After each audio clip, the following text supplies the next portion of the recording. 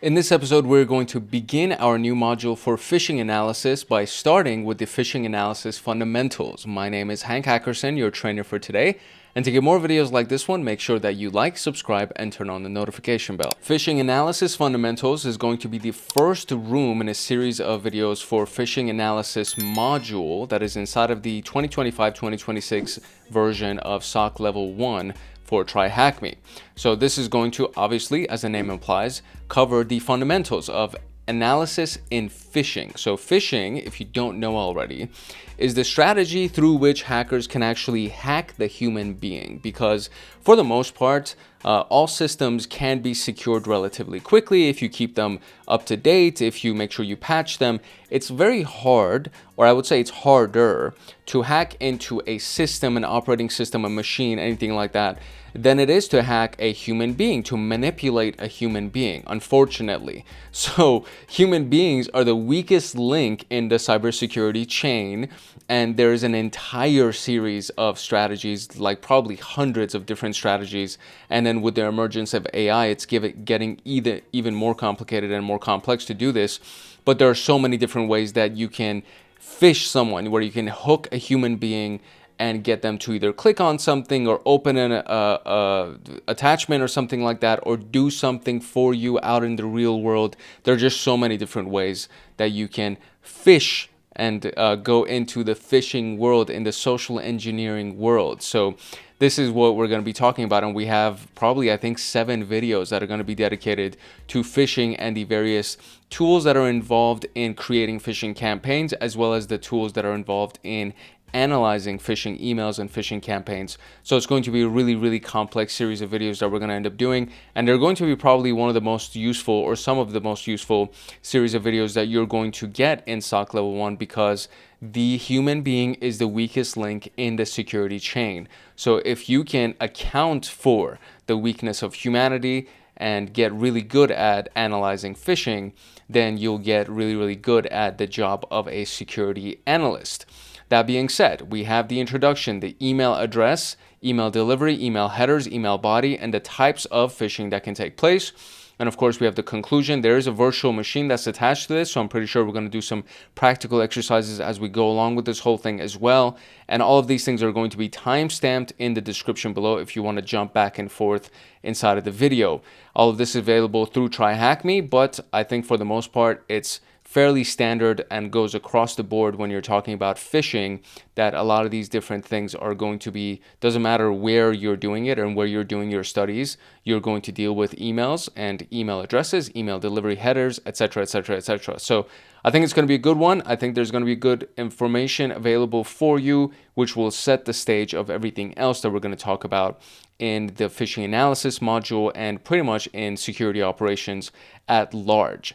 So a quick little note from Hackaholics Anonymous, our membership community, and then we're going to get into the introduction. If you want access to my notes and exclusive downloads, and to get lifetime access to me on Discord, consider joining Hackaholics Anonymous. We have 4 tiers. We have the supporter, the agent, the guardian, and the master. Each tier gets their own Discord server and early access to content. The agent, guardian, and master levels get exclusive content, exclusive downloads, monthly Python automations, live streams with me every single month, plus so much more. And to join, you can simply click the link in the description below, and you will be able to choose the tier for which you want to join.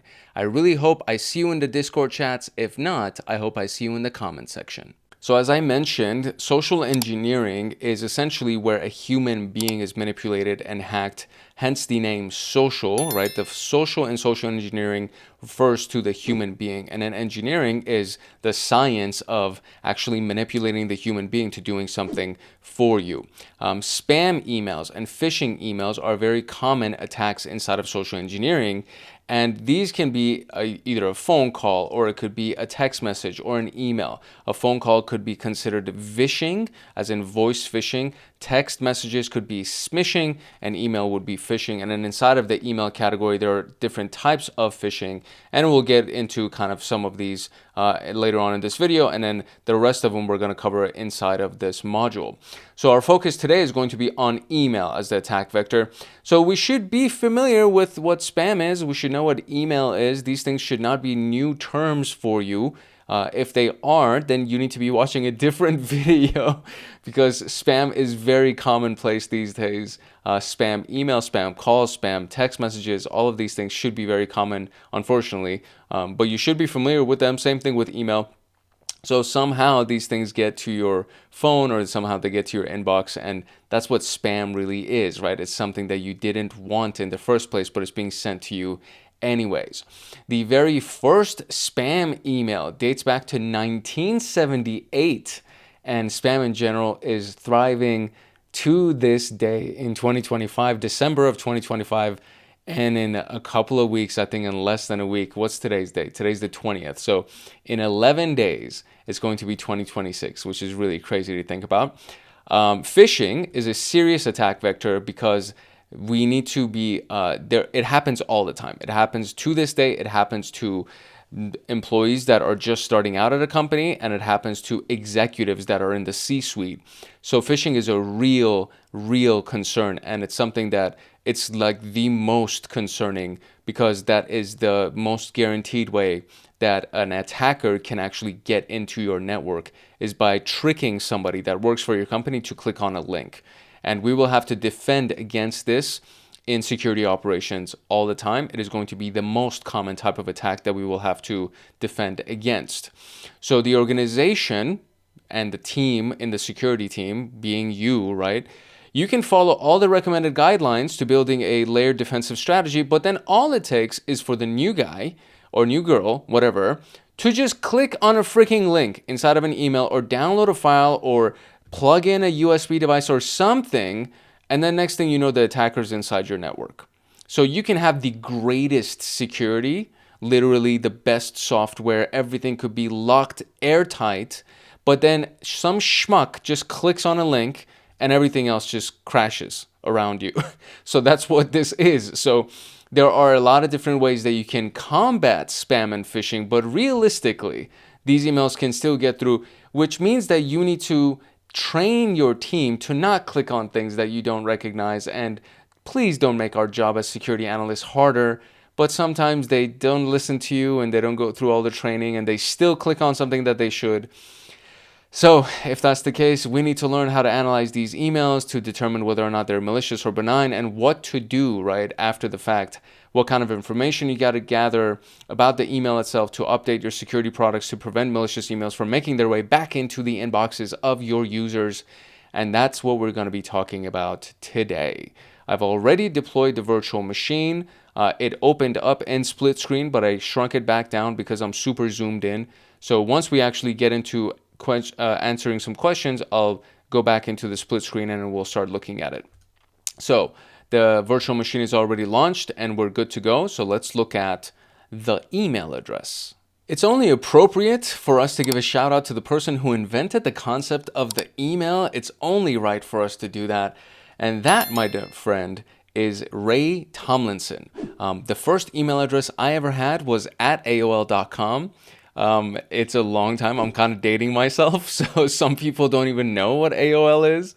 And there was a time where AOL was a really big deal and everybody had it. AOL stands for America Online. That was like a very, man, it seems like it was yesterday, but it was several decades ago. It's amazing how quickly things move by. Quick little fun exercise, drop your first email address. You don't need to drop the actual email address, but drop it in the comments of where you had it. Was it MSN? Was it AOL? Was it Hotmail? Hotmail was another really big one. So which one was your first email provider? Mine was AOL. I would love to hear what the comments say about this whole thing. The invention of the email dates back to the 1970s for ARPANET. And this was before I was born, so definitely before a lot of you were born as well. I think I know maybe a handful of people that are inside of our community that were born around the 1970s, so they probably recognize where the first set of emails came out. But I definitely was not born in the 70s, so it was over a decade before I was even born, which is kind of crazy to think about. So what makes up an email address? Again, you should already know this, but there's your username, so your user mailbox. So for example, Hank Hackerson, right? And then there's the @ symbol, and then there's the domain name. So hankhackerson@yahoo.com, hankhackerson@msn, hankhackerson@aol.com, right? Of course, Gmail is the most common one by far. I think like Gmail is the biggest email provider, which is a free email provider. But then there is the actual domains that work at certain companies. So for example, support@tryhackme.com. And you'll find these types of emails a lot. info@tryhackme.com. You'll find those kinds of emails a lot. And so people who are professionals will have their own domain name, right? johndoe.com. And then it will be billy@johndoe.com, info@johndoe.com, john@johndoe.com, whatever, right? So that could be another version of it as well. This is known as a professional email, also known as a business email or a work email. You'll have the publicly available, which is through email, MSN, Gmail, AOL, Yahoo, Hotmail, Outlook, etc. And then you have the ones that are at people's actual domain names, which is johndoe.com. So the user in this particular case is Billy. The @ symbol is @ thanks to our guy right here, Ray Tomlinson. And then we have the domain being johndoe.com. So to even make this more simple, you can think about your email address as the actual street address that you live on, right? So your street would be the domain. So let's say Tropicana Avenue, right? That would be the domain. The recipient's first and last name, along with the house number, represent the inbox, the mailbox that you actually have. So Hank Hackerson, 12345 West Tropicana Avenue, right? That would be kind of what it would look like in this particular case. The physical address has been used in a lot of analogies. We can look at the IP address in relation to your physical address. And in this particular case, we're looking at your email address in relation to your physical address. So there are a lot of different ways that you can kind of draw on that analogy. But for the most part, you should be familiar with what email is. So the postal worker will know who they're delivering something to, and it gets even more detailed because the postal worker, the mail system, right, in your city or in your state or in your country needs to know, okay, well, this specific person is not just on West Tropicana, they're in Las Vegas at this zip code, and that's inside of the United States, right? So all of those things end up kind of connecting back down to where do you deliver that piece of mail or that package. So then we can now look at the network protocols that are used to send an email from the sender to the recipient. So first question here is, email dates back to what time frame? And that was the 1970s. Is my keyboard? Okay, there we go. My keyboard is alive again. All right, let's talk about email delivery. Protocols in this case, and pretty much in everything else that we talk about when it comes down to the internet, are known as internet protocols or transport protocols. And so in email delivery, there are several protocols that are involved with sending and receiving email via an email client. So again, it could be Gmail, Yahoo, Outlook, etc. So you should already know that there were different protocols created to handle specific network-related tasks such as email. The specific ones for email are SMTP, also known as Simple Mail Transfer Protocol. Then there's POP3, which stands for Post Office Protocol 3. And then we have IMAP, which is the Internet Message Access Protocol. So SMTP is to handle the sending of emails. POP3 would be responsible for transferring the email between a client and a mail server. And then IMAP is responsible for transferring the email between a client and a mail server as well. And so you will have POP3 and IMAP that technically do have the same definition and serve relatively simple purposes, but there are actual differences between them. So POP3, emails are downloaded and stored on a single device. Sent messages are stored on a single device from which the email was sent. Emails can only be accessed from the single device that they were downloaded to. And if you want to keep messages on the server, make sure the setting keep email on server is enabled, or otherwise all of your messages are going to be deleted from the server once they've been downloaded to a single device's app. IMAP, on the other hand, stores everything on the server and can be downloaded to multiple devices. Sent messages are stored on the server and messages can be synced and accessed across multiple devices.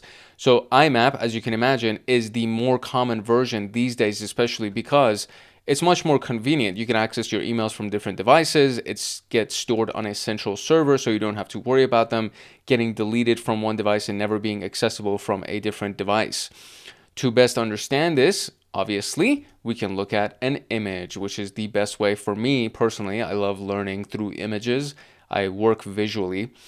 So we have Alexa at janedoe.com sends an email. The email gets sent to the SMTP server. The SMTP server communicates with the DNS server, and then the DNS server communicates back with the SMTP server, and the SMTP server sends the email out through the firewall. So all of this right here is happening inside of Alexa's specific network that they're in, okay?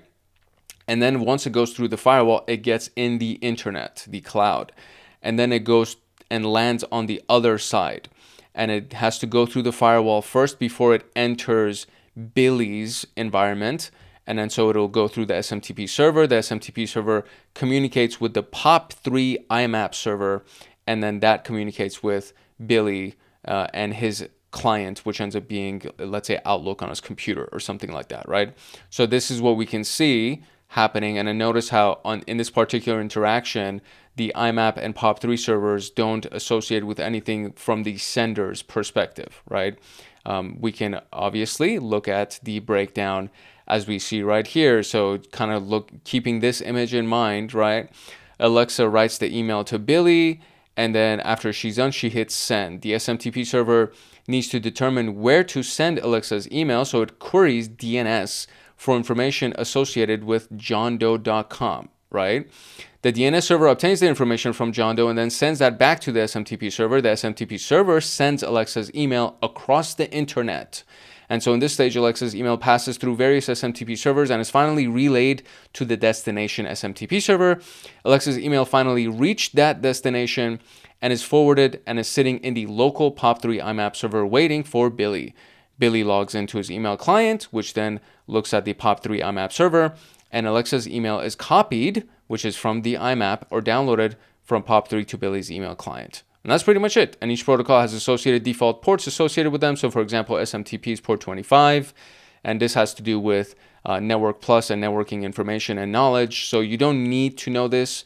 I believe POP3 is on port 110, and SMTP for default is port 25. But if we went to look at, Gmail's SMTP server port, I believe it operates on a different port. So for Gmail, the domain is smtp.gmail.com. So Gmail themselves, Google, right? They also have an SMTP server. So their address would be smtp.gmail.com, but they use port 587 for TLS and then for 465 for SSL TLS, with 587 being commonly referred to for modern setups requiring full Gmail address, etc., etc., etc. So even Gmail has an SMTP server, and same thing for let's say, AOL, right? AOL SMTP server. And so it would be smtp.aol.com. They use 465 and 587, as you can see. So these things apply to all of the mail providers. They have a domain, right? But we don't interact with this domain. We just go to AOL.com or we just go to gmail.com. And that's how we interact with our email addresses, etc. All right. So what port is classified as Secure Transport Layer Start TLS for SMTP? And so for this, Start TLS. So let's actually Google this. I want to say we actually just saw it, right? I think that it's the 587, I think. So let's go and what Google says. For starters, it is 587. Okay, there we go. There we go. All right. What port is classified as Secure Transport for IMAP? So we can go ahead and Google that one. And that is 993. There we go. And what port is classified as Secure Transport for POP3? I want to say it's 110. I'm going to guess that. Nope, it's not 110. Okay, so Secure Transport for POP3 is... Oh, it is 110. What the heck? No, actually, I'm sorry. It's 995, which encrypted, while the standard unencrypted port is 110. Okay, that makes sense. So 110 is the unencrypted. Secure transport is 995 for POP3. Okay, there we go. All right, cool. Okay, now we know what email delivery is and how it works. So let's look at email headers. This is something that we don't really consider because we don't really pay attention to it when we're interacting with our email, but this is very, very important. So now that we know how email travels from point A to point B and the protocols involved, we need to understand what makes an email message when it actually arrives, right? And how to potentially analyze malicious emails. So this is how it all connects, how the dots connect for us. So first we need to understand that there are two parts. We have the email header and then we have the email body. So the email header would be the email servers that relay the email, for example. The email body would be text or HTML formatted text that is inside the body. That's basically the meat of the email itself. So the email messages syntax is known as the Internet Message Format, IMF. So the header itself, right? So the header is the from address, the subject, the date, and the to address. So it's from John. It's about Christmas party. It was sent on December 20th, and it's going to Jane, right? This is the header. All of these things are consisted of the header. And you've seen this. You see this every single time that you get an email, if you open up your email. And this is actually what happens when you check your email and then you have the lines of email showing, and then there will be the from inside of that line. Before you even open it, it'll say it's from Butcher Box. I don't know. I don't know what I'm thinking about. I'm hungry. I think that's what's going on, and I want to go cook my steak. So I'm like, okay, it's from Butcher Box, and it's about my upcoming order, right? So you see that. You see the from, and you see the subject, and you even see the date inside of that one line. And then the to is you, because it's inside of your inbox. So you don't see the to part of it. But if you actually open up the email, and you'll see in the header of the email that all of this information is there, including your email address. So now here's the piece. This part is actually very important because this in malicious emails could not be, like, it could actually not be your email address. And we'll kind of discuss that a little bit. And then same thing, the email address that you think it's coming from could actually not be the actual email address that you think is coming from, because this data can all be modified. So again, we'll look at this in a little bit later, especially in future videos. So these are usually clearly visible, so we can see this, right? So this is a snippet from an actual email. This is from a honeypot Yahoo email address. Don't engage or interact with this email address or the IP addresses that are associated with it. So the honeypot is a tactic where you can trick somebody to believing that they're communicating with somebody legitimate, and you're just trying to honeypot them. Honeypot is an espionage term. So anyways, the email address that is coming from is ADT Security Services. That's what you think. That's the name that you think is coming from, but it's actually from newsletters at ant.ankeytech.com. So definitely not ADT Security Services. It says, help protect your budget by protecting your home. That has to do with ADT, but it's not coming from ADT again, right? And it's going to a Yahoo email. So we can see all of that over there. The date we can also see on the far right-hand side. And this was actually sent to a spam folder because the Yahoo filters, the AI that's working for Yahoo Mail, has done its job. So the numbers correspond to the email header, fields, bullet, etc., etc. So another method to obtain the same email header information is by looking at the raw details. And I don't think anybody looks at these raw details unless they're in security and they understand how to look at raw details. So when we're looking at an email header in detail, it can be intimidating, but it's not bad if you know what to look for depending on the email client, whether it's a web client or a desktop app. The steps can be different, but the concept is overall the same. So this is what it looks like with Yahoo, where you can just click on these little three dots and look at the raw message. Sometimes you can just click on the email in the middle of the email and then choose look at raw message as well. And so this is what it looks like. When you look at raw email, this is actually what it looks like. And for me, the first time that, and even to this day, a lot of this stuff seems like gibberish. For example, this field where it says x-ymail isg, this all looks like gibberish because it is gibberish. This is encoded. And so until you decode this, you won't know what the heck this is even saying. There's the received from, the DKIM signature. Then you see, okay, this is the subject from the message, etc., etc. So all of these things now is what you would normally see inside of the email header, which is what we see right here, right? So there are other email header fields that are of interest to us, which is the X originating IP address, the IP address of the email that it was sent from. This is known as the X header. The SMTP.mailFrom header.from. This is the domain that the email was sent from. They're usually within authentication results. And the reply to, which is the reply email that will be sent to instead of the from address. A lot of times, the from address can be a different address than the reply to address. So again, this is where we need to pay attention as security folks, because you think you're interacting with somebody when you're actually replying to a completely different address. This can be legitimate. You can have a different from address than a reply to address. You can actually have that. I've had that set up in my domains and in my my professional business addresses. But this is one of the big things that can ultimately determine whether or not a malicious email has been sent. So in this particular example that we saw above, the sender is the newsletters at etc. etc. But the recipient, if the recipient replies, the response will go to reply at etc., which is the reply to and not the actual newsletter. The newsletter part is the from address, but it's not the reply to address, right?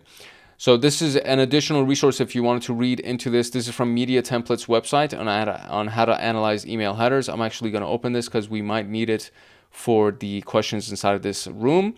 And based on this, literally I just said it. The questions below are based on the Media Template article. Okay, so what email header is the same? What email header is the same as the reply to? So right here we don't see it. So we would have to go to that article. So let's do Control F. We're going to do reply to. The return path is the header. This is the same as the reply to. So we're going to go back. And so that is the return path. Once you find the email sender's IP address, where can you retrieve more information about the IP address? So more information about the IP address. Let's see if we can find that. This can be found under the heading Finding the Original Sender. And so it says once the email sender's IP address is found, you can search for it at the rn.net website. And this is not a secure website. Okay. The Wayback Machine is what it just pointed us to. But so rn.net, and so what they have is HTTP, which is not encrypted, which is a concerning IP address. And that's actually what I'm happy about, that it opened it up inside of the web archive instead of opening the actual domain itself, which is very, very handy. Okay, cool. I'm going to open this back up because I accidentally closed it. All right, now we can move on to email body now. So this is the meat and bones of the email. This is the part of the email that contains the text. It could either be plain text, it could be HTML formatted, that the sender wants you to review, right? So this is a text-only email. Hey, John, hope you had a nice weekend, blah, blah, blah, blah, blah, right? This is the example of the HTML formatted version of it, where it says, hi, etc. Now there's a clickable link. So this is actually HTML. This is the AHREF source code that you can actually have an anchor text, which is the go to TryHackMe.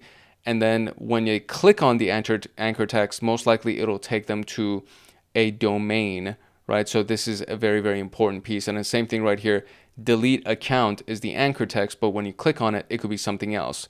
At real TryHackMe is the anchor text, but when you click on it, it could go somewhere else. So it contains the image which was blocked by the email client and embedded hyperlinks. This HTML is what makes it possible to add these elements to an email, which is also what makes it possible to get somebody to, you know, you trick them, they fall victim to the trick that you're playing, and then they click on something out of curiosity or because they're afraid or whatever. There are a lot of emotions that we can invoke via these emails. And when they click on it, they technically are clicking on some kind of a malicious link, which will then do some really, really horrible things. So to view the email's HTML code, the same approach can be done, basically looking at the raw code. So in the sample below, this is from the Proton Mail email. So we'd go to view source code, and then you get to see the HTML code and the various source code. And so to find out, right, where this portion of the source code is, I always try to find the actual verbiage, because I know that go to TryHackMe is an anchor text and it can actually be found in the source code. So I can do Control F and then search for go to TryHackMe. And so in this particular case, do we have right here? So it says tryhackme.com. So that's the actual link that they're trying to send us to. Great. And the text says go to TryHackMe, as you can see that right here. So in this case, they're actually sending us to tryhackme.com. Proton Mail, the option to switch back to HTML is called View Rendered HTML, and then it'll show you the normal version of it. So emails may contain attachment. The same premise applies. You can view the email's attachment from an email HTML format or by viewing the source code. So this is the HTML formatted email from Netflix with an attachment. The web client in this case is Yahoo. So your friends at Netflix, and then there's an attachment, payment update. The attachment is a PDF. Now, if we look at this within the source code, we can go and try to find it. So you can see payment update ID.pdf. You could actually look for .pdf inside of the source code, and most likely you will find where the attachment is. So content type application PDF, content disposition, attachment, file name, then that's it, right? So from this example, we can see that the headers associated with the content type, content disposition, and content transfer encoding tells us that it's base 64 encoded, which is what we can see right here. So you can decode it and save it to your machine should you choose to. When interacting with these types of attachments, proceed with caution and make sure you don't double click them by accident, because when you double click them, it opens the attachment and then it'll run. If there's some kind of malicious macro code inside of it, it'll actually run, and that ends up being an issue, and that's where the damage is done. So when you want to interact with an attachment from a security perspective, you just click on the little drop down, or you right click it and then you download it. You don't open it. It's very, very important. Headers specific to content can be found in various locations within an email message source code, and are not only associated with attachments. For example, content type can be text HTML, content transfer encoding can have other values like 8-bit instead of base 64, etc. Okay, so in the screenshots, what is the URI of the blocked image? So we're looking at the image here. Also here, so the URI of the blocked image, right? So let's view the attachment within the source code. That would be the blocked image. So maybe this is the other one right here. I think this is it. So, okay, there we go. i.imgur.com, etc., etc. Can I think that's what it's looking at. Yeah. So I need to type this out. So I'm going to open this up in a separate window, because that's an image that we're looking at. I'm going to drag this off screen and I'm going to type it real quick so we can get the answer that we are looking for here. Okay, cool. There it is. Now it says, what is the name of the PDF attachment? And this is also over here. So it's payment update ID.pdf. So that one's a little bit easier. Payment update ID, or where's the hyphen? There's some kind of a hyphen in there, right? Payment, I see. So payment hyphen update ID.pdf. And then in the attached virtual machine, so view the information in email2.txt and reconstruct the PDF using base 64 data. What is the text within the PDF? Okay, great. So now we get to look at this split view right here. So let me kind of zoom out a little bit just so it's kind of easier for us to work with. And what we are looking for in this case is the email samples, which is right here. And we're looking for email2. Yeah, email2.txt. So I'm going to open this up, and it's a text editor. And so we're going to look for the base encoded, base 64 encoding of the attachment, which is this whole shenanigan right here. This is a very large base 64 encoded file. I'll highlight this. I'll find the end of it. I'll highlight it, and then we'll go ahead and analyze it. Okay, so to make this a little bit easier, because it's kind of glitching out on me, I highlighted the whole thing. And then I'm just going to remove the whole thing, or I'm going to remove elements of it when I get to CyberChef. So we're going to use CyberChef as our decoding status here, or our decoding tool. So I'm going to do input. I'm going to paste that whole thing that I just got.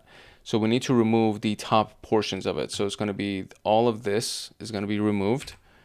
And then there we go. And then we're going to go to the very, very bottom, and then we're going to remove this last line as well. So now there we go. So now we have the full thing. And now we're going to do from base64, and then we're going to look at the content here. And I see. So, okay, so it looks like there's a good chunk of information that is still extra that I need to remove from this base64 encoded, because I think there's chunks of this that probably should not be included in this thing. So now I gotta try to figure out where those chunks are. Okay, we're gonna try a new approach here, because I think there's a piece of this that I'm actually missing. Because when I do from base64, and I've reviewed this over and over and over again, I think there are certain chunks of it that are being decoded. So we can actually see this portion of it is actually being decoded, and the various chunks of it seem kind of still encoded in some kind of way, or maybe obfuscated or something. So I do know that this part is working. So this piece of it is the actual base64 encoded content. So what I'm going to do is I'm going to copy this, and we're going to go to our terminal here. And I've just redirected myself to the terminal portion, or to the portion inside of the file system that actually includes our email samples. So if we go ls, we can see the email samples here. So I'm inside of the desktop email samples location, etc. So now what we're going to do is we're going to save the base64 content inside of just a text file, because I think there's a way that we can kind of read this as a decoded version and then turn it into a PDF via the command line, or that's what my hope is anyways. So I'm going to do nano, and I'm going to do, we'll do just test email text, I guess. So like this, we'll do that. And then we're going to paste the encoded content. So this should paste the, come on, is it working or no? It should. So let's go back here. Let me see if I can copy this or cut it, I guess, and come here and paste it. It's not working. Oh, there we go. Oh no, I think I did it twice. Okay, so let's see if I did. I think I did it only once. Yeah, I did do it once. I think I did it once. I hope I did it once. I'll just double check. Yeah, I think I did do it just once. Okay, so that's fine. Perfect. Okay, so there you go. I pasted the base64 encoded. Now I do Control O to write it, press enter. Now it's written, and then Control X to X out of it. Okay, so that's the first step, is we just want to save it as a text file.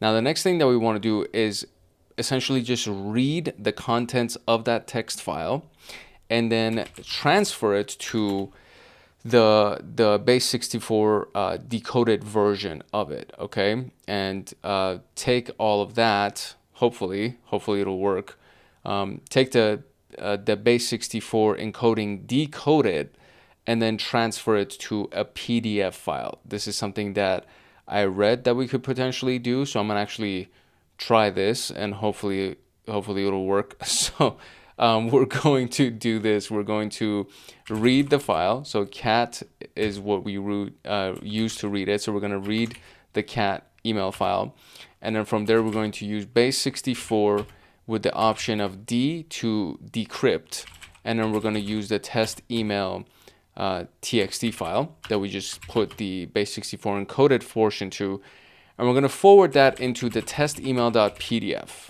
So this is what we're doing. I just want to kind of show you what the full command looks like here. So you see cat email2. I kind of zoomed in too much, so let's see if I can do this. So we have, cat email2, so we're reading email2 text file, and then we're piping the contents of that to a base64 decoded of that, the actual text for the base64 encoding, and then we're outputting all of this into this PDF file. I think this should work. I have no idea if it's gonna. We're gonna press enter. Okay, we saw a test email generated in the background here, and looks like there's actually something in it. So let's see if we can open it. Okay, and there we go. So THM benign PDF attachment. That's the flag.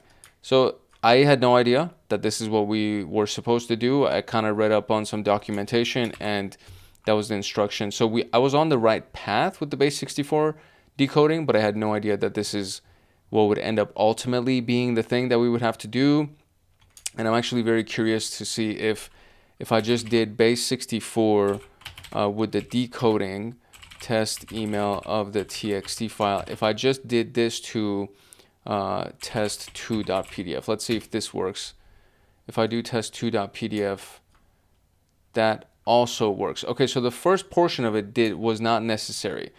So we can literally just base 64 decode just the encoded version, which is what we pulled out of the email itself, and then just output that into a PDF. I had no idea that you could do this via the command line, and that's very handy, honestly. Super useful. So very nice. We were able to pull that off. That's really cool. We got the answer that we needed for our question in the end right here. So now we can move on to types of phishing, which I don't know if it includes. Oh, it does. Okay, so we're going to try to get the rest of the questions answered here. There's a really good chance that you've already encountered these various types of phishing. So there are various types of sending anything from a sender to a recipient. It could be spam email, so unsolicited junk email, which is more so to try to kind of trick you into buying something, paying for something. There's a lot of, hey, come look at my videos and look at my pictures, and single women looking for yada yada yada. There's a lot of that stuff inside of spam. And there's occasionally, hey, I'm a prince from Nigeria and I need your help to recover my country. Some crap like that, which is really insane that they're still sending it. But I think it's because some email servers don't filter spam that well. And so all of those things get through. And so if some of those actually do get through and you see them inside of your inbox, then we have these other things to worry about. So phishing is just emails that are sent to a target purporting to be from a trusted entity to lure individuals into providing sensitive information. Phishing is the overall concept separate from spam. Spam can have phishing emails in it, but a lot of times phishing emails don't seem spammy, they seem legitimate, which is where this purporting to be from a trusted entity part comes in. And they get past these spam filters and they actually make it to your inbox. Spear phishing, so imagine if phishing is done with a big net and you're trying to get a bunch of fish. Spear phishing is done by targeting specific individuals or organizations that are seeking sensitive information. So sensitive individuals could be the domain administrator, it could be the CEO, it could be somebody in management or somebody who has specific access to an asset. You're targeting a specific person or a handful of individuals that you have a really precise end goal for. Okay, so phishing in large is done by trying to capture fish with a net, and in this particular case, you are now phishing with a spear going after one specific person or a handful of people. Whaling is a version of spear phishing, but it's targeted specifically to the high position individuals. So C-level people, CEO, CFO, etc. Consider it a whale, right? So whale, the term whale is also used in sales a lot, which is somebody that if you make the sale to that person, you're going to get a giant commission. So whales are considered the same in the world of phishing and social engineering as well. Smishing is the same concept as phishing, except it's just done to mobile devices via SMS. And then vishing is phishing done with voice calls, right? So voice phone calls or anything of those lines. So when it comes down to phishing, the module, the modus operandi, this is just a fancy word right here, that says the same depending on objective of the email, meaning the operating procedure, right? The standard operating procedure is pretty much the same, just depends on the top object of the email or the objective of the email. The objective can be to harvest credentials, and another would be to gain access to a computer. So these are typical characteristics of phishing emails that they all have in common. So we have the sender email name and address will masquerade as a trusted entity. This is known as spoofing. The email subject line is written either with a sense of urgency or something to use curiosity. For example, an invoice or suspended, or these are the pay bonuses for all of the CEOs, etc. Something that will invoke curiosity.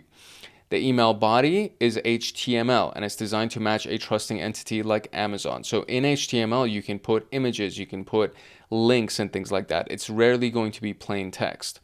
The email body in HTML is poorly formatted or written, and this is contrary to the previous point. So meaning if it's pretending to be Amazon, but there's grammar misspellings or anything like that, format, anything along those lines, that is a big dead giveaway, because Amazon emails are not going to be misspelled.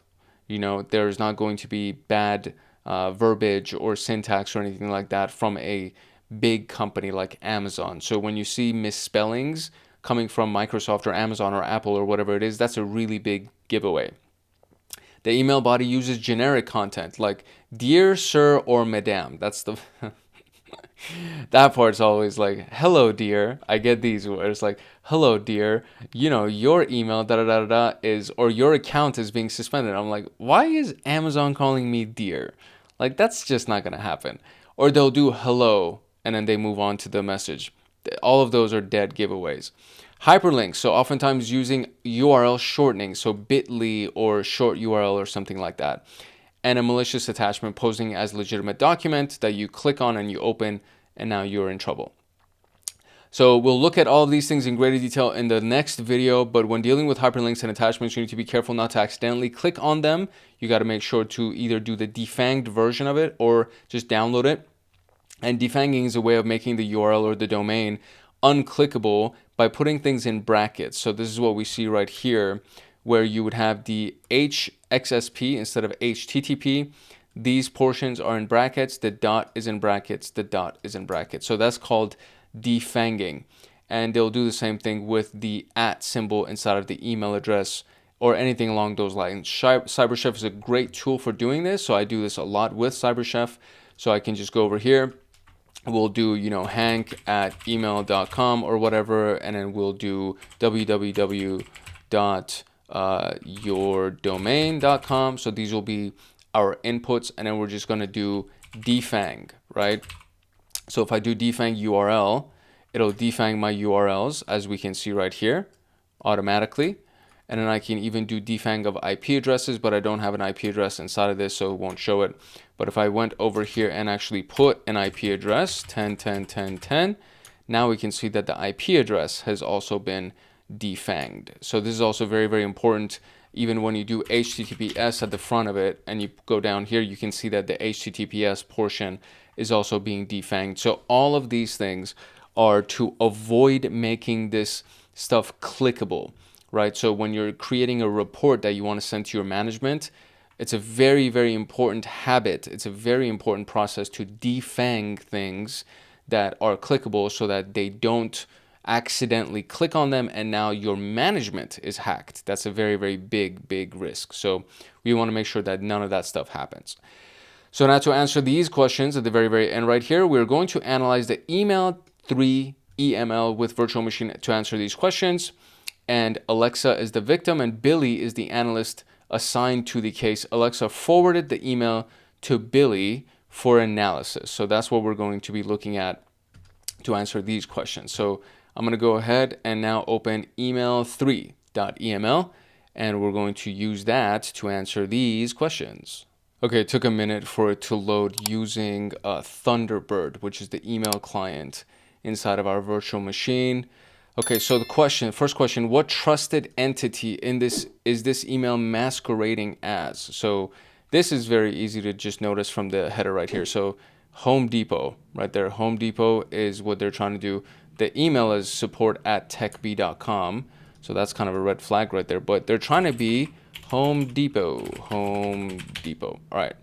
Now, what is the sender's email address? So that would be support@techb.com. And I'm sorry, I misspelled TechB. So TECK. Okay, very good. Now it says, what is the subject line? So we can see this right here as well.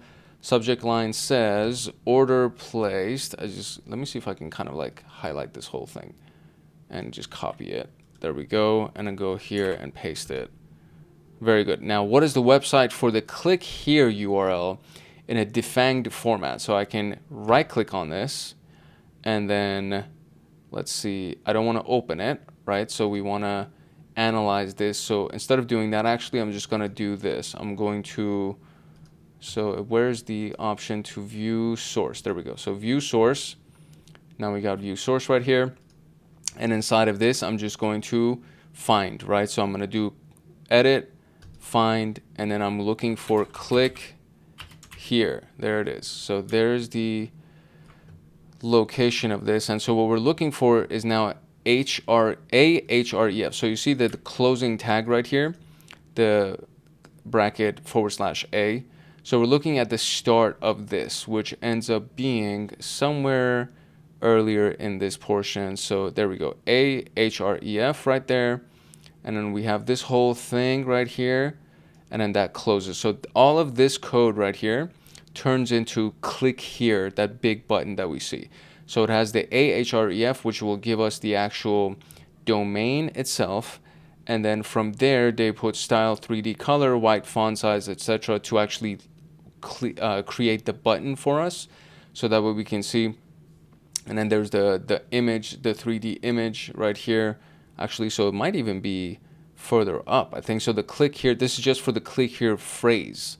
The portion right here is for the image. All of this is the image right here. So that is, they've used two different sets of HTML to create the image as well as the click here text. So now inside of these quotations, I don't know if it's, let me see what the recording kind of looks like to see if you guys can see this. So inside of this quotation right here, this is where the actual URL is. So we have the first quote, and then we would take this whole thing and then try to find the second quote, which gets us here. So that's the full URL. So I'm going to copy this URL. And now it says, what is the website for this in defanged format? So we're going to go to CyberChef, and we're going to paste this. So there we go. So now we're going to take the actual URL, not including the base64 encoded portion of it, which I guess would be everything after that. So that would be most likely the defanged format of this. So I'll take this whole thing, copy that. Let's see if this is the answer they're looking for.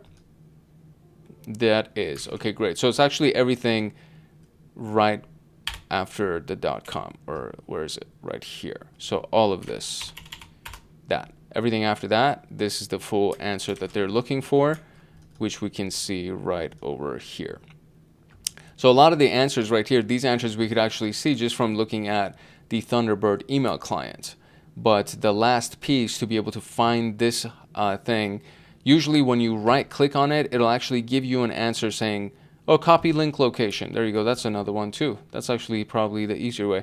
It's there you go. Yeah, so that's my bad. I thought that maybe it was something else that I needed to do, but there you go. So now we have copy link location, and now this is base 64, right? So to be able to see, maybe if we can kind of see what that would be. So I would go over here, and let's say I'll delete this piece right here and just leave that. And now we would do from base 64 to see if we can kind of mess with that a little bit and see what we can find. So, okay, so it's definitely not that. So let's get all of those deleted. And this is still not it. So let me reverse that. I'll just kind of delete these things to see if I can find an answer for what that might be. But it looks like it's not. Yeah, so none of these things can, or maybe it's URL encoding. I think that might be what I've been trying to do and I have not been able to successfully do. Nope, it still doesn't read. Okay, whatever. I don't want to go down a rabbit hole here. But yeah, that's pretty much it. That's what we got. Those are the answers to the questions. So before we wrap this up, there is this one other concept that you should be aware of. It's called BEC. This acronym will show up a lot in the context of social engineering, and it stands for Business Email Compromise. And so this is when an adversary actually gains control of the internal employee's account, their email account, and then they use the compromised email to convince other internal employees to perform unauthorized or fraudulent action. So this is, and it doesn't really require that the attacker get the email address of like a really high level person, because technically you could get the email address of somebody who's brand new and then write an email to the support team saying, hey, I need help with this. Can you help me figure out what this is and whatever? And you put an attachment or you put some kind of a link. And that, it seems like it's coming from a legit person, because it is coming from a legit email address inside of the company. And that will end up kind of messing everything else up for everybody else. So this is not unheard of. It's not uncommon. It's actually probably the preferred approach for a lot of hackers to implement social engineering. You start out with a lower level employee and you work your way up the chain, and then you take advantage of the higher level management, as well as maybe somebody who's in IT or the security team, or maybe somebody who's a CEO or CFO or somebody that's in really, really high management. So this is a big concept. You should be familiar with this and the overall strategy behind it, which basically means that they have an internal employees account and they use that account to communicate with other employees to try to move laterally inside of the network. You should be familiar with this. There are a lot of questions about this inside of various job interviews, evidently. So we did cover what is an email address, how it travels, how to view the source code, how to view the source code of the email body, as well as the header, understanding the pertinent information we should obtain from an email that we're analyzing, and some common techniques that are used in spam and phishing, etc., etc. So this was like a good little introduction to everything that we were doing. And the next one that we're going to end up doing is phishing emails part 2. So we're going to start looking at more examples of phishing emails, as well as the various details around them. There's a question at the very end right here before we can get out of this room, and that is, what is BEC? And that would be Business Email Compromise. There we go. All right, that's pretty much it. That's all we got. If you found this video useful, and if you'd like to get more videos like this one, then make sure that you like, subscribe, and turn on the notification bell so that you get notified the next time that a video comes out. Make sure you drop a comment if you have any questions, or if you just want to say hi, or if you have any whatever, if you have a request for content, whatever it is. Make sure that you check out all the other stuff that's on the channel. There's the CompTIA series of videos and trainings that people have used to pass their examinations, as well as get jobs. There's the members only stuff that has to do with the Python videos or the Python scripts that are distributed to cyber agents and above inside of our membership community. And then there's everything else. There's so much stuff that's on this channel, and there's constantly more stuff that's coming out. So by the time that you actually watch this video, I don't know when you're watching it, but probably by the time that you're watching this, there's probably over 500 videos that are on this channel, and we're probably over 30,000. Yeah, we're probably over 30,000. It's actually really, really crazy to think about that we're even at 30,000 in the, it's right around the 2-year mark. We actually started this channel in January 3rd of 2024, which is really, really insane to think about. And I just never thought that we would actually get to where we are right now. So I'm really, really excited about it. We have over 30,000 subscribers, 472 videos, and this started January 3rd of 2024. So January 3rd of 2026, which is literally, what, 10 days away, 15 days away, like 2 weeks away. We're going to be at the 2-year mark of this channel, which is really, really crazy to think about. And we've had a good amount of progress. So I'm super excited, super humbled to be with you. And I hope you're getting value out of the channel. If you have any comments, drop it in the comment section below. If you have any questions, let me know. Other than that, make sure that you like, subscribe, and turn on the notification bell so that you get notified the next time that a video comes out. And if you're interested in furthering your education, make sure that you check out the Hackaholics Anonymous membership community. If you want access to my notes and exclusive downloads, and to get lifetime access to me on Discord, consider joining Hackaholics Anonymous. We have 4 tiers. We have the supporter, the agent, the guardian, and the master. Each tier gets their own Discord server and early access to content. The agent, guardian, and master levels get exclusive content, exclusive downloads, monthly Python automations, live streams with me every single month, plus so much more. And to join, you can simply click the link in the description below, and you will be able to choose the tier for which you want to join. I really hope I see you in the Discord chats. If not, I hope I see you in the comment section. It's your boy Hank Hackerson at Hank Hacks Hackers, your favorite network and system attacker / protector. If no one else loves you, Hank loves you.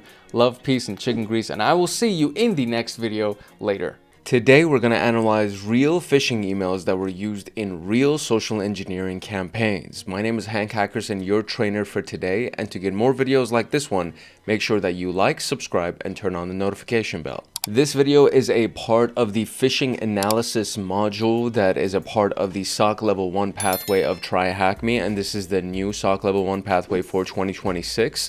And so there are some information that I would say is similar to what we had in the last SOC Level 1, the legacy version, but there's a lot of new stuff that's been added to it. There's a lot of updated information and strategies and tactics and all that good stuff that's been added to it. So all of those things will be considered as we go through the rest of this course. I know I owed this to a lot of people in the comment section because a lot of them started messaging me and saying, you know, when are you going to pick up the SOC Level 1 training again? Because I was doing the CYSA Plus, etc.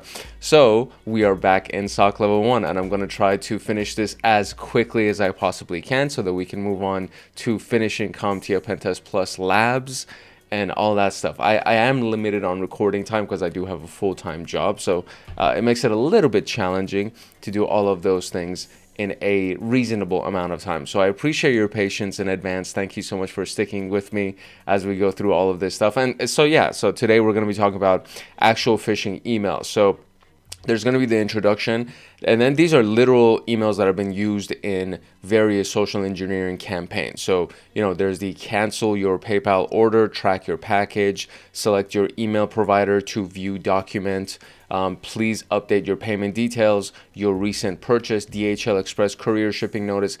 And honestly, I actually recognize like several of these because I've received similar emails. So the track your package email I've received, the please update your payment details I've received, your recent purchase I received the your recent purchase email a lot, and I also receive it in text format, and I also receive it in phone call format. Well, they'll call me and they'll be like, yeah, you just bought an iPhone whatever on Amazon, please call to confirm your purchase. And I'm like, well, I definitely didn't buy an iPhone on Amazon, so I know for a fact that this is like BS. So I have actually received several of these emails in real life. If you've received any of these emails, or let's say text messages or phone calls with these types of themes or these types of messages, drop it in the comment section below so that we know that we're not the only ones that are receiving them. But that is pretty much it. And with that, the timestamps of all of this stuff is going to be in the description below in case you want to jump around. And we're about to get into the introduction. If you want access to my notes and exclusive downloads and to get lifetime access to me on Discord, consider joining Hackaholics Anonymous. We have 4 tiers. We have the supporter, the agent, the guardian, and the master. Each tier gets their own Discord server and early access to content. The agent, guardian, and master levels get exclusive content, exclusive downloads, monthly Python automations, live streams with me every single month, plus so much more. And to join, you can simply click the link in the description below and you will be able to choose the tier for which you want to join. I really hope I see you in the Discord chats. If not, I hope I see you in the comment section. So we covered the basics of phishing in Phishing Emails 1, which was pretty much the last video, the video right before this one in the SOC Level 1 playlist. And so we're actually going to look at samples of phishing emails now. In the last video, we looked at all the various details that we should pay attention to inside of an email. And in this video, we're going to be looking at actual emails, and we're going to try to see if we can find those details. The emails that we're going to look at today, they look at different tactics that are used to make phishing emails look legitimate, and the more convincing that it actually appears, the higher the chances that the recipient will click on a malicious link, download and execute a file, or even send the prints. This is like an old joke. I don't think we get these anymore, but there used to be so many emails that was like the prince of the country, Nigeria, something like some really remote country. Usually it was some kind of African country that they were like, yeah, you know, I'm supposed to be inheriting a bunch of money, but I need to pay for a small chunk of it for whatever reason. And so send me some money and then I'll share with you the money that I received. And people used to do it. So it was like it was very legitimate. It was very effective, I should say.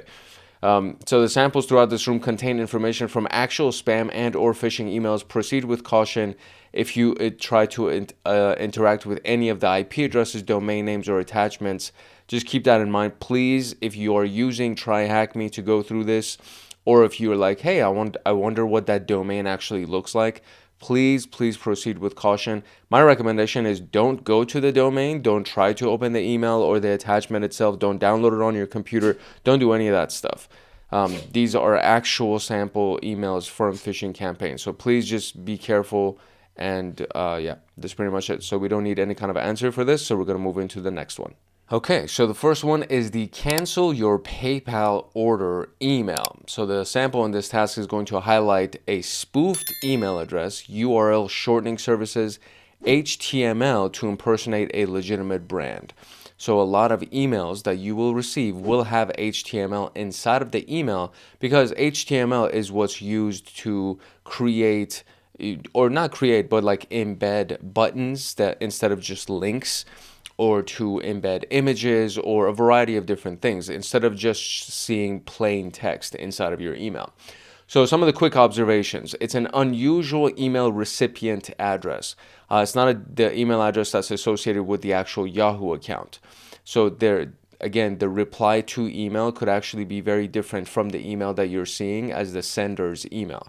The mismatch should immediately stand out. The sender's details, service@paypal.com, doesn't match the sender's email address, gibberish at sultanbogor.com. The subject line hints that you made a purchase or a transaction of some sort. If you don't recall this account, then it will grab your attention. The social engineering tactic here is to prompt you to interact with the email with haste, right? So it's urgent. They're trying to make it happen quickly, and the urgency behind the email is what's meant to kind of make you skip or miss these variety of different things. So for example, let me see if I can kind of get this a little bit more visual for you here. So you see right here, right? So it says, you know, your receipt for payment to amazing stuff, right? That's the headline. The email itself that you're looking at right here, the sender is service@PayPal. But then if you actually look at the emails, no reply, yada, yada, yada, yada, yada, yada, at sultanbogor.com. So definitely nothing coming from PayPal. And then it's sent to this whatever ID number at mail.info, etc.yahoo.net. So not even that seems fishy as hell. And then that's pretty much it. Those are like the three things that are supposed to stand out from that screenshot. So then we look at the actual email content here. So it says the transaction ID, I think it might be legitimate. That's why it's been blurred out potentially. This thing that you see right here, this little icon that you see right here, means that there was supposed to be an image that would load automatically, but because we don't recognize the sender of the email, the image is not going to load automatically. There would be a button at the top of this email that would say, you know, download all attachments or download all files or show all attachments, something like that. And that when you click that button, then the pictures will update and upload themselves. Populate. The pictures will populate. So it goes like this. Hello, customer. You sent a payment of $120 to Amazing Stuff. And then this is the email address at the domain name. Excuse me. Whoops. I got to put my phone on silent real quick. I don't want to go back and forth and re-record this section. So I'm just going to put my phone on silent. So it may take a few moments for this transaction to appear in your account. So there you go. So it's saying that you sent a payment. And if you look at your transaction history, you won't see it, basically, because it may take a few moments for this to appear in your account. Here's the merchant. Here's their email address. Instructions, you haven't provided any. Email address confirmed is this email address. I'm guessing this is the email address of the recipient, maybe, or the email address of potentially the sender. Shipping details, the seller hasn't provided any shipping details yet. This section right here and this section right here looks very legitimate, right? So instructions, you haven't entered any. Shipping details, the seller hasn't provided any shipping details yet. That happens a lot. When you buy something, they haven't created a shipping label, therefore there are no shipping details yet. This also looks very legitimate. The description, unit price, quantity, and all of that. So Amazing Stuff gift card, email delivery. So there would be no shipping details if it's email delivery. Unit price of $30 each times 4, that's $120. and then there you go, that's the total, right? So it looks pretty legit.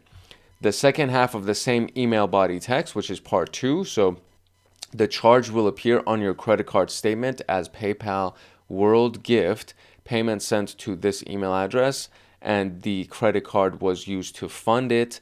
And here's the kicker. So if you didn't make this order or you believe that it was unauthorized, please click this button, right? So this is where they really get you, because all of this stuff, you're like, okay, well, I didn't do any of this stuff. Let me just go ahead and cancel it real quick. But then by clicking the button, you actually elicit the rest of the scam. You have 180 days from the date of this transaction to open a dispute in the resolution center. Questions go here. All of this looks super legit, you know what I mean?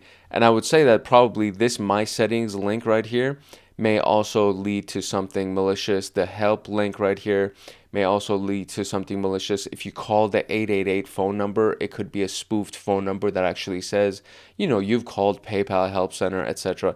That could be malicious. These things can be done relatively easily.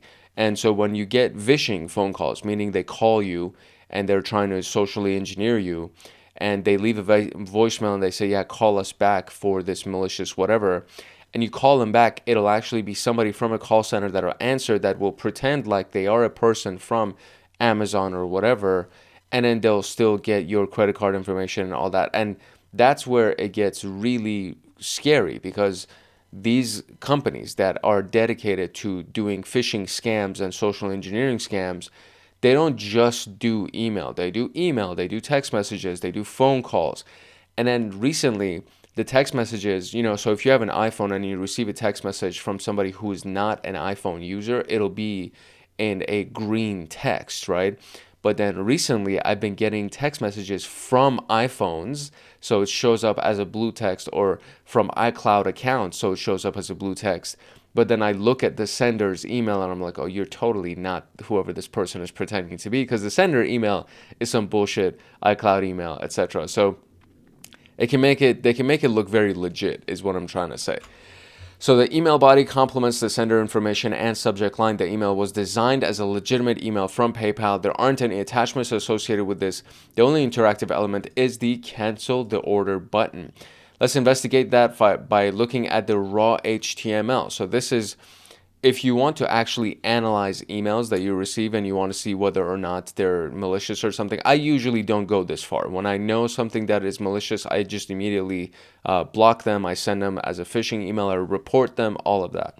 But if you really want to kind of dig into this kind of stuff, so you can look at the raw source code, right? So every email will have a button, depending on the email provider that you use.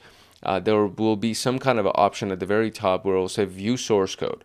So then you can look at the source code right here. So we have right here, this is the IP address or the domain name that cancel the order is actually pointing to, right? So HTTPS yada yada yada, which is a URL shortener. So this automatically just gives me URL shortener. So it's a URL shortener that's actually pointing to cancel the order. So it's not PayPal, right? It's not a good idea to click on the link if you don't know where the link is taking you. Luckily, there are online tools that we can use to let us know the destination of a shortened URL, which is actually great. You can just Google, view shortened URL source or something like that, and then just take the URL and then click on expand in this particular case, and then it shows you, right? So this is what it will take you to. A screenshot of the distant page behind your URL, behind the short URL. So this looks like it might be Dutch or German or something. I think that's what the language is right here. This link redirects to google.com. Oddly, isn't that interesting? Maybe so it was sent to somebody who lives in Deutschland, right? And so they click on it, and so it opens a version of Google for their country. And maybe it's not supposed to be sent there, right? So it expands the shortened URL will be discussed in the Phishing Emails 3 room, the tool that can actually expand it.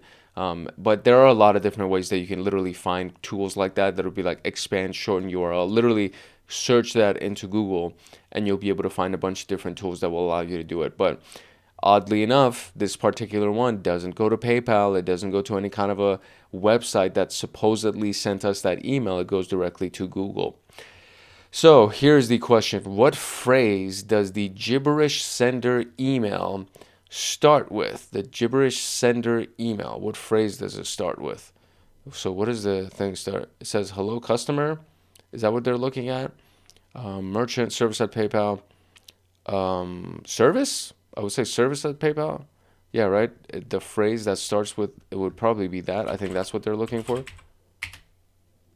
No? Okay. So let me see what they're referencing here. Okay, it was no reply. So they're referring to the actual email address, which if we look at closely here, it says no reply and then a bunch of gibberish, right? So no reply is what it starts with. Okay, cool. Let's go look at the next one, the track your package email. Okay, the track your package email is a very, very frequent email. It's a very common email. I received this a lot, and I also receive text messages a lot with the whole track your package thing. So this has, in this particular case, we're looking at an email. It has a spoofed email address, pixel tracking, and link manipulation. So quick observations. The email is tailored to appear that it's sent from a mail distribution center of some sort. The subject line adds the pretense with a tracking number, and the link in the email body matches the subject line. So the email right here, the subject that we're looking at right here, this piece is actually very legitimate looking. So this happens very frequently. Distribution center, contact at beginpro.club, I guess. It's being sent to a normal email address. And then track your package, etc. And this is a hyperlink right here that you can see right here that it's clickable, that if you click on this, it should take you to a, let's say, a USPS or something, or some kind of a tracking website for a delivery service, a shipping service. So in the email sample, Yahoo blocked the images from automatically loading. Any guesses as to why? So if we see right here, can we see it? Maybe it's below right here. No, they don't show it to us. But in the email sample, right here. So it says, for your security, we disabled all images and links in this email. If you believe that it's safe to use, mark it as not spam. And then you can also click on show images. So again, if it's been blocked automatically, number one, it's because it is from an unknown sender, like an unrecognized sender that has been by default marked as spam. And you can actually see right here, Yahoo spam. So it's been marked as spam because it's unrecognized, because there are certain things inside of this that the Yahoo Mail AI was deeming to be malicious, so they blocked it. And I would say those are my best guesses as to why. I'm sure if we sat there and kind of looked at it even in more detail, we would probably be able to find more reasons. Typically, one can hover the cursor over a link to see where the link is pointing to, but in this sample, that technique won't work because Yahoo disabled links in the email. So if you hover your mouse over it, you won't be able to see the link. So we can look at the raw source code for the email and find out exactly where it's going to. So right here is the raw source code. So if you know where to find href, this is the hyperlink reference essentially, and anytime that you find this inside of raw code, there's usually an equal sign and then a link inside of quotations, and this is the link that this text right here, this track your package text, that's where it's pointing to. And so you see it again in the same, the image source that's available, which is the same devret.xyz, etc. So you can see that these links are actually pointing to the same website. It is an unsecured website, meaning it's HTTP, not HTTPS. That's another red flag. So there are a few different red flags in that. So we can see the image file, and it's explicitly called tracking.png. These trackers send information back to the spammer's server. There are many reasons for spammers to embed tracking pixels, very small images, into their spam emails. To read more about this concept, we can go to the Verge blog at this link right here. And so it says how to stop your emails from being tracked, basically. And pixel trackers can hide in your email images. And this is one of the things, so we're going to get rid of all of this stuff. There's a lot of pop-ups right here. Is there a way that I can close this out? No. Back to the mail. Okay, there you go. It's going to take me to the homepage. Oh, it took me to the homepage. So, I can't even read it without being subscribed, apparently. Yeah, it says you have to subscribe. So already member sign in, get continued ad. Okay. Okay, so never mind. I guess you can't read the article. There's actually a way that we can bypass this, because if we go and inspect the source code, and if we look at these various elements, there is potentially a way that we can turn it off. So I just need to be able to find that portion of it. So it could be, oh, this, I'm not going to get distracted by this, but I did a video on this, that if you actually find the element of the code, and I think it's under sources. Yeah, it's in the sources portion. So if you find the element of the code under the sources portion, depending on the kind of browser that you're using, you can actually block it. So if you click on this right here, it says add breakpoint. So if you find the portion for this and then add a breakpoint to it, then everything after the fact won't load, and then you'll be able to actually view the content that's hidden underneath, meaning that we can stop this portion, this green teal portion from the bottom. We can actually stop that from loading by adding a breakpoint to the source code, and from there we can be able to see everything behind that portion. But anyways, that's a different video for a different day. So now we understand why Yahoo automatically blocked the images in the email. Many email providers do the same thing. Back to the hyperlink. The link is pointing to a shady looking domain. The only distribution center this domain can be associated with is malware. Wow, look at that. That's clever wording. But further analysis is the only way to confirm that definitely. What is the root domain for each URL? Defang the URL. So it's the devret.xyz. Now defanging, I can do it because it's very quick in this particular case, but I can do devret, and then this is how you defang. You do an open bracket, dot, close bracket, and then xyz. If it was a longer domain, then it would require that you use something like CyberChef to actually defang it, if there were other elements to it that needed to be defanged, and we had to add these brackets around more pieces. But since it's just one dot, we could just manually defang the domain. All right, let's go to select your email provider to view document. In the select your email to view document, this email sample will highlight the following: urgency, HTML to impersonate a legitimate brand, link manipulation, credential harvesting, poor grammar, and or typos. This is my favorite, by far, my favorite red flag when I find in these emails or text messages. I'm just like, oh, you gotta be kidding me. Especially when it's coming from like a really big company. It's like, really? Really? You guys aren't gonna spell check your stuff, huh? Okay, so sent Thursday at 1:35 p.m.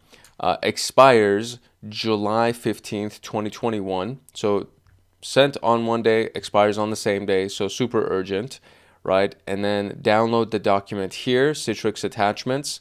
Citrix is actually meant to be the kind of like a secure portal for being able to download attachments. So this is actually a really good tactic by them. You have a new fax. Click the attachment to view. Can we find any obvious misspellings right away? Realty Holdings LLC, this one seems to be fine. All of that seems to be fine. eForm 2020 support, all that seems to be fine. Okay. Please see the attachment, the attached document, and do get back to me with your review option. Okay. And Martin Rivera. All right. Download document here. I don't see any obvious misspellings, so I might be missing it, but I don't see anything obviously misspelled. Okay, so some quick observations. Email was sent on Thursday, July 15, 21. The sense of urgency is introduced in the email. Notice that the link to download the fax document expires on the same day. There's an action to perform, in this case, a button to download the fax. When you click the button, I would presume, this is what opens up. So it's an app, popped, landing, etc., etc., and it's supposed to emulate OneDrive. If it was indeed OneDrive, this would not be the domain. It would be a OneDrive domain, a Microsoft domain, etc. A OneDrive document has been sent to you. Access it by clicking the button below, Get Document, Preview Fax. Either of those two can potentially be clicked or used to scam you. The above image shows the victim is redirected to a page created to pass as OneDrive. Notice that the URL is not anything Microsoft related. There are two more links for the victim to interact with.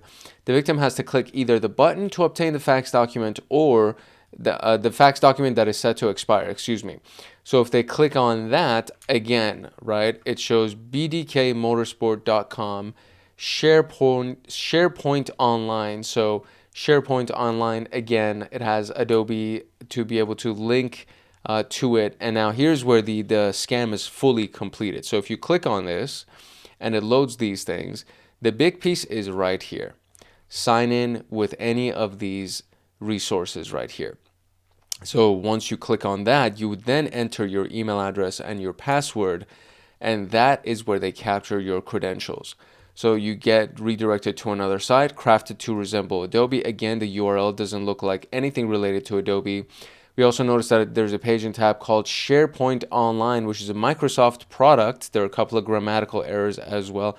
Are there? Oh, yes, there we go. Now we see it. So document is misspelled. No, document is not misspelled. What is misspelled here? To read the document, please enter with the valid email credentials that this file was sent to.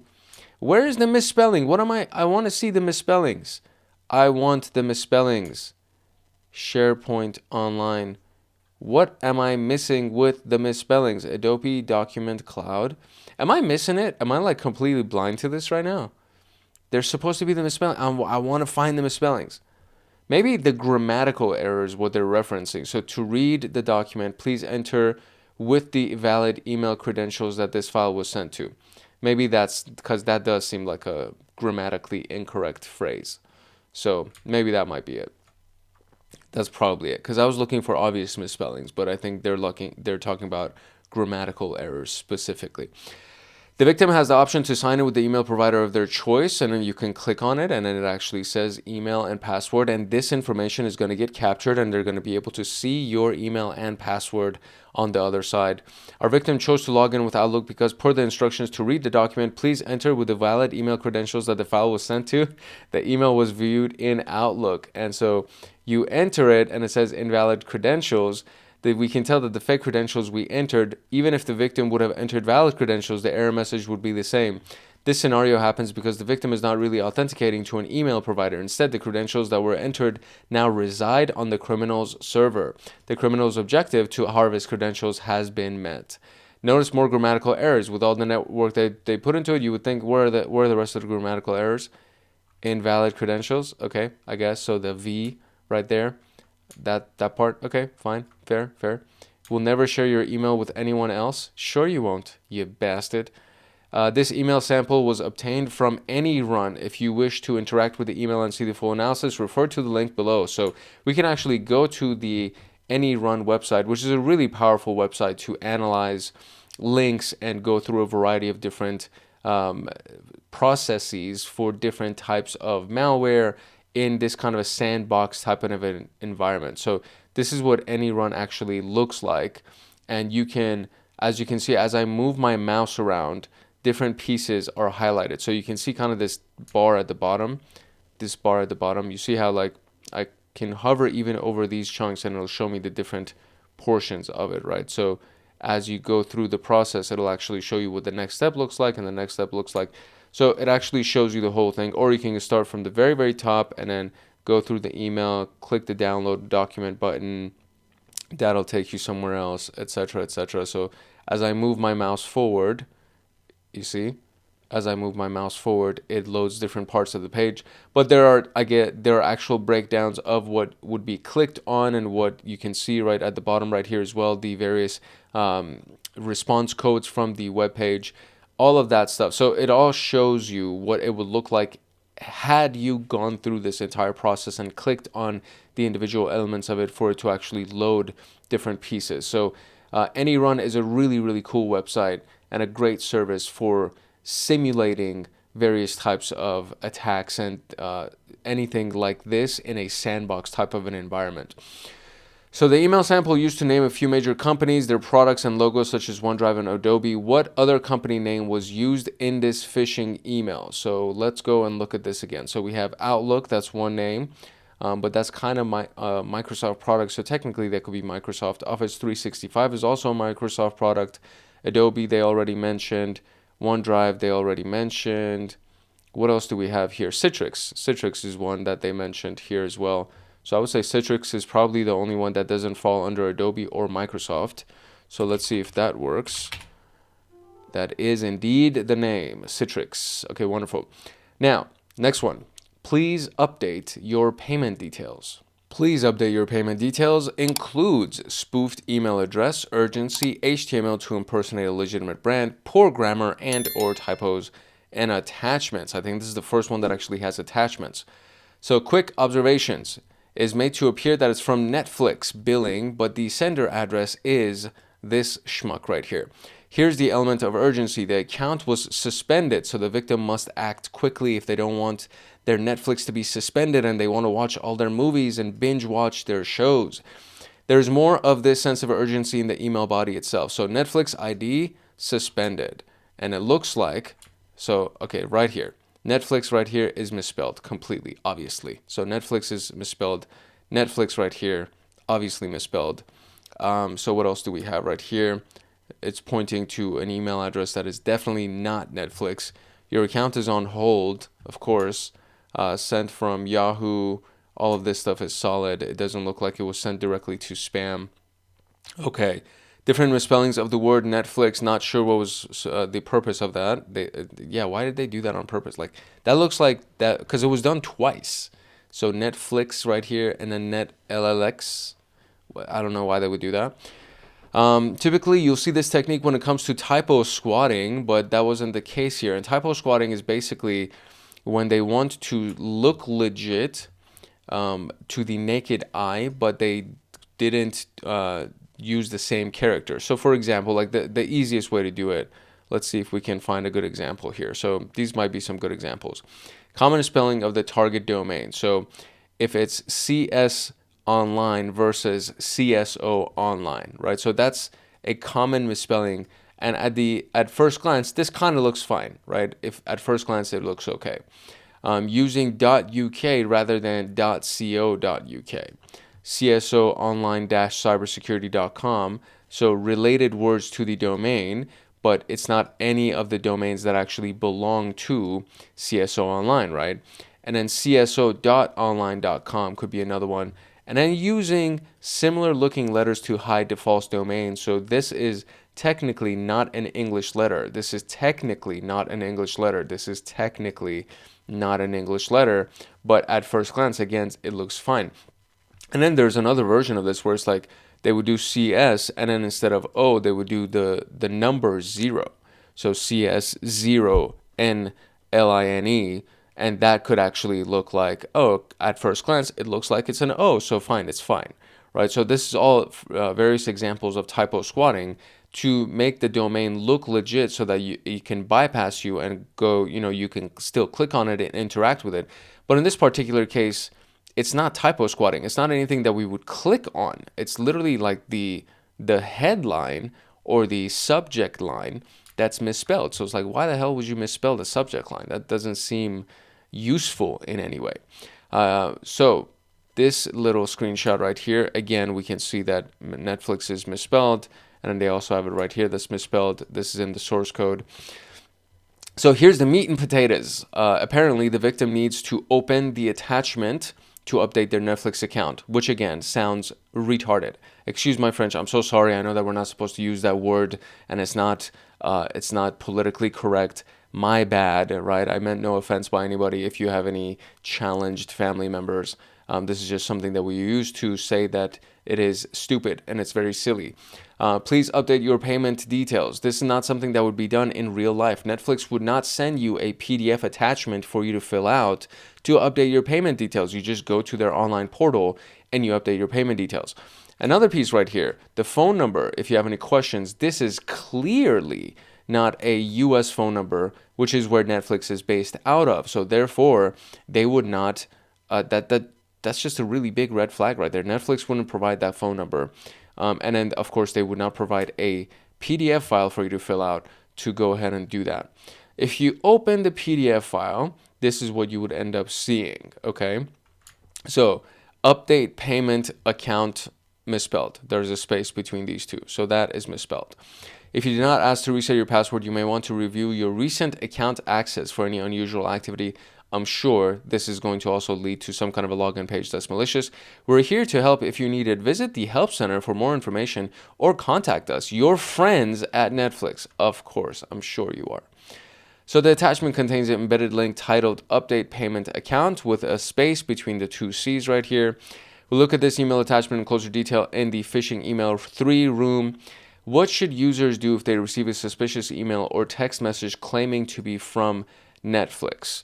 What's the hint here? It says consumeraffairs.com. I see police warn of new Netflix email phishing scam. Okay, so report to something, right? I guess, is that what we're supposed to do? Is there something? So, okay, let's go to the actual domain that they're sending us to, because I'm sure this is the domain. Hopefully this is not malicious. Okay, so let's see. It says to forward the message to phishing@netflix.com. That's what we're supposed to do. So we're going to highlight that, copy that. Let's see if this works. Forward the message to. Wonderful. There you go. So if you receive anything that's pretending to be from Netflix and you suspect it to be phishing related, please forward it to phishing@netflix.com. Fantastic. Let's move on to the next one. Your recent purchase email. So this is another one of those that I've gotten very frequently, and I get them in text messages and I get voicemails left on my phone with similar messaging. So spoofed email address, recipient is BCC'd, blind carbon copied, which is really odd. There's urgency, poor grammar and typos, and there are attachments. So quick observations. The email is made to appear that it's from Apple support. And this is exactly the calls that I get. Hey, you ordered an iPhone, right? But the sender's address is gibberish at supremed.com or supremed, I guess supremed. I think that's what it's supposed to be. This email wasn't sent directly to the victim's inbox, but rather BCC'd, blind carbon copy. The recipient email looks like another spoofed email to appear as a legitimate Apple email address. Here's the element of urgency. Action is required. Oh, you know what? Maybe that's what it is. Maybe like they're trying to arouse curiosity out of us by BCCing us, and it looks like it was sent to somebody else's information, and out of curiosity we're going to try to figure out what the details of the order were, etc., and then we would get caught up in the scam, right? So they're not sending it to us, they're sending it to somebody else, and then we've been BCC'd. That's kind of what it looks like. So a couple of obvious things here. So number one, wrote no reply at payment _ That's obviously a misspelling. Do not reply store mails, whatever. Action required. Your recent purchase, double jackpot slots Las Vegas on Apple Store. Oh, that's hilarious. Date Friday 3rd, April 2020. I see. And then at that time, okay, they usually won't put the timestamp that specifically inside of the email. There are a few noticeable typos. Do not reply, do no reply, and payment. Oh, I missed the do no reply. Oh, see, I missed the do no reply. I read it at do not reply. You see, even knowing that I'm looking at spam emails and phishing emails, I still missed that. This particular email doesn't necessarily have an email body. It's totally blank. The email simply contains an attachment. Ooh. The file extension might not be familiar to you. A dot file is page layout template files associated with Microsoft Word. So this is what we will see right here. And so what they have is a tumblr.com redirect, HTTPS app, iOS games, etc. So that's the source of this image. Now, this is what's really interesting, right? This whole thing is an image. What you see on the screen right here is an image, meaning you can't highlight the word receipt. You can't highlight the text right here. The entire thing is an image. So the above image shows what is contained within the attachment. You can see that the file contains a large image to resemble an App Store receipt. The link contains certain keywords related to Apple, apps, and iOS, but it's like a Tumblr link, I think. So what does the word BCC mean? This is blind carbon copy. We use that a lot in the corporate world when we're trying to send messages to a bunch of people and, attach management to it so that the person doesn't see that we're attaching management to it. So we would BCC the management team. What technique was used to persuade the victim to not ignore the email and act swiftly? We call that urgency. And that's it. So this one was pretty quick. I mean, there wasn't really anything to analyze in the email body itself. It was just mostly the subject line and the actual send from email address that were really big red flags. And then, of course, the document itself is a Word document, which again seems very odd, because if they're going to send you anything, at the very least they could be kind enough to send it via PDF, because maybe I don't have Microsoft Word on my computer, right? So maybe that's the issue. So they sent it as a Word document, and then inside of this thing, another kind of a big red flag is that the entire body of this attachment is a large image. It's nothing that I can highlight and copy paste somewhere. So it's like, at the very least, maybe you will allow my order ID to be highlighted, and I can use that to search for, the actual App Store receipts that I have, or the App Store orders that I have, something like that. But none of that stuff, because it is one giant image. So a few different red flags, but the biggest ones were definitely the misspellings, the do no reply and payment portion. All right, moving on to our last example here, the DHL Express Courier Shipping Notice. So this email has spoofed email address, HTML to impersonate, and attachments. So quick observations: the sender's email doesn't match the company that is being impersonated, which in this case would be DHL, which is a delivery company. The subject line gives the impression that there is a package DHL will ship to you. The HTML in the email body was designed to make it look like it was actually sent from DHL. So let's look at this. So DHL Express Courier Shipping Notice, etc., etc., etc. All of it seems fine, with the exception that the N right here is not capitalized. And if everything is going to have a capital, we call this titling. So if it's in title format, the first letter of each word should be capitalized. In this case, notice was not. So that's easy to miss, but that seems like an error right there. DHL Express info at glamcarcompany.de. Again, just no. And then we have the image right here, to resemble, that is coming from DHL. Thank you for scheduling a courier shipment with DHL. All right.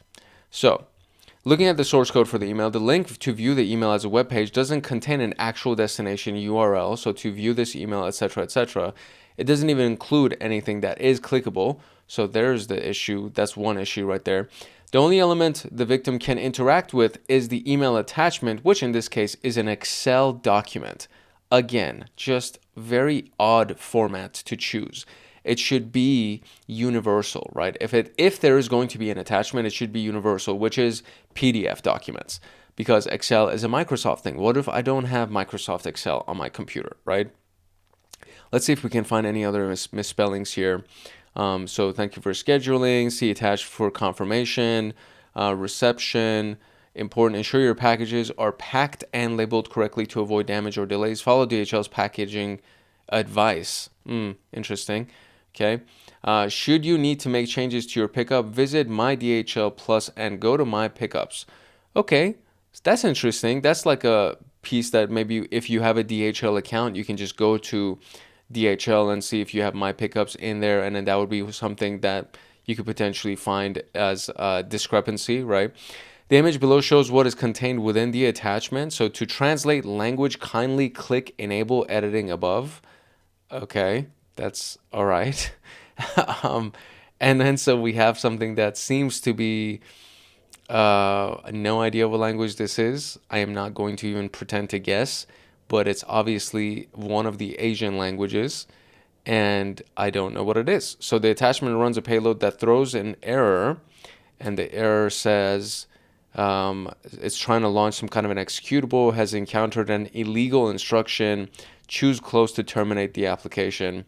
Okay, we'll look at this email attachment in the next room, which is the Phishing Emails 3 room, where we're going to be looking at attachments in greater detail. But that's pretty much all of it. So it says, what is the name of the executable that the Excel attachment attempts to run? It's regasms.exe, not to be confused with orgasms. Regasms.exe is what it tries to open. All right. And that's the last one. That's the last sample that we have. All right, so in conclusion, we looked at various phishing samples here, and some of them shared similar techniques, whereas others introduced a new tactic. Understanding how to detect these things takes awareness training. This is a very, very important piece. The company that I work for right now does this frequently, and they don't tell us that they're doing it. When you're a new hire, first they'll tell you that as a new hire, they'll be like, hey, we're going to send you a bunch of phishing emails in the next few weeks just so you can kind of determine which ones are phishing, etc. And then this is how you report phishing emails, right? So they tell you that. But then after you've been with the company for several months, they no longer tell you that they're going to do it, and they're just going to start sending phishing emails to you. And for me, I don't share my work email anywhere. The only people that know my work email are other coworkers.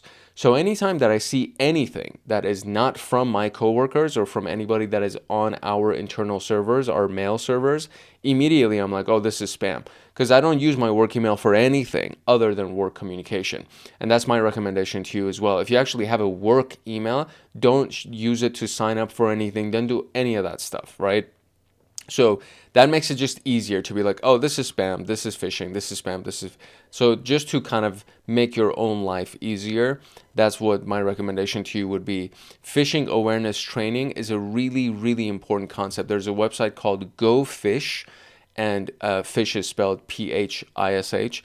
And if you use GoPhish, you can actually create phishing campaigns, and you can send that to your own employees to see if they're going to click on something or fill out a form that they shouldn't have, etc. So visiting the resources below will also help you to familiarize yourself with phishing emails and look at the various tactics and techniques that are used. So know before, I mean, I'm not gonna, you can, if you want, you can kind of like screenshot this and go to it. But this is one of those rooms that you should be able to get access to on TryHackMe. So if you don't have TryHackMe, it is my recommendation that you get TryHackMe because it's a really, really good website. Let me actually scroll down just so you can see it. Okay, there you go. That's the websites. If you want to screenshot that, you should be able to see everything. And then you can go to these various websites, these various blogs that exist, and they'll help you learn more about phishing. Very, very useful sources. And there's a lot, I mean, the few different resources that we also visited throughout this video are also just high quality sources that you can use for cybersecurity information to get more outside of the videos that you watch here and outside of the rooms that are available on TryHackMe or any of these like official sources. If you want individual blogs that keep up to date and have a lot of good information, those would be really good sources for your further education. And that, my dear friend, is it.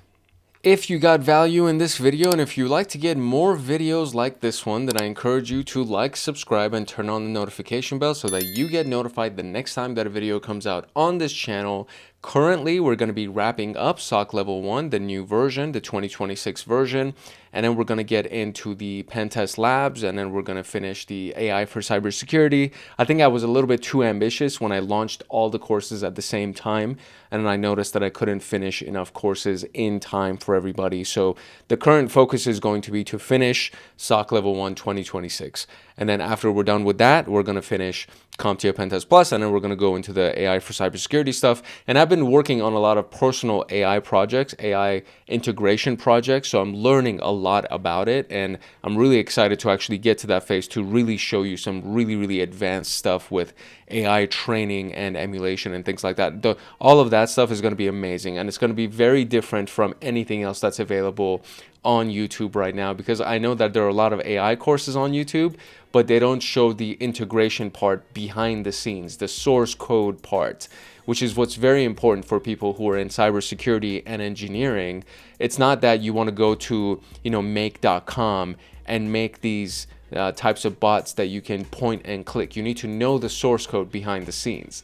And that's the stuff that I think is very important for people who want to be in cybersecurity. And then you also want to learn how to train AI and integrate with AI, all of that stuff. So anyways, all of that is coming forward. So definitely make sure to stay tuned for that. There's all these courses that are available right now. There's all these videos that are available right now. There is the membership community, which you're going to hear about in a couple of seconds.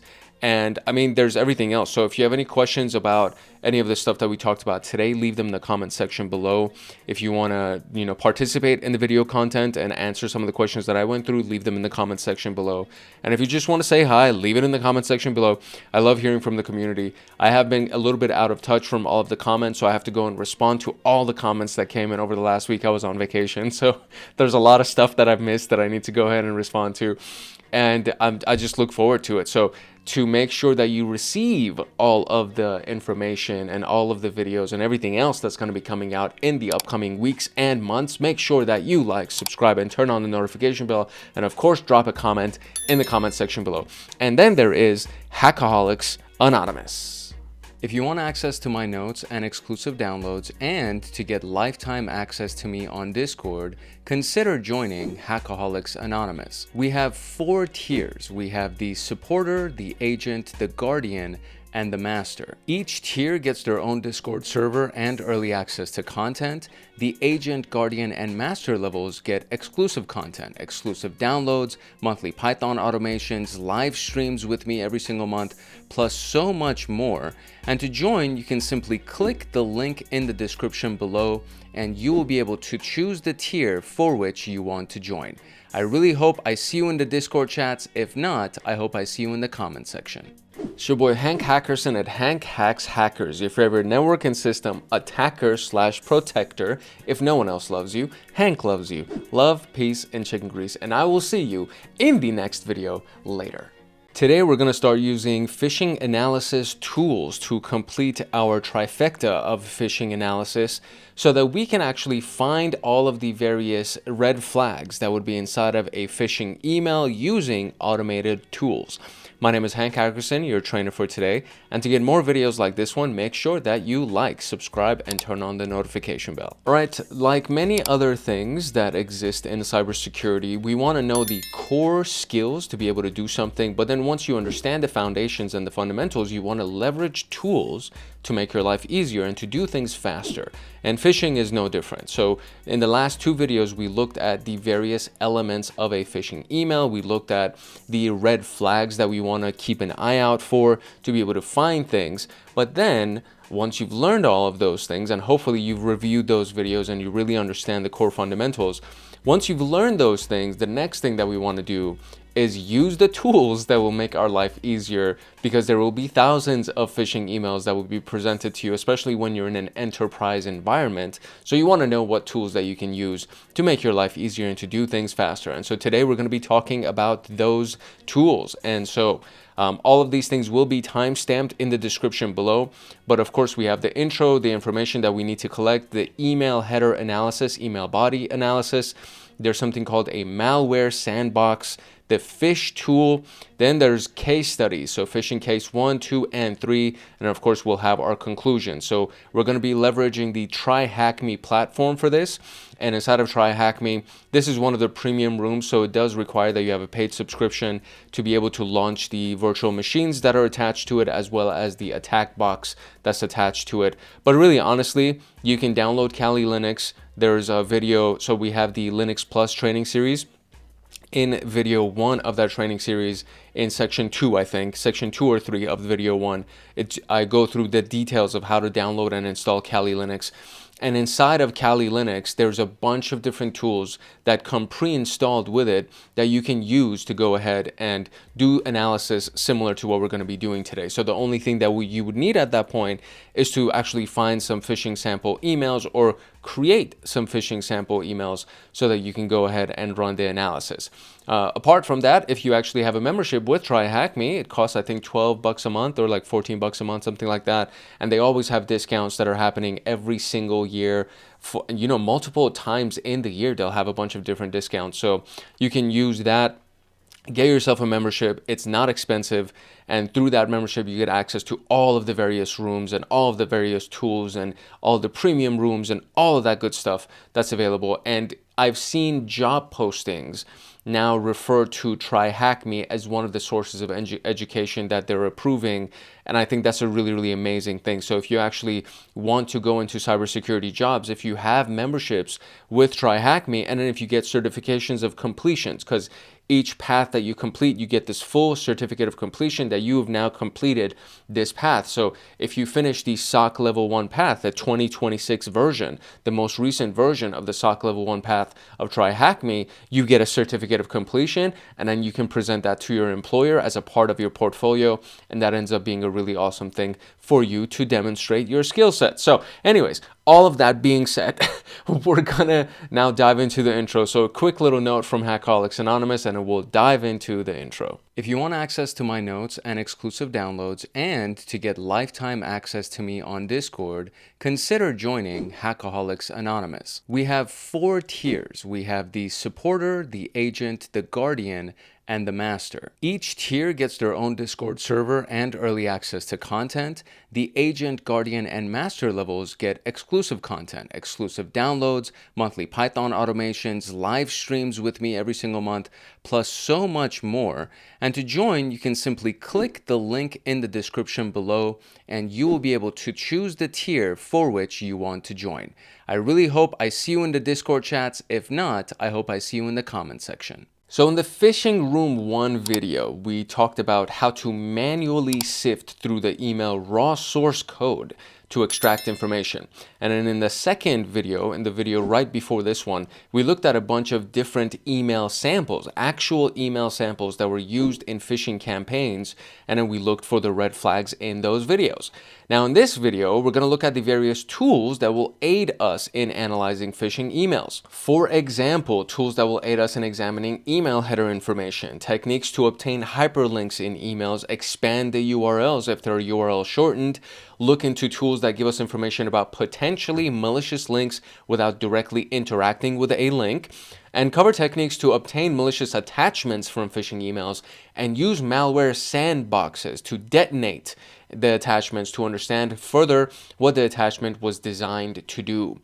Quick note here, very important note, the samples throughout this room actually contain information from actual spam and or phishing emails, so please proceed with caution if you attempt to interact with any of the IP addresses, domains, attachments, etc. My recommendation is only do it inside of the TryHackMe portal. If you're going to do it on your own computer, please make sure that you actually use some kind of a sandbox environment or some kind of a virtual machine that is not your actual computer, so that in case you detonate it inside of that virtual machine, nothing else happens to your computer. That is the big recommendation. So that's pretty much the note. That's the introduction that we have for this. So let us now go into the official first portion, the information that we're going to be collecting. So I love a good checklist, and there's always a good checklist inside of TryHackMe. This is the checklist of the pertinent information that an analyst, being you and me, is supposed to collect from the email header. So you want the sender email address, sender IP address, reverse lookup of the sender IP address, email subject line, recipient email address. This is pretty much what's in the CC or BCC field, or the actual recipient email address. These things are the most obvious to find. It's the sender IP address and the reply to address. Those are the ones that are really important right here. The reply to email address, if any. A lot of times this would be different. If they did a good job of setting up a phishing email, they will have a different reply to email address. So you always want to look for that. The reply to email address is not necessarily the sender email address. Those things can actually be different. And then you want the date and time. After we get all that information, we want to draw our attention to the email body and the attachments, if any. And of course, we have a checklist for that. So this is the artifacts that the analyst, you and me, need to collect from the body. So any URL links, if there's a URL shortener service that was used, then we need the official link that is being shortened, the name of the attachment, the hash value of the attachment, and the hash type, so MD5 or SHA-256, preferably SHA-256 if possible. And of course, again, don't click on any of the links or attachments in the emails accidentally, so just keep that in mind. You always want to right click on it, right, and then copy the link itself, and then use some kind of a database like VirusTotal or something to analyze the link. You do not want to left click on the thing, and if you're going to click on the attachment, you don't want to click on the actual attachment. You want to click on the little drop down button and next to the attachment so that you can download the attachment without launching the attachment, and then that way you can analyze it and get its hash value, things like that. So those things are very, very important. Don't accidentally click on something. Always right click and download it, or right click and copy the link address and then go and analyze it that way. All right, let's move on to the actual analysis of the header. There's a lot of really useful and important information that would be inside of an header, an email header, and we can find that, like, you know, for example, if it's coming from Gmail, if it's coming from Yahoo, etc., what kind of web client was being used. Some of the information, like the IP address and the reply to information, can only be obtained within the email header specifically itself. So the email header is very different from what you would see visually inside of your web client. Okay, so there's a lot of good information, pertinent information that's inside of that. Now, in the first phishing email video, we saw how to obtain this information manually by sifting through the source code, but we're going to look at some tools that will help us do this faster. The first one is directly from Google, and it's called the Google Admin Toolbox.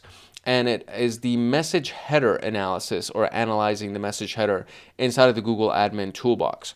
So per the site, and so if I open this directly, we'll see it right here. So this is the Google Admin Toolbox. You can actually go to toolbox.googleapps.com/apps/main, and you'll end up on this page right here.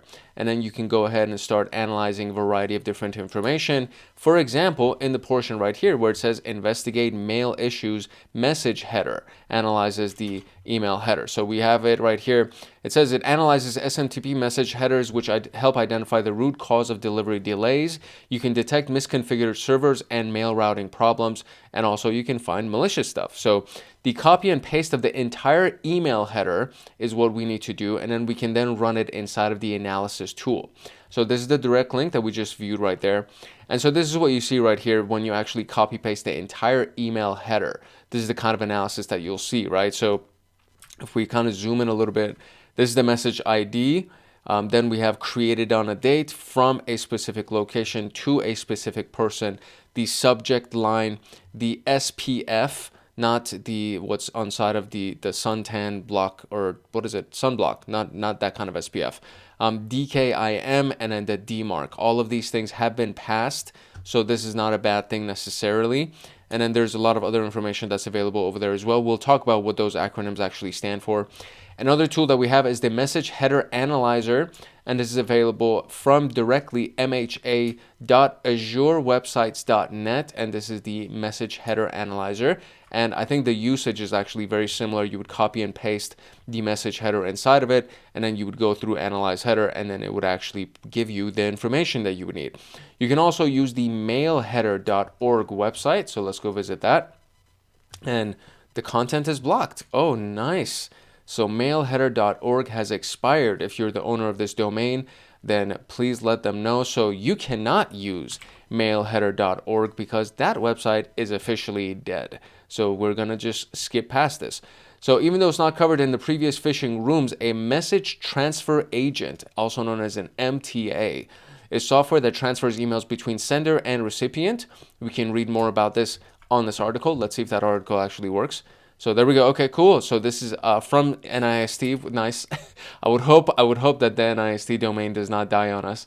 So this is the csrc.nist.gov under glossary, or you can just Google this, right? You can do mail transfer agent and then NIST, something like this. So if I do mail transfer agent MTA and then I do NIST, then I will get this link, the very first link right here, mail transfer agent, directly from the NIST website, and it'll bring us over here as well.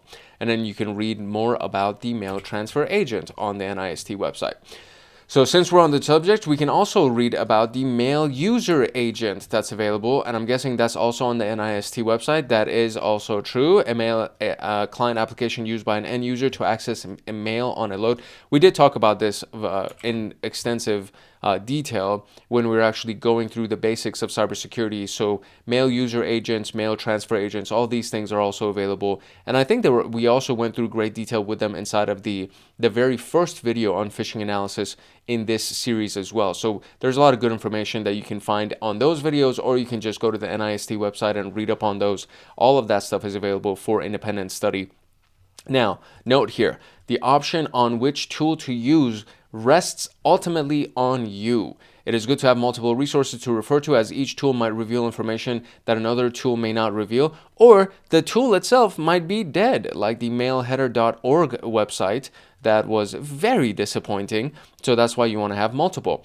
The tools below can help you analyze information about the sender's IP address. This is ipinfo.io. Let's see if this is live. It is indeed live. So this is their site right here, and I think you can create a login address over here, or you can actually go just in the search bar that you see right here and start searching any kind of an IP address. If you click on it, it'll automatically populate your own IP address. So that is something that I'm not going to do because I don't feel like blocking it out in the edit and doing all of that extra stuff. But you can actually, when you click on it, it literally just detects your actual IP address, and it shows you where your city is located and a variety of other information about you. So you can do all of that without getting a user account with them. However, if you want to create a user account, you get access to a bunch of other perks and information and details and tools and everything that is available. So cool little website, ipinfo.io, that's available to you. Per the site, with ipinfo, you can pinpoint your user's location, customize their experiences, prevent fraud, ensure compliance, and so much more. And this is kind of what I think it looks like right here. But when I looked at my own website, my own IP address right now, it gave me a different interface and more information than what you see on the screen right here. So it's actually really handy, very useful. And then we have urlscan.io, which is this one right here. And then you can actually use it to scan URLs. And these are the recent scans that have been done on the website. So, I mean, so many of them. And I don't recognize any of them. So I would imagine these were done as a part of security scans or something like that. And with these guys, you can also go ahead and create a user profile. They even have paid versions of their service for enterprise or for mass scanning or maybe API integration or anything like that. So a really cool website as well. Per the site, urlscan.io is a free service to scan and analyze websites. When a URL is submitted to urlscan.io, an automated process will browse the URL like a regular user and record the activity that this page navigation creates. This includes the domains and IPs contacted, the resources requested from the domain, as well as additional information about the page itself. It will take a screenshot of the page, record the DOM content, JavaScript, global variables, cookies, and a myriad of other observations. I love this word, myriad. If the site is targeting the users, one of the more than 400 brands tracked by this website, it will be highlighted as potentially malicious in the scan results. I'm actually going to add this to my list of domains here. I think this is like a good thing to actually keep. So we'll just save it as URL scan. That'll be that thing right there. Wonderful. And I might even save IP info as well, because that seems pretty cool. So IP info will also save on our list of favorites right there. So boom, there we go. And so this is the screenshot from urlscan.io, and they looked at capital1.com. Now, this is actually not Capital One. This is a spoofed domain. As you can see, it's capitai-1.com, meant to resemble capital1.com, but obviously it's a fake domain. It provides a screenshot of the URL. The screenshot is provided so you don't have to navigate to the actual URL in question. You can also use other tools such as URL2PNG and WannaBrowser, and these are what it will look like. And then Talos Reputation. This is actually a really good one. So Talos Intelligence /reputation. I am definitely going to save this one because I forgot about this later. So Talos Rep, we'll just do that. Or Talos Intel, we'll do that like that. This is actually another one of those really good websites that you can actually use to search for a lot of data about a bunch of things. And so if you do Intel search, then you can go ahead and search for, so let me see if I can actually do capitai1.com like that. So let's see if we can actually find some information from Talos for that website. And then it'll pull a bunch of really good information for you. Let's see, who is, there we go. You get the bunch of who is data, email volume history, top network users, etc. I guess this particular domain may not necessarily be the best domain, but it does show us the mail servers. It shows us if whether or not it's on a block list or the reputation of it. The reputation is questionable. But this is actually a really good resource. Talos Reputation or Talos Intel is actually a really good website. And there, what are the other ones? URL to PNG and Awana Browser. Those are also really good websites as well. I'm not going to save those because I really love Talos and I like the other ones that we have as well. Might as well just view these. So this is URL to PNG where you can go ahead and this seems to also have a pricing. So I guess this is kind of like a paid version of this that we can go ahead and do a scan right here. You can just type in the URL that you want to scan. So that's one of them. And then Awana Browser, which is, this one seems to be much simpler as well. So let's do, if we do capitai1.com again, and it says please enter a URL, that is a URL. So what if I do HTTPS? There we go. You have to do the HTTPS in front of it, and it'll go ahead and pull the information, headers, body, all that good stuff. So this is, it's not that bad, but it's cool. All right, so let's see. What is the question? It says, what is the official site name of the bank that Capitai1 tried to resemble? That would be capital1.com. That one was kind of an easy one. That's a gimme. And if you didn't know that, then you don't know anything about finance or credit cards or anything like that, which is, it can be good or bad. I would say it's more bad than it is good. You should know about Capital One. I think that's probably like a good name, a big name for you to know. All right, let's now go and do analysis for the email body.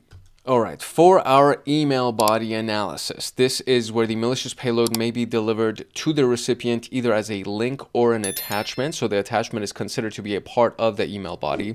Links can be extracted manually, either directly from an HTML formatted email or by sifting through the raw email header. This is an example of obtaining a link manually. So we have the actual, and this is what I meant, right? So this is when you right click. So let's zoom in on this a little bit. So this is the actual email body, what you see inside of the email. And then they have this link right here. So when you right click on the link, right, it gives you this whole copy link location. And so for me, it's copy image address would be the closest thing to me in this particular case. And then you have the actual link itself. So when you copy the link address, this is what you would get. And then you can paste it inside of your text editor, which is what they've done over here. So instead of you accidentally putting it in your browser, accidentally pressing enter, any of those things, you just paste it inside of your text editor. And then you go to a wonderful little tool like CyberChef. And so I don't know the direct link to it because it's actually a GitHub page. But I always just search for CyberChef. And I think, do I have it saved as my favorites? I don't. So what we're going to do is we're going to save CyberChef as our favorites right here. So CyberChef is another one of these great tools that if I just go here and do http www.google.com, let's say, right? So this is the domain, right? And I don't want to click on this. I don't want this to be clickable inside of my notes accidentally, because sometimes when you drop it into Word docs or Google Docs or anything like that, what will happen is that it'll automatically turn it into a hyperlink when it detects a link. So you don't want that to happen because you don't want your manager to accidentally click on it or any of those things. So what you can do then is you can go over here and you can search for defang, or I'm sorry, fang actually. So we want to fang the URL. And so we'll go ahead and do that, or maybe not. So defang the URL. Yeah, okay, we're looking at defanging. Yeah, my bad. So defanging is when you remove the fangs, meaning you remove the dangerous elements of it. So this is what it turns into. It turns this, right, into this right here. So now you see that the T's in HTTP have been replaced, the colon / slashes have been inside of brackets, and all of the dots are now placed inside of brackets. That's what it means to defang a URL so that it's not clickable. And so if that's the case, so if I wanted to fang it, right, so if I can copy this and go put it as my input, and then now I turn this off and I turn on fang, then it'll actually turn it into the clickable URL, which I don't know why we would do, honestly. If we're in a security environment, I think we would be doing more defanging than fanging. Maybe if you want to run it in a sandbox environment just to see what it actually does and where it points to, you'll probably fang it. But we most likely will be defanging things. So when you get something like this, right, the T's will be turned into X's, the colon / will be put inside brackets, this dot, that dot will be placed inside of brackets to make it not clickable, and that's what the way that we would make our environment the most secure when we're dealing with malicious links. But that's just one of the easiest ways, right? You go ahead through the email body, and then you find the hyperlink, you right click on it, and you copy the link location. We can also do the same thing with a tool, for example, the URL extractor tool. So let's see, this one actually does work. Wonderful. So you would paste the contents of your email here, the email body. You would paste all of that here. Copy and paste the raw header into the text box for step 1, and then select the input. So this is what they did. They took the raw header and then they put it in there. And then that was part of step 1. This is what we see right here. And then enter data, right? I guess you can also download the email as a file, which is what we see right here for the choose file. You can also download the email as a file and then upload that file for the entire email that you've downloaded. And then you choose the output options, and then the extracted URLs would be visible in step 3 like this. Beautiful extracted URLs. Wonderful. You can also use CyberChef to extract URLs with the extract URL recipe. We already jumped ahead of the game right here. So let's go ahead and remove all of these guys right here. And if we go over here and we just type extract, you'll see a bunch of options for extract, and one of them could be extract URL. And then that way it'll actually, if you type a bunch of text, right, or if you paste the email header in here, it'll actually go ahead and extract all of the URLs for you. CyberChef is multifunctional and it's really powerful, so highly recommended you get familiar with it if you've never heard of it or used it before. There's a quick little tip here. It says it's important to note the root domain for the extracted URL. You'll need to perform an analysis on the root domain as well. After extracting the URL, so for example, in our case right here, the root domain would be this, the devret.xyz. That's the root domain, right? All the / would be the extensions of that. So you need that root domain for the analysis later on. If the email has an attachment, you'll need to obtain the attachment safely. Accomplishing this is easy in Thunderbird by using the save button. And you can see that right here, but this is also available in every other type of email portal as well, or email web client as well. There should be an option where you can either do the drop down. So you see this little drop down button, right? If it doesn't have save automatically here, it may have open or something like this. But next to every attachment, there's always going to be a drop down. And if there is no drop down for whatever reason, you can right click the attachment directly inside of your web client and then use the save button or the download button. After you've obtained the attachment, you can then get its hash value inside of a Linux machine. We would do SHA-256 sum and then give it the actual name. So this thing, because it's been separated by spaces, you can see that this is what the actual full name of it actually looks like. And then when you press enter, that's basically it, SHA-256 sum, give it the name of the file, and then press enter, and then it gives you the full SHA-256 sum for that specific file. And then I think for PowerShell, I believe it's get algorithm or maybe get file hash. I forget what the name of the commandlet is, but it would actually go, it is get file hash, and then you give it the algorithm option, and for the algorithm you would then give it the SHA-256 or something like that. There are a lot of tools that are available that can help us with this, but we're going to focus on 2 of them specifically. Talos File, so Talos Intelligence. This is why we love Talos File, or Talos in general, I should say. So if we go to Talos, the main website, and then you go down here, you can actually go look at file reputation, which is one of the options right here. There's another really good website as well that I want to say I have not saved it. I am disappointed in myself right now because I thought I saved all these websites. VirusTotal is another one of these really good websites. I'm also going to say VirusTotal. And so VirusTotal is another one of these really good websites because it allows us to go ahead and search for URLs. It's going to allow us to go ahead and search for files directly. So you can literally drop a file in here and it'll analyze the file. If you click on URL, it'll help you analyze the URL. And if you click on search, you can do URL, IP address, domain, or file hash, all of those things. And it'll actually go ahead and search for it against a really large number of vendors. So the last time I checked, it was 90. It is now 93. So it has 93 vendors. And if you see it right here, it'll show you what all of these vendors will look for, and then it'll show clean, clean, clean. And at the bottom, you'll see a few that are unrated, etc. There was a time that I ran it, and one of the vendors showed Google as malicious, and I was like, oh no, what happened there? But yeah, Talos Intelligence file reputation check. That's also really good. The Cisco Talos Intelligence Group maintains a reputation disposition of billions of files. This reputation system is fed into the AMP Firepower, Clamp, AV, and open source Snort product lines. And the tool below allows you to do casual lookups against these reputation checker. And it limits you to one lookup at a time and is limited to only hash matching. This lookup does not reflect the full capabilities of the advanced malware protection system. And so this is what it would look like. It would give you the hash value of the thing. And then from there, you can see what the details might be. You saw that it only gave us a short list of things right here.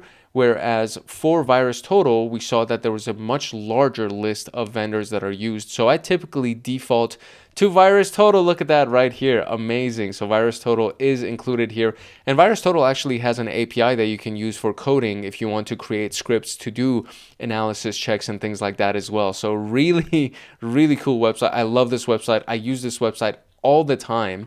At the time that they actually created this room, you can see that there were only 62 vendors, and right now we just checked there were 93. So it's really, really powerful.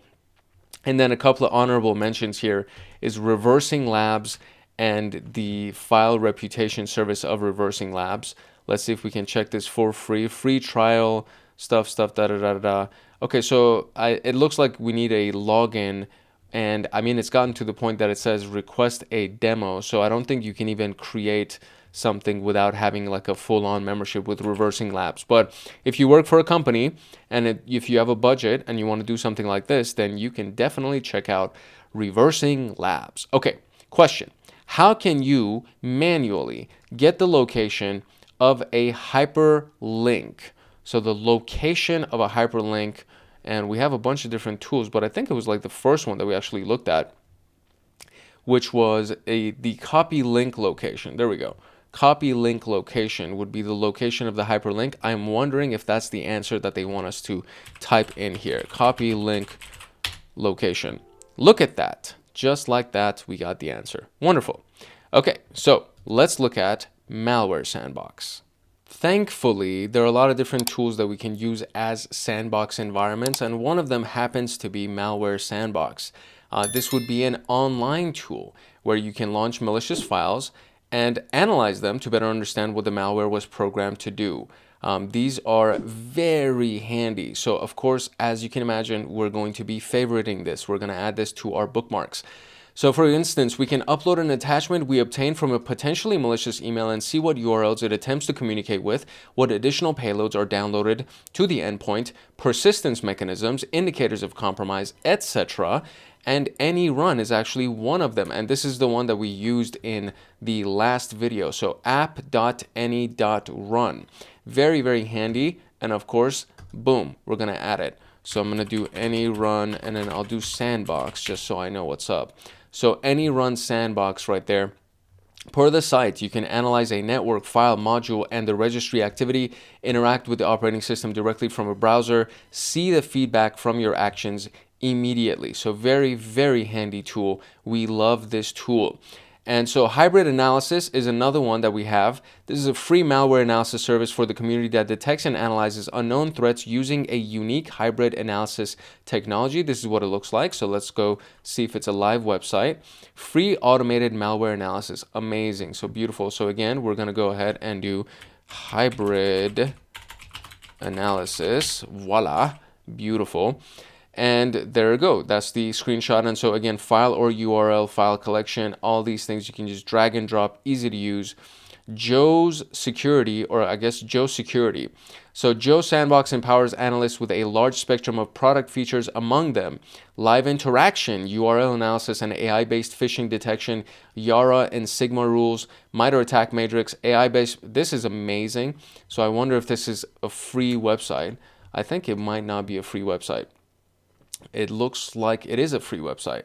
We're going to deny everything. So let's see what we can register and try for free. So yeah, it sounded too good to be free. It sounds like they'll give you a free trial of something, but for a malware sandbox, for a really, really, intense enterprise environment, I think this would be a really good one, because they have a bunch of various versions of this, and the sandbox agent itself, sandbox machine learning, sandbox hypervisor, sandbox AI, very, very powerful tool, very impressive tool. And I think it's worthy of noting, especially if you have a budget for these kinds of things. So we will interact with these in the upcoming phishing cases. We are going to do some case studies here, so we don't need to do any of these things. And we're just going to look at the PhishTool, one last item, and then we're going to get into the actual case studies. So let's get into it. PhishTool will help us with automated phishing analysis. So per the site, be you a security researcher investigating a new phish kit, a SOC analyst responding to user-reported phishing, a threat intelligence analyst collecting phishing IOCs, or an investigator dealing with email-borne fraud, the PhishTool combines threat intelligence, OSINT, which is open source intelligence, email metadata, and battle-tested auto-analysis pathways into one powerful phishing response platform, making you and your organization a formidable adversary immune to phishing campaigns that those with lesser email security capabilities fall victim to. That is a mouthful. There is a free community edition that you can download and use. We uploaded a malicious email to PhishTool and connected the VirusTotal to the account for using the community edition API key. And there are a few screenshots of the malicious email and the PhishTool interface. So this is what it looks like. Wonderful. Wunderbar, wunderbar. From the image above, you can see that the PhishTool conveniently grabs all the pertinent information like the email sender, recipient, in this case, a long list of CC'd emails, timestamp, originating IP and reverse DNS lookup, and we can obtain information about the SMTP relays, specific X header information, and IP info information. And it's the snippet of the hop 1 of 6 SMTP relays that we can see right here. Notice that the tool notifies us that reply to no present, although it provides an alternative header information return path. To the right of the PhishTool dashboard, we can see the email body. There are two tabs, across the top that we can toggle to view the email in text forms or as HTML code, source code, which we can see right here. And then the HTML view is right here. The bottom two panes will display information about attachments and URLs. The right pane will show if the URL we found in the email. In this case, there were no emails that were found, no URLs that were found. The left pane will show information about the attachment. This particular malicious email has a zip file. Interesting. We can automatically get feedback from VirusTotal since the Community Edition API key is connected. VirusTotal has an API key that you can connect to a lot of different tools. So it just requires that you create a free user account with them and you'll get your API key. Very useful. Here we can grab the zip file named and its hashes without manually interacting with the malicious email. There's an ellipsis at the far right of the above image. If that is clicked, we are provided with additional actions that we can perform. This is the screenshot of the additional options menu. So the ellipsis is what they're talking about right here. So strings, VirusTotal 39 out of 64 has been marked malicious. You can download it and you can flag as malicious. So flag the file signatures and flag the file name, which is actually really cool for reporting. So if we look at the strings output, these are the various strings that were pulled from it. We can look at the information from VirusTotal, and then you can see the various reports. So 39 out of 64 have flagged this file as malicious. And then, let's see, since the VirusTotal API key is free community edition, an analyst can manually navigate to VirusTotal and do a file hash search to view more information about this attachment. Any submissions you upload to PhishTool, you can flag as malicious and resolve with notes, similar to how you would if you were a SOC analyst. So wonderful. The attachment file name and file hashes will be marked as malicious. The click on resolve button right here.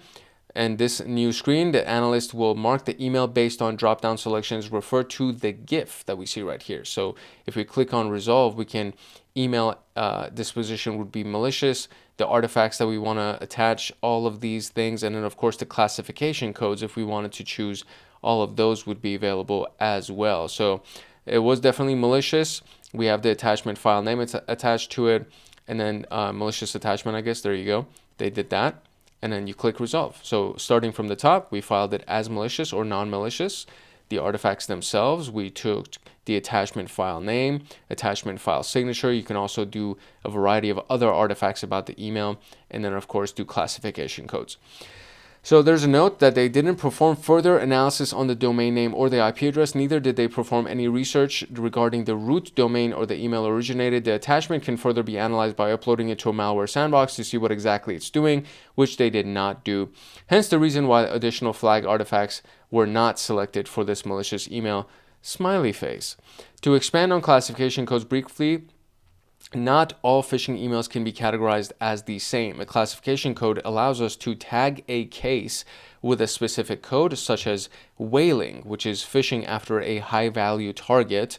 Not all phishing emails will target a high-value target, such as chief financial officer. So it may not necessarily be that all emails will fall under whaling, right? So I read a lot, and I read it very, very, very quickly. So looking at the strings output, what is the name of the exe file? So let's go over here in the strings output. Where is it? This thing right here. And I can't copy paste that. So what is it? Hashtag 454326 underscore PDF exe. So 454326. We're going to do hashtag 454326 underscore PDF dot exe. Boom. Come on. There we go. Excellent. All right. Let's now look at phishing case number 1. All right. For phishing case number 1, here's the scenario. We are a level 1 SOC analyst. Let me give you a hint, by the way. This is going to be pretty much the introduction of all the scenarios. Several suspicious emails have been forwarded to us from other coworkers. We must obtain details from each email for our team to implement the appropriate rules to prevent colleagues from receiving additional spam and phishing emails. So we're going to use the tools that are discussed throughout this room, or use our own resources to help us analyze each email header and email body. Deploy the machine attached to this task. It will be visible, I already did that. And so if you don't see a virtual machine, you got to click on this show split view. So this is what it's supposed to look like, right? I'm still kind of pretty zoomed in. So let me kind of zoom out, I guess, we'll go to the 100% view. This is what it's supposed to look like. But then there's this little button down here that says view in full screen. So I could just do that. And that's probably what I'm going to end up doing, just to make it a little bit easier on us. So that way we can look at the full view of this thing. Oh, this is the attack box. So I already launched the attack box previously. So this is separate from the attack box. This is a Windows machine that they did for us that we're going to be using. And so what is the actual email file itself? I think it's just the only one that's available, which is the, it says Phish3 case 1, this one right here. I think this is the actual email itself. So we could do a few different things to analyze it. So since I already have this, I wonder if I actually have access to internet on this machine. If I do, then I can just attach this file as an analysis and kind of go through it. And I really sincerely wonder how long it's going to take for Internet Explorer to launch. So that's another issue, is if Internet Explorer will actually launch on time, because I think this is a really old Windows machine that's on here, and it might not even have access to internet, which is oh, there we go, finally. So Internet Explorer launched. Let's see if we actually have internet. I mean, CyberChef loaded. So let me see if I can go to Talos, for example. Let's see if we can go to Talos Intelligence. Can we? Do we have access to the internet? Moment of truth. Okay, it's not loading, and I'm just going to chalk it up to the fact that we don't have internet. So we have CyberChef. That's nice. That's great. So then we can just go ahead and open up this email file, and this should open up inside of our email client here. This is going to take forever, you guys. I think the biggest part about this is for me to just wait for this thing to actually load. So I'm gonna wait until it loads. Okay, cool. So this is what loaded. Now what it seems to be is that we actually have the overall profile of what I think it's Outlook, or maybe Thunderbird is what it is.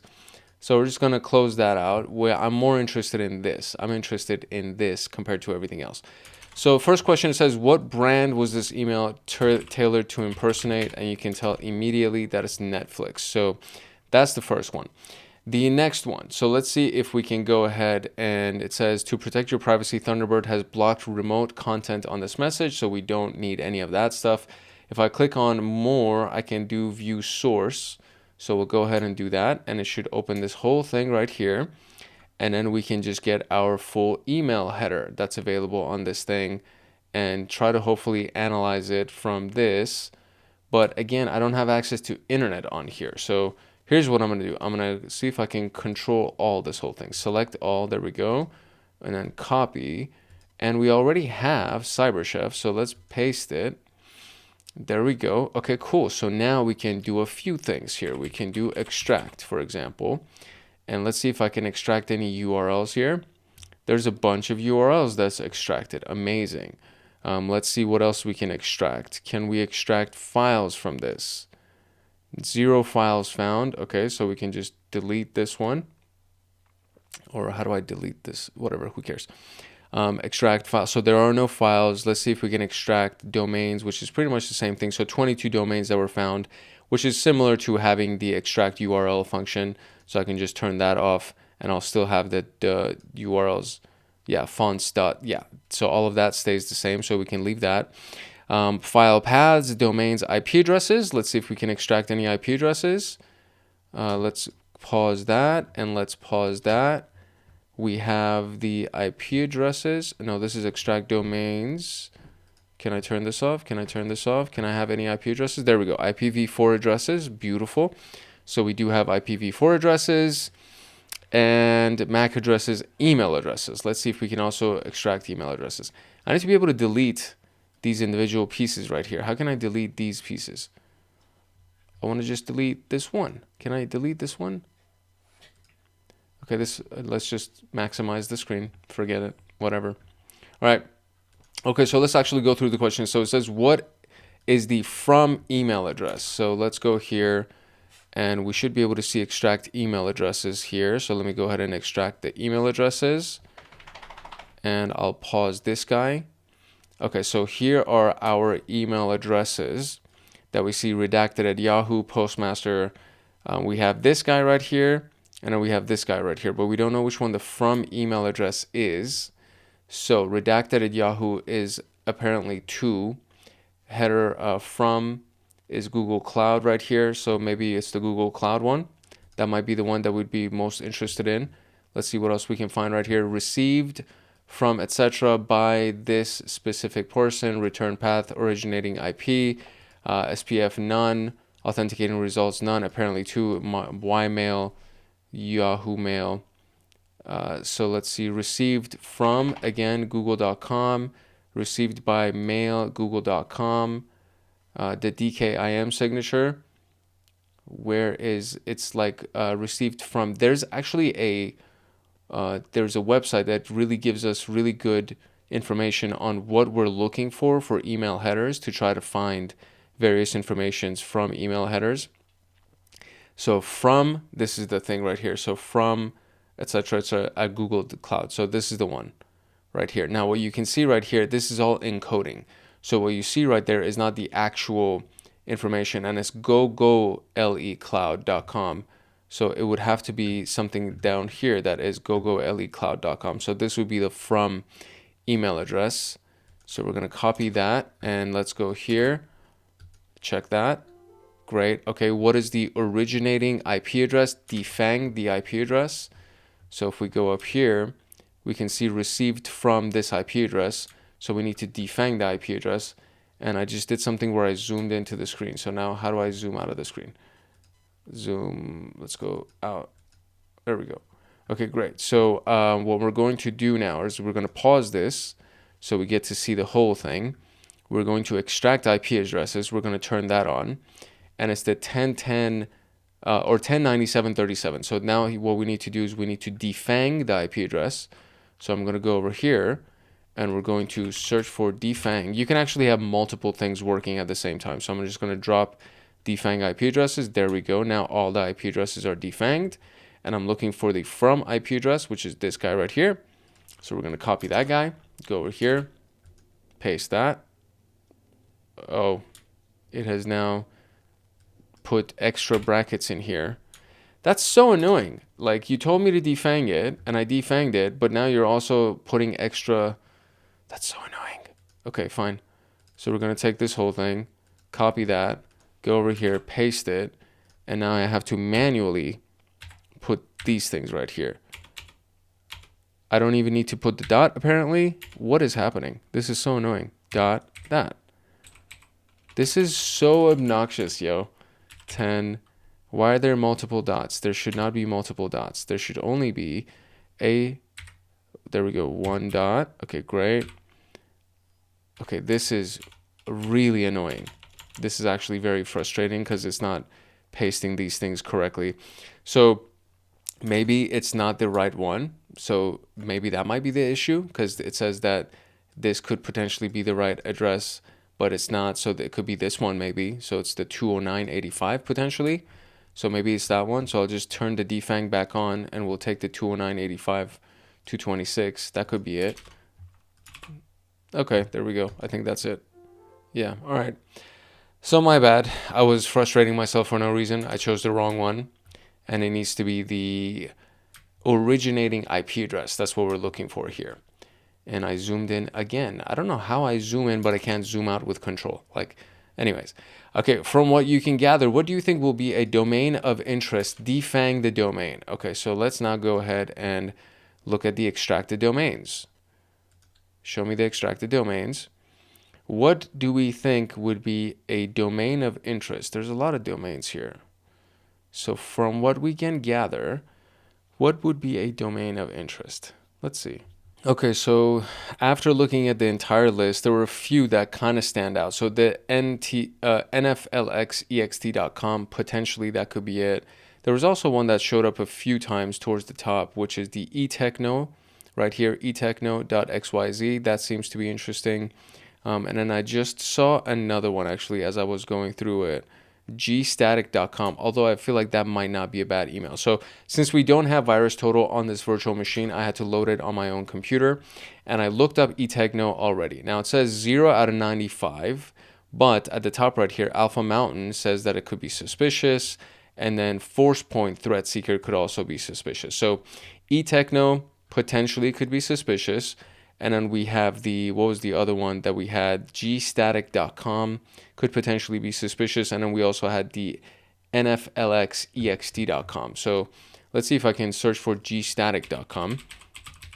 And that might not be malicious, but yeah, and this is completely ranked as clean across all of the, across the board. So, and then we have nflx, what was it? nflxext.com. This also, okay, so I would say that probably it's the etechno. Is that what it was? Yeah, etechno.xyz. So let's see. And we need to defang it. So etechno.xyz.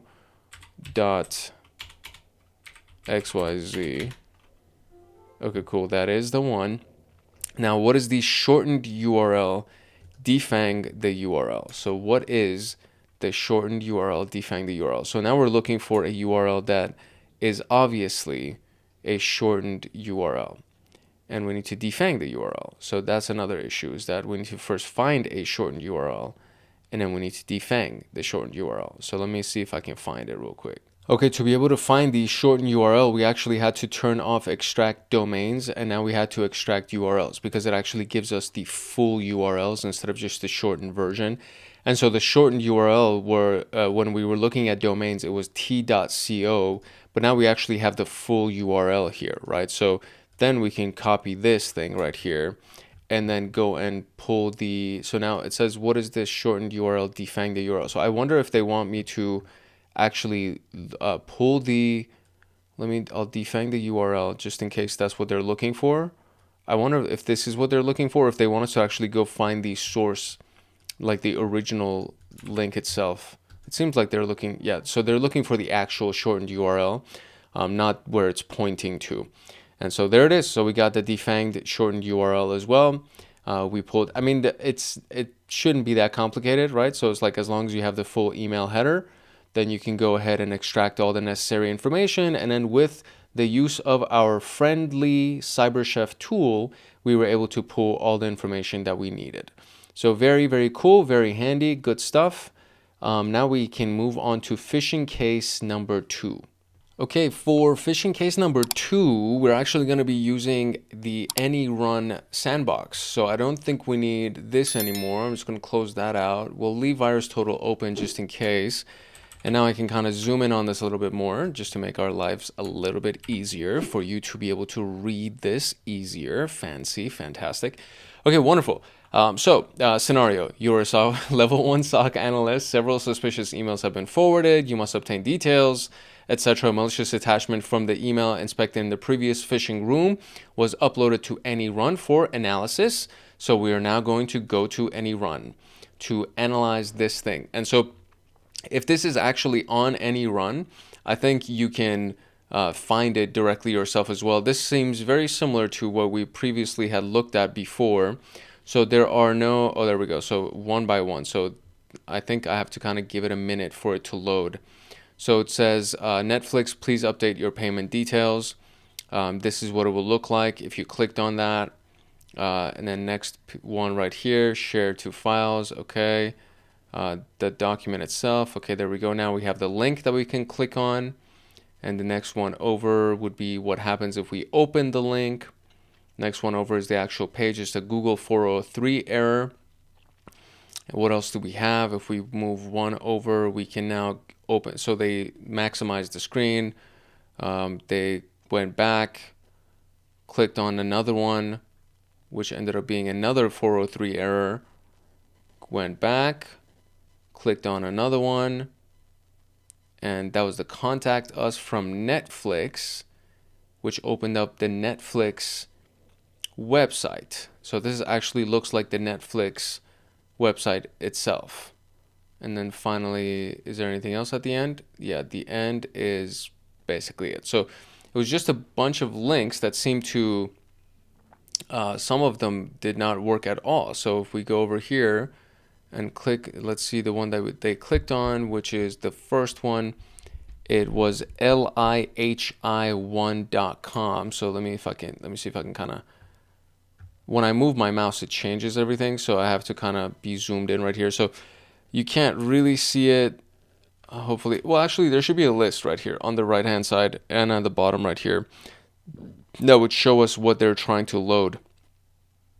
So all of that stuff, the connections or the DNS requests, we could actually go to, and we can potentially see what the things are that they're looking for right here. So you see lihi1.com is one of the ones that was trying to load, and then that showed up a few times, and then there was help Netflix right here, and then there was also help netflxext.com, all of these things. So these are the 20 various DNS requests that were detected, and then there was a network threat that was detected for the process name of svchost.exe, which I believe is what the link was trying to access. So TLS handshake failure, yeah. So that is the general gist of what happens and the various connection requests. So it looks like there were several connection requests that were trying to be done for the rdrcef.exe process.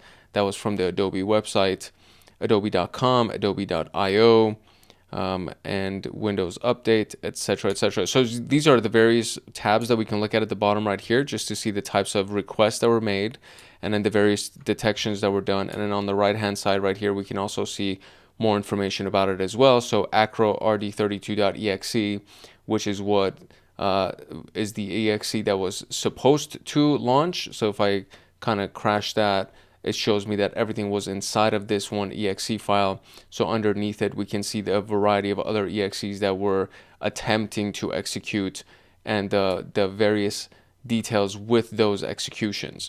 Or that sounds bad, with those files that were trying to be executed, I guess. I don't know. It all sounds bad. When you say execution like that, that sounds really bad.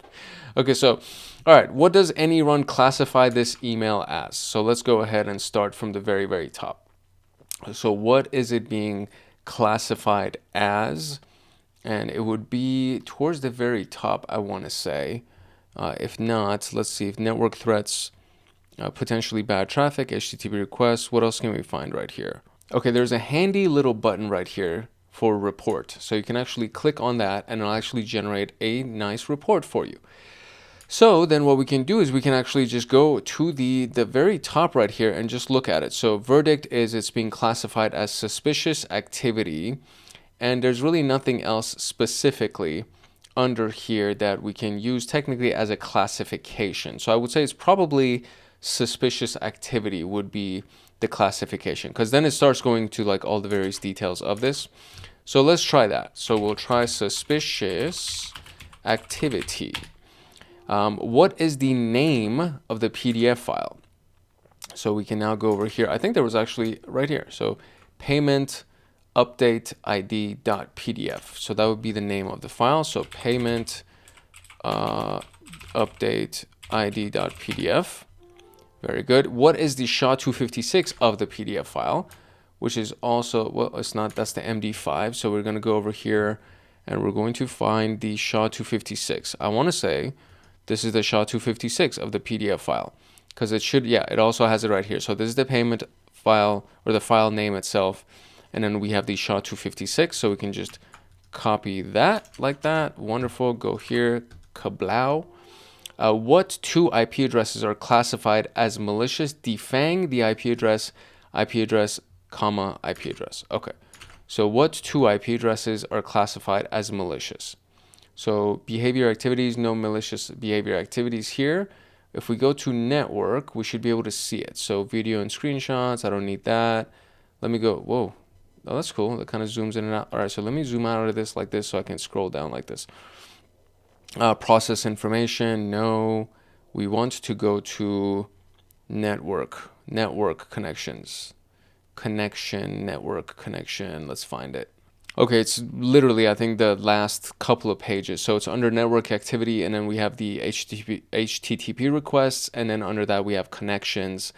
And then so under connections, and then we also have DNS requests that both show two malicious line items. So we have the 132 right here, and then we have the 443 right here. So technically this is actually ending in the port. So the IP address itself is this piece. That's the IP address.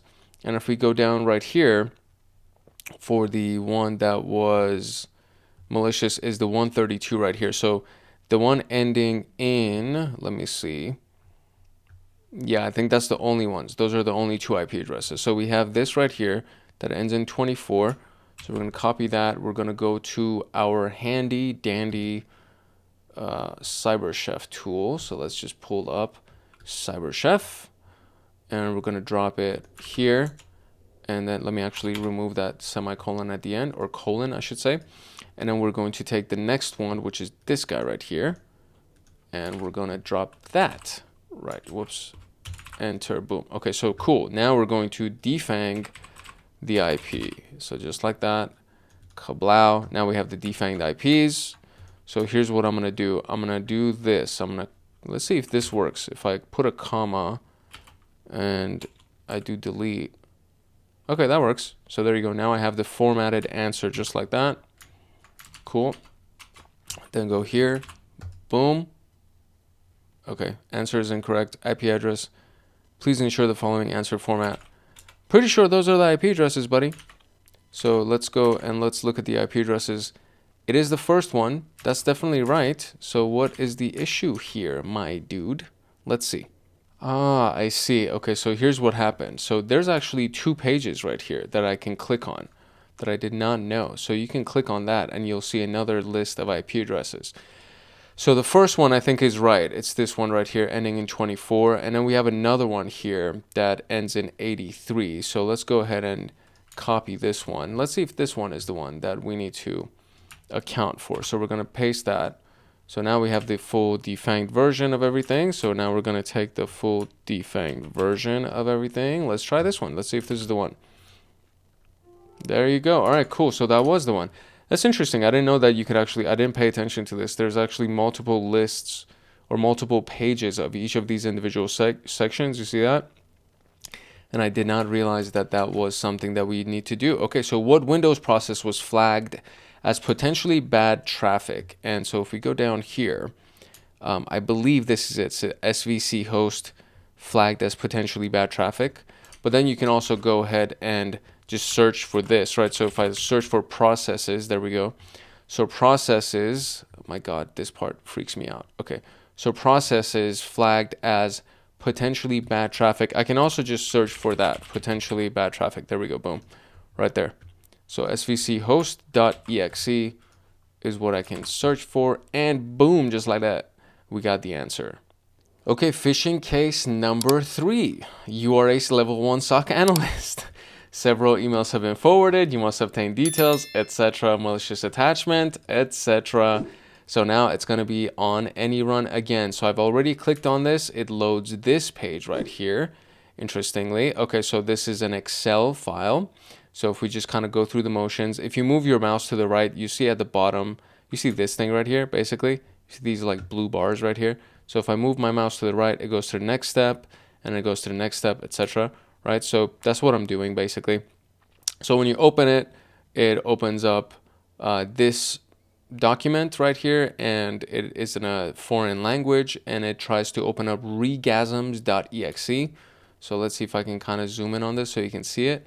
So regasms.exe is the file that is the payload that's trying to be opened. And then so they close it, they don't want to load it, and then they'll close that. And then we move to the rest of the file to see if we can find any other information about it. And it seems to be that it doesn't really show much else. So if we just go through the various points of this, let's see what else we can see. Doesn't seem to be anything else. So that's pretty much all we got. Okay, so that's it. So obviously we can go ahead and review the stuff down here. We can review the stuff over here. But there's a handy little button. So we're going to click on text report. It's going to open up a file. Wonderful. And now we get to actually do the analysis from this report that we got. Love this report. Okay, what is the analysis classified as? It is classified as malicious activity. So we're just going to take that and see if I can copy paste it. Boom. Okay, great. What is the name of the Excel file? It's this thing right here. We're going to copy that, and we're going to drag that and take that right there. What is the SHA-256 of the file? So we're going to copy that. You see how quick this is? Extract that like that. Very, very easy. All right. What domains are listed as malicious? Defang the URLs and submit the addresses in alphabetical order. So this could actually, we can go to, I think it was under domains or DNS requests. There you go right here. So DNS requests flagged as malicious. So there's supposed to be 3 of them. But under domain, so there's, I mean, what is it? We have biz9 holdings down here, and findresults.site. Oh no, I'm sorry.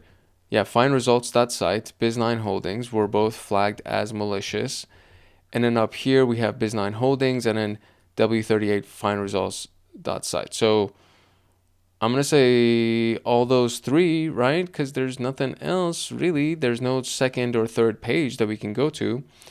So if we were to go in order, yeah, they're not including the wwws. So we're going to go and drop one here. So that would be biz9 holdings. We'll do a comma. And then the next one in line would be technically findresults.site. That would be marked as malicious. And then we'll do another comma, and then we'll do the ww38 version of it, which is pretty much the same thing. Boom. And then now we need to do defanged URL and drop that over here. And now we have defanged URLs wonderfully separated for us. And hopefully those are the alphabetical orders of things. That's it. There you go. Excellent. All right. What IP addresses are listed as malicious? Defanged IP addresses from lowest to highest, and then we have 3 IP addresses. So we're going to go to the connections. Is it under connections IP addresses? I think that's what it was, right? Under connections IP addresses. And then we also have these right here. So are they the same thing? So 5648, 82251, 242, 5648, 82251, 242. Okay, perfect. So these are the actual IP addresses that we have had flagged. So going from lowest to to high. I think 75 starts at lowest, right? I think 75 would be the lowest. So let's go over here. It's, oh man, I copied the wrong one. Okay, I'm just gonna close this. We're gonna go here. Let's try this one more time, buddy. We could do this. We can do this. This is not hard to do. We should be able to do this. There we go. Boom. Go back here. And then the next one would be 75 would go to 103. So that would be the next highest one.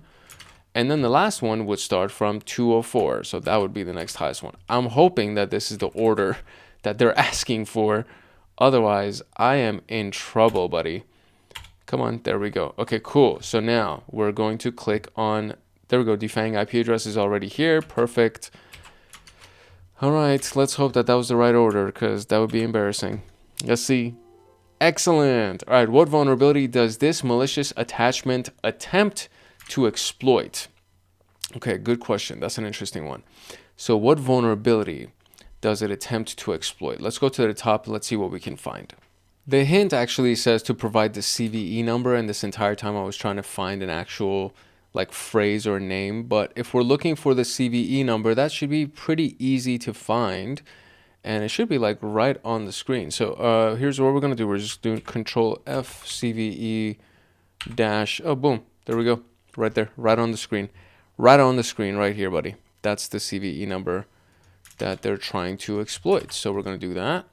Of course, that's the right answer. If we really wanted to do some extra homework, we can search Google for this CVE. Look at the NVD NIST page. And so it gives us right here, this CVE is not being prioritized for MVD enrichment prior to resource or other concerns. But so this is what we have, right? Microsoft Office 2007 Service Pack, 2010, 2013, 2016, allow the attacker to run arbitrary code in context of the current user by failing to properly handle objections in memory, aka Microsoft Office memory corruption vulnerability. There we go. Base score is 7.8, which is pretty high. It also gives us the CVSS scores, etc., etc. So you can read a lot about these things, and this is the CVSS 3.1 version right here. So you can actually see there are different versions of CVSS. So for version 2.0, it was ranked as 9.3, which is very high.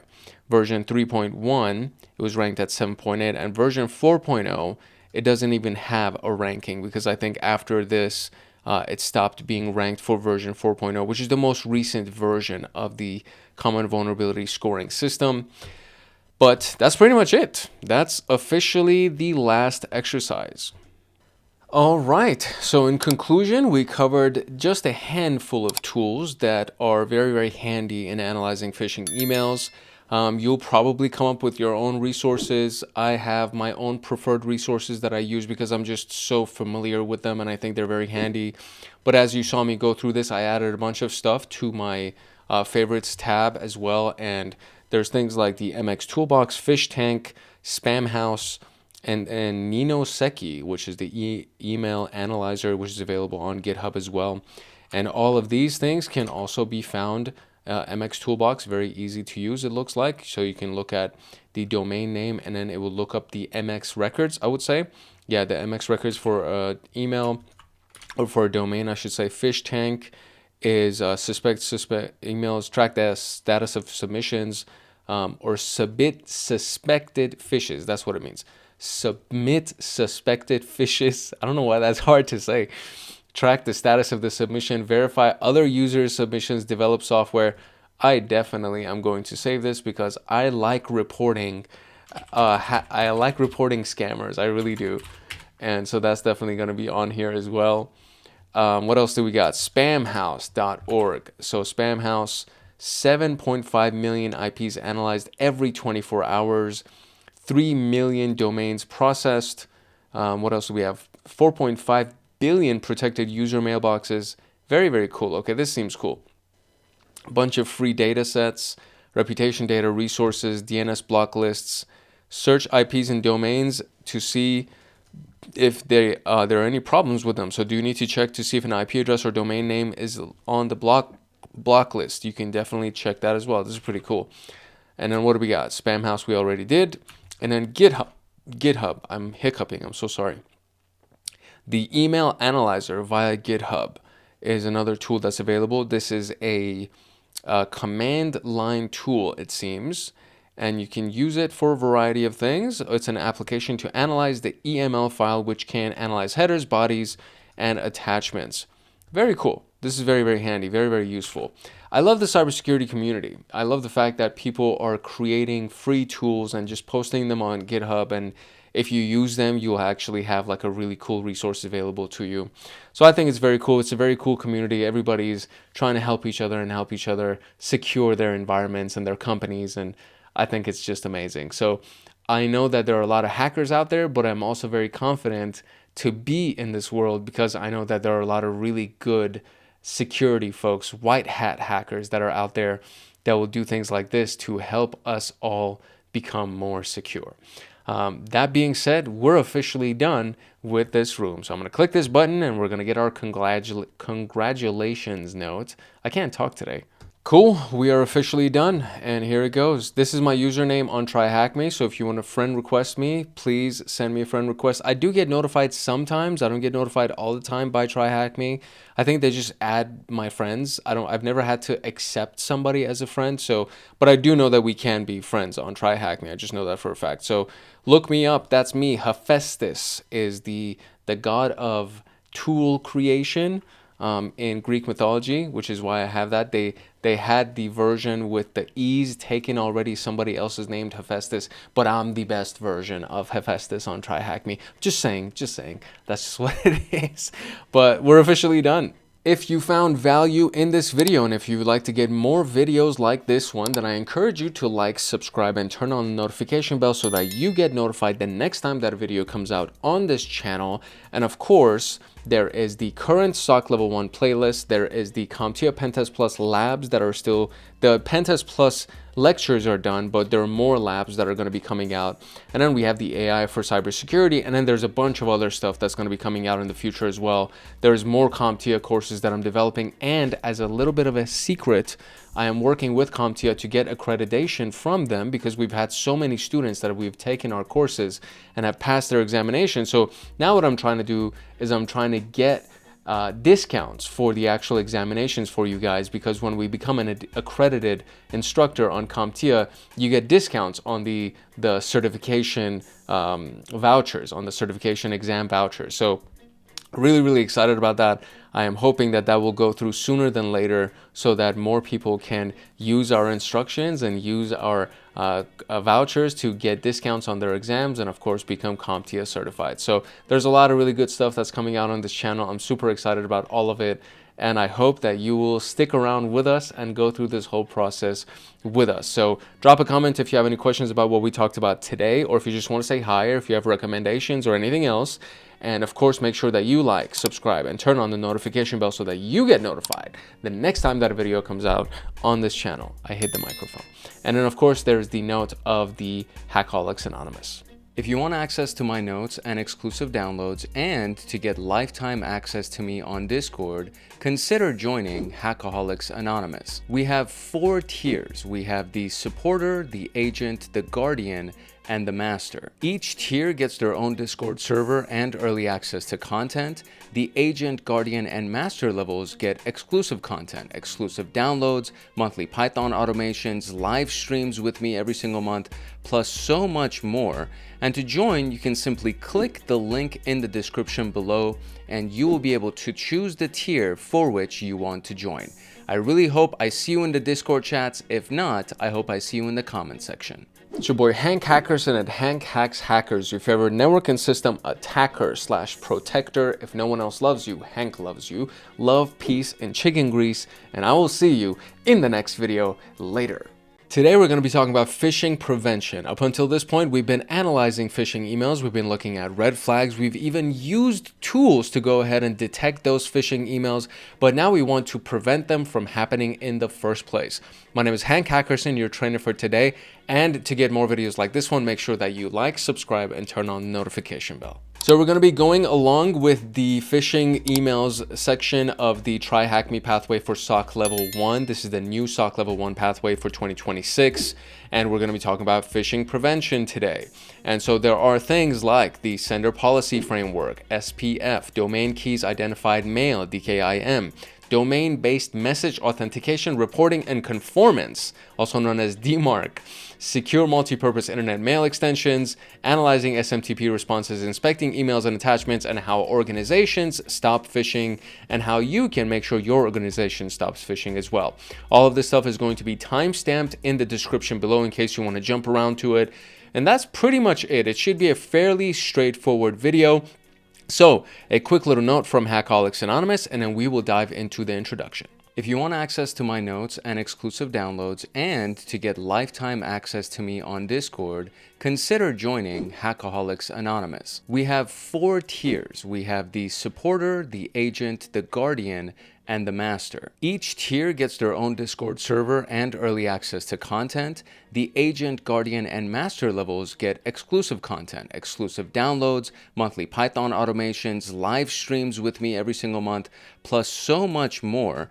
And to join, you can simply click the link in the description below and you will be able to choose the tier for which you want to join. I really hope I see you in the Discord chats. If not, I hope I see you in the comment section. So it says remains as one of the most common and effective ways for attackers, but in my opinion, I think it is the most used method for attackers to get into a network or a business or a system or anything like that, because typically, as long as you maintain updated systems, as long as you patch your systems, it's very difficult for hackers to actually get into your system. So the only way that they can really get in is through either phishing or some kind of social engineering, which is essentially hacking the human element of enterprise security or security at large. So phishing specifically goes through, email and text messages, which is smishing, and then vishing, which is through voice or phone calls or something like that. And that all falls under phishing. And then we have social engineering, which is, if I drop a USB drive inside of the parking lot of a company, just out of curiosity, somebody might pick up that USB drive and plug it into their work computer, which would then let me get into their computer. And then from there, I can get into their network. But that technically falls under social engineering, which is the overall concept of just taking advantage of the human being. So phishing and social engineering will be probably the most important avenue, the most attack vector, or the most important attack vector that's used inside of hacking. And that is probably the biggest thing that we have to account for as security engineers and security analysts and people who are working on the security team of a given company. The main reason, again, is because they're taking advantage of the weakest element, which is the human being. Now, in the MITRE ATT&CK framework, there is something called phishing for information, which is one of the techniques under enterprise, which is a very great way of getting reconnaissance done. So reconnaissance is when you're trying to gather information, right? And under reconnaissance, there's phishing for information. So for example, spear phishing services, attachments, links, and voice. And so there's a lot of really great information in here. There's a lot of examples of actual attempts and campaigns that this has been used for, as well as mitigations and detection strategies and all that good stuff. So there's a lot of good information on MITRE, as you already should know by now. But in this room, we're going to be talking about the various security measures that we can implement to prevent, detect, and mitigate phishing threats. And the objectives here are to first understand the core email security controls, like we talked about, the analyzing of the SMTP network traffic and email content, and exploring anti-phishing protection measures. Optional prerequisites would be to cover phishing, again, to gain overview of phishing campaigns and to check out the phishing analysis fundamentals. So up first, we have the SPF, the Sender Policy Framework, not to be confused with Sunblock. So DMARCian, that's how I pronounce it. I don't know how you're going to pronounce it, DMARCian or DMARCian, whatever. I think it's DMARCian. DMARCian is a platform dedicated to helping organizations protect email domains from phishing. And it defines the Sender Policy Framework as follows. So we have the SPF, Sender Policy Framework, is used to authenticate the sender of an email with an SPF record in place. And honestly, the rest of it is kind of irrelevant because that's basically its purpose, right? SPF is used to authenticate the sender of an email. So with SPF in place, when you actually activate SPF or have an SPF record, the ISPs, the internet service providers, can verify that a mail server is authorized to send email for a specific domain. An SPF record is a DNS text record containing a list of the IP addresses that are allowed to send email on behalf of your domain. So to make this a little bit simpler, there's a diagram, right? Diagrams are always better. So, okay, so the sender, you or, somebody who's trying to send you something, they'll send an email. Now, the sending organization's email server is where it goes first. So it goes from your computer to the sending email server, okay? And then email transfer, and it goes to the recipient's email server.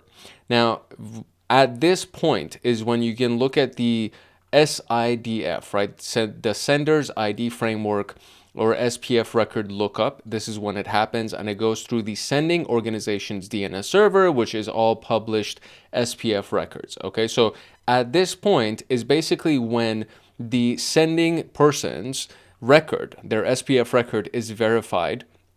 And then if it is verified, then it goes to the reputational database, and then from there it's actually sent to the recipient's inbox. If it's not verified, it's rejected and it's emailed as spam, right? It's technically, I think it would be received on this side. It would just go into their spam folder instead of going to their actual inbox folder. So it'll still be sent. It just won't go to their legitimate email folder, their inbox folder. So you send it. It goes through your email server, goes to the recipient's email server. At this point, it gets verified. The record, the SPF record, gets verified. And if it is verified to be authenticated, or if it's verified to be legitimate, then it's actually gone through the reputational database and sent to the recipient's inbox. If it's not verified or authenticated, then it goes into the spam folder. So that's basically what that whole diagram looks like for this conversation right here, for that paragraph, right? So when an email is sent, the receiving email server checks the domain's SPF record to verify whether the sending server is authorized to send messages, and then the delivery of that email is based on the result of that record verification. So if it's passed, neutral, or none, it'll be accepted, meaning allowed and processed to the email. If there's a soft fail or a permanent error, then it's flagged and marked as suspicious, but it's still allowed. If it's failed or there's a temporary error, then it's rejected and immediately discarded or sent to the spam trash folder. The SPF records. So a sample SPF record can look like this. So V equals SPF1, IP4 is this, includes spfgoogle.com, all, right? So V equals SPF1 signifies the start of the SPF record. IP4 is the actual IP address that can send the mail. In this particular case, it's IP4. And just to be clear, this is the loopback or the local IP address. So everybody on their own computer has this record. So if I were to do an ifconfig on my computer right now, it would show this. And then if you were to do an ifconfig on your computer, or an ipconfig if you have a Windows computer, it would also show you this as your local loopback. It's known as the LO. So it'll be LO:, and then it'll give you this IP address. So this doesn't actually mean the IP address of your mail server or anything like that. This is just the local IP address. Then the include spf.google.com specifies which domain can send the email, which in this case is Google, so Gmail. And then -all is non-authorized emails will be rejected, okay? So this is what a normal SPF record will look like. Then we have the tools. So the SPF Surveyor tool from DMARC enables us to gain a visual look at DNS records. It also helps ensure the record uses the correct syntax. So if we look at TryHackMe's SPF record, for example, this is what we would see. So V SPF1, that's when it starts the record, includes Google, includes email.chargebee.com, includes this specific HubSpot email.net, and then all. Right? So these are all of the addresses, I guess we can say, that are included, the SPF addresses that are included, and then all meaning that we want it to do what? Non-authorized emails will be rejected. Okay? So we can look at this a little bit further, where it says, you would notice that no IP addresses are visibly present in the main record, but 3 domains are listed. In this case, all IP addresses authorized by these domains will be recognized as legitimate senders. So SPF Google, ChargeBee, and HubSpot email will all, whatever IP addresses are associated with these, because they can change and they usually do change for security purposes. So whatever addresses would be associated with these domains would be then allowed to go through.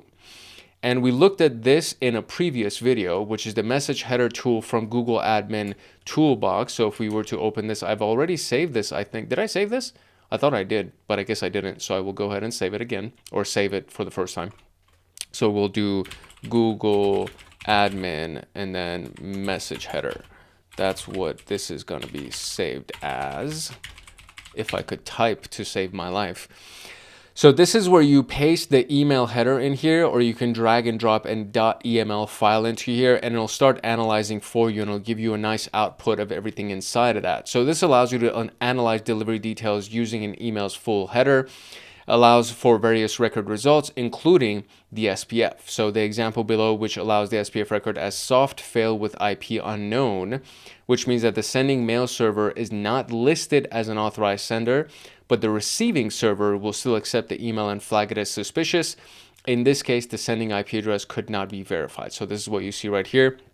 And then at the bottom, the SPF is soft fail with IP unknown, which basically points to this entire explanation that we just went through.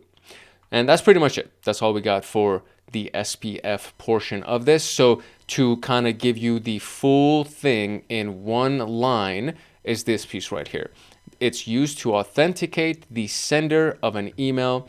If there is an SPF record, your ISP can verify that a mail server is authorized to send email for a specific domain. So for example, Google or HubSpot mail, right? An SPF record is a DNS text record containing a list of the IP addresses that are allowed to send email on behalf of your domain.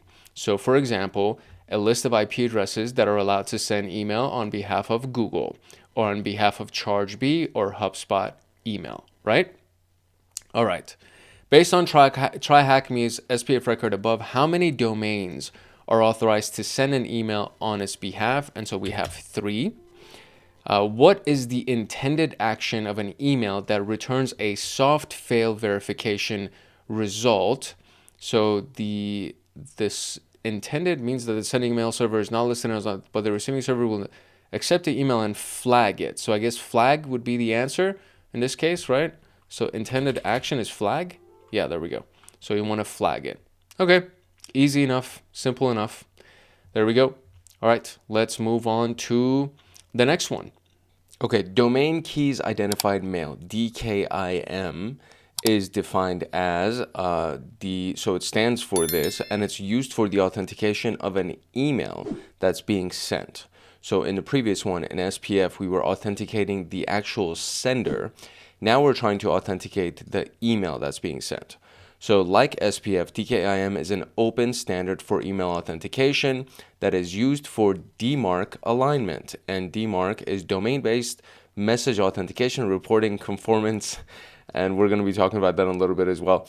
A DKIM record exists in the DNS, but it is more complex than the SPF. A DKIM's advantage is that it can survive forwarding, which makes it superior to SPF and a foundation for securing your email. So when you forward an email to somebody, or when you forward a chain of emails to somebody, this is where DKIM shines.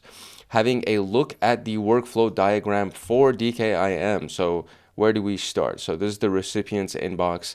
It doesn't show the sender's inbox or anything like that. But so there's the private DKIM key that's been signed. There's the public DKIM key. The public key goes to the DNS server.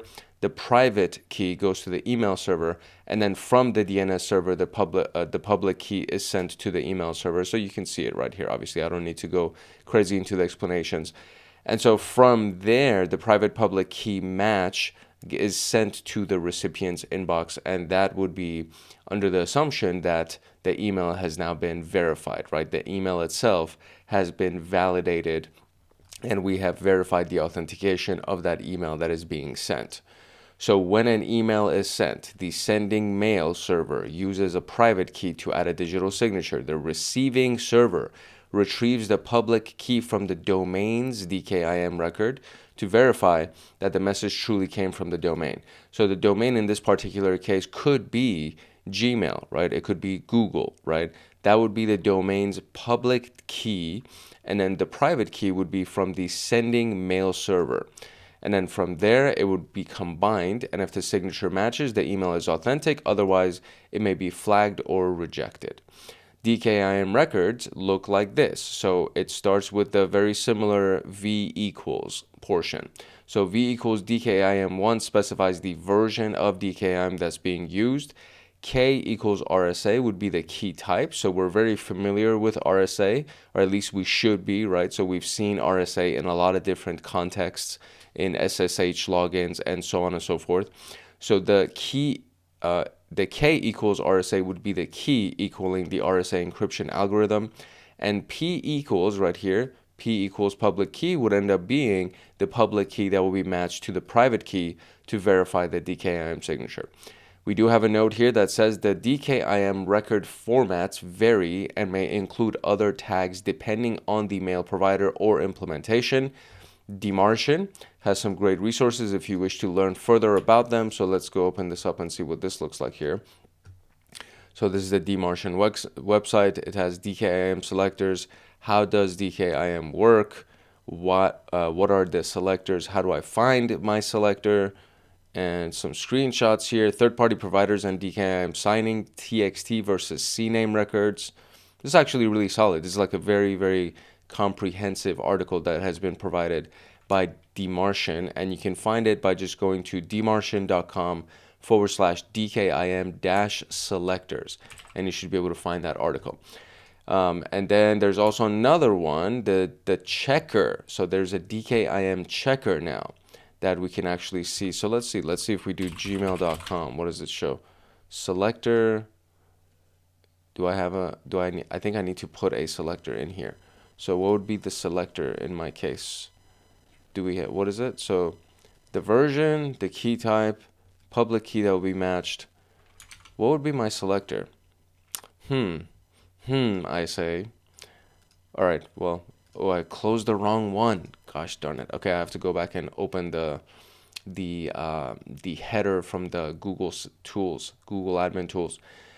Okay, anyway, so that's the DKIM inspector, and we have the DKIM validator as well, also provided by DMARC. Both of those are also available. So if you wanted the direct links to these, so let's see what this one is. Oh, look at that. It says dmarcian.com/DKIM-inspector. That's the link for this one. And then /DKIM-validator would be the link to the validator. Okay, the sample spam email header. So this is the image that we see right here for the spam email header. It's a snippet of an email header that was marked as spam with a DKIM result of perm error, indicating a permanent failure in DKIM verification. I'm just going to start calling this DKIM. I think it's a little bit easier. This could be the result of an invalid signature, a missing or incorrect DNS record, a forwarding server making a modification, or a misconfiguration in the DKIM setup.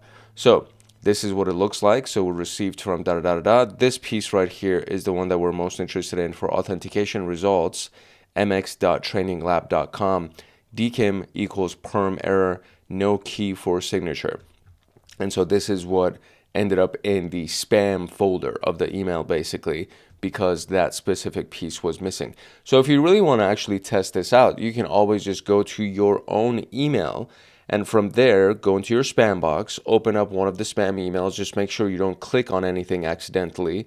And when you open up the spam email, look at the source code of that spam, and then see if you can find the authentication results right here, and then see what the DKIM stands, or what the DKIM value actually is. All right, question. Based on the sample header above, what is the reason for the perm error? And it says no key for signature. That would be the reason. No key for signature. Okay, perfect. All right, this one, DMARC, domain-based message authentication, reporting, and conformance. DMARC. This one is a little bit, the acronym is a little bit easier. All right, so this is what it is defined as. So an open source standard, just like the other ones, uses a concept called alignment to tie the result of two other open source standards. For example, SPF, which is published list of servers, and then DKIM, a tamper-evident domain seal associated with a piece of email, to the content of an email. So DMARC basically aligns the tying of these two other open source standards, SPF and then DKIM. This means that DMARC ensures the sender's domain matches the domains verified by SPF and DKIM. If the alignment fails, DMARC instructs the recipient server on how to handle the email based on a policy specified in the record. DMARC records look like this. So V equals DMARC1, so the version of DMARC that's being used. P equals quarantine, the DMARC policy. Quarantine means move to the spam folder. And RUA or RUA equals mail to, and then we have the postmaster@website.com, which is an optional tag in this case. Aggregate reports will be sent to the email specified. So going to the postmaster@website.com, assuming that the website that you're sending it to has a postmaster email even dedicated. So this is an optional tag, as they mentioned right here. So some further reading about DMARC records would be available at this link, which is DMARCian. Okay, amazing. And so it is what is a DMARC record separated by dashes, as you can see right here. And then that would be the article that's provided to you right here. And this one is a little bit of a shorter article, and you'll be able to see almost pretty much what we actually just saw right here. So it breaks down the version of this, or not, like the actual line that would represent this inside of the source code. And then from here, you would see a sample of it as well.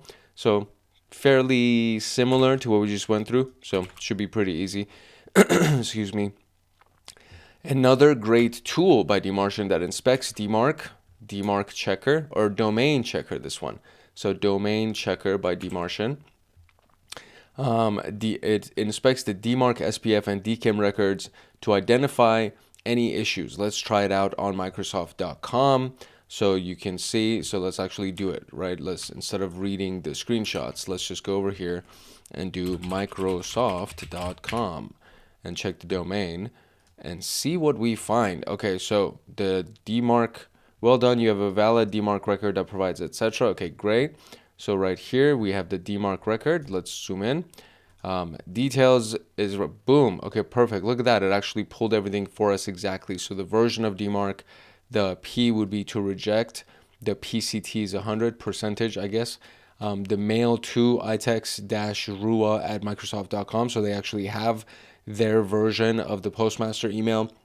And then RUF equals mail to yada, yada, yada. So this is actually something that we probably should read the documentation for, because hopefully they'll actually show it to us.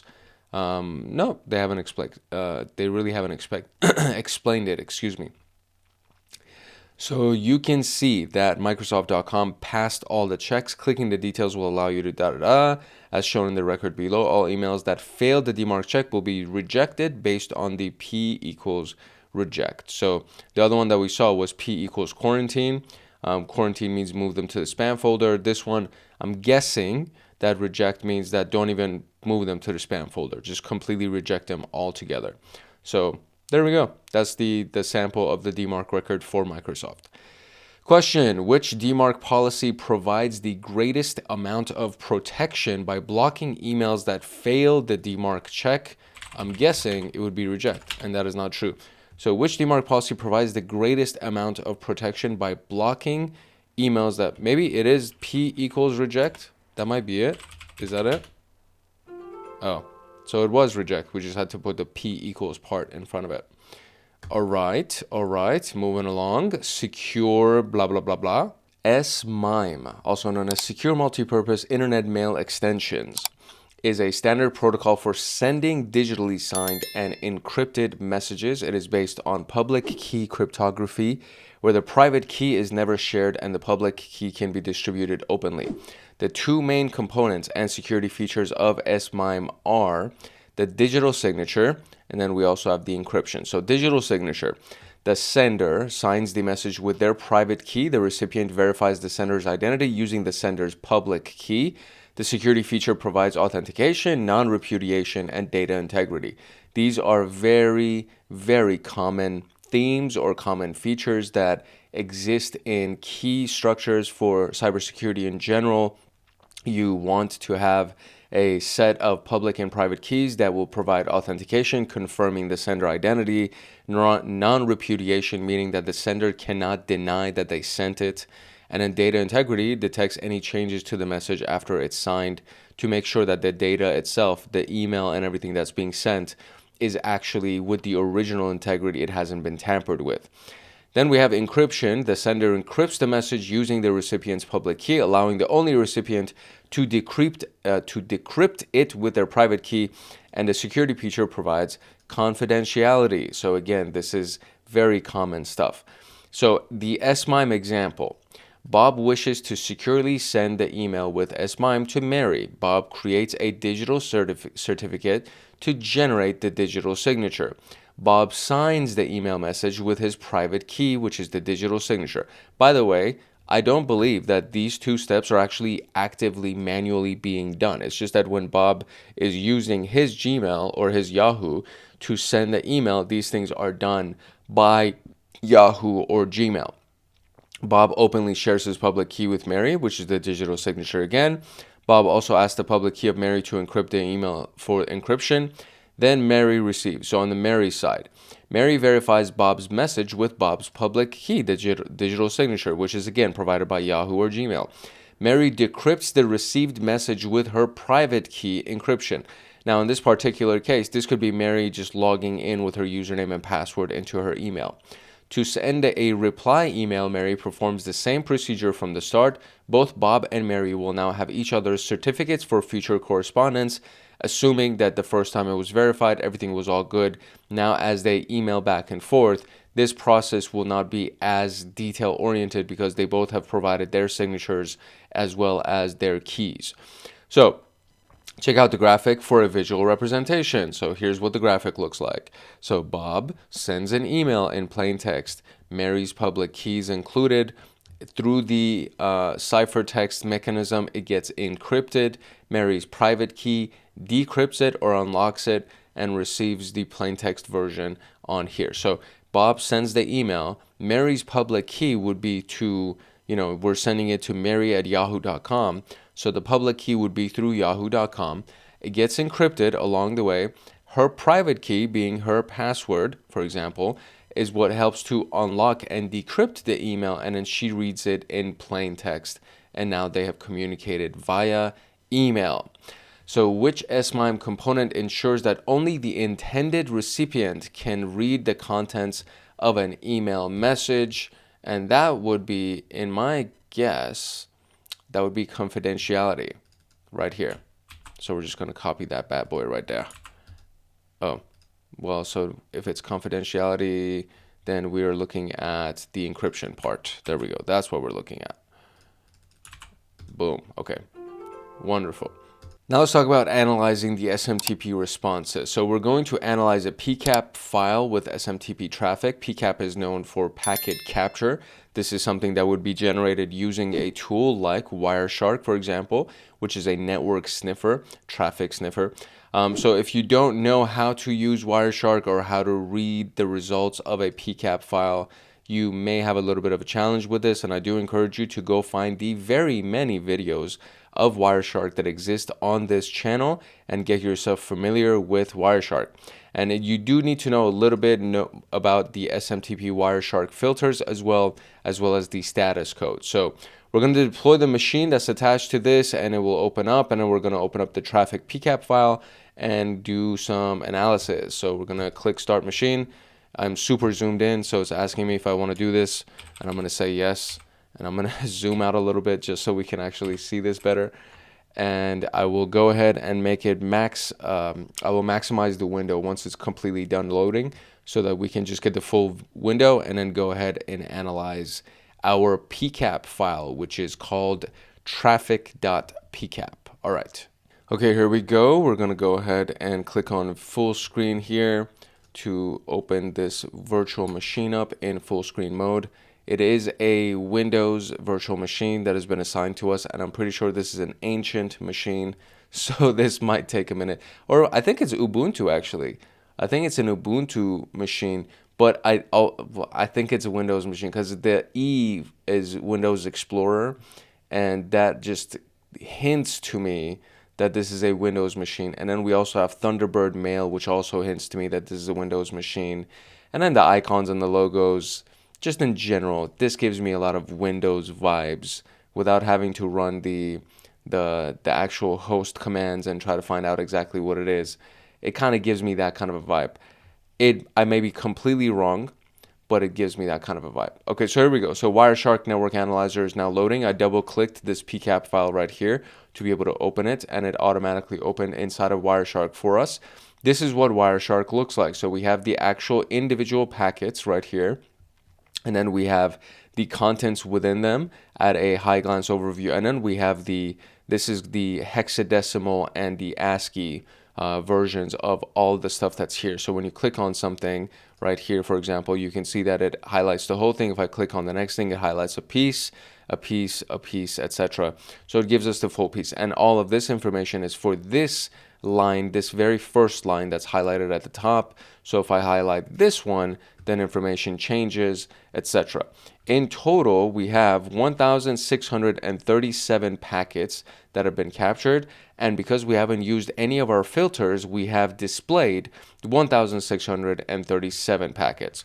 If we go over here underneath the protocol line, we can see that it reads TCP, then we see DNS, and then TCP, and then we also see SMTP in here somewhere. So if I just want to see the SMTP stuff, if I just type in SMTP in the search right here, this is one of the display filters. And then when you see that it's actually highlighted green, that means that we're good to go. So if I just press enter now, it will only show me all of the SMTP packets. And now from the 1,637, I only see 512 packets that have been captured. So, okay, solid. So far, so good. So now, let's see what the question is over here. It says, which Wireshark filter can you use to narrow down your results based on SMTP response codes? So we can go, let me zoom back out here.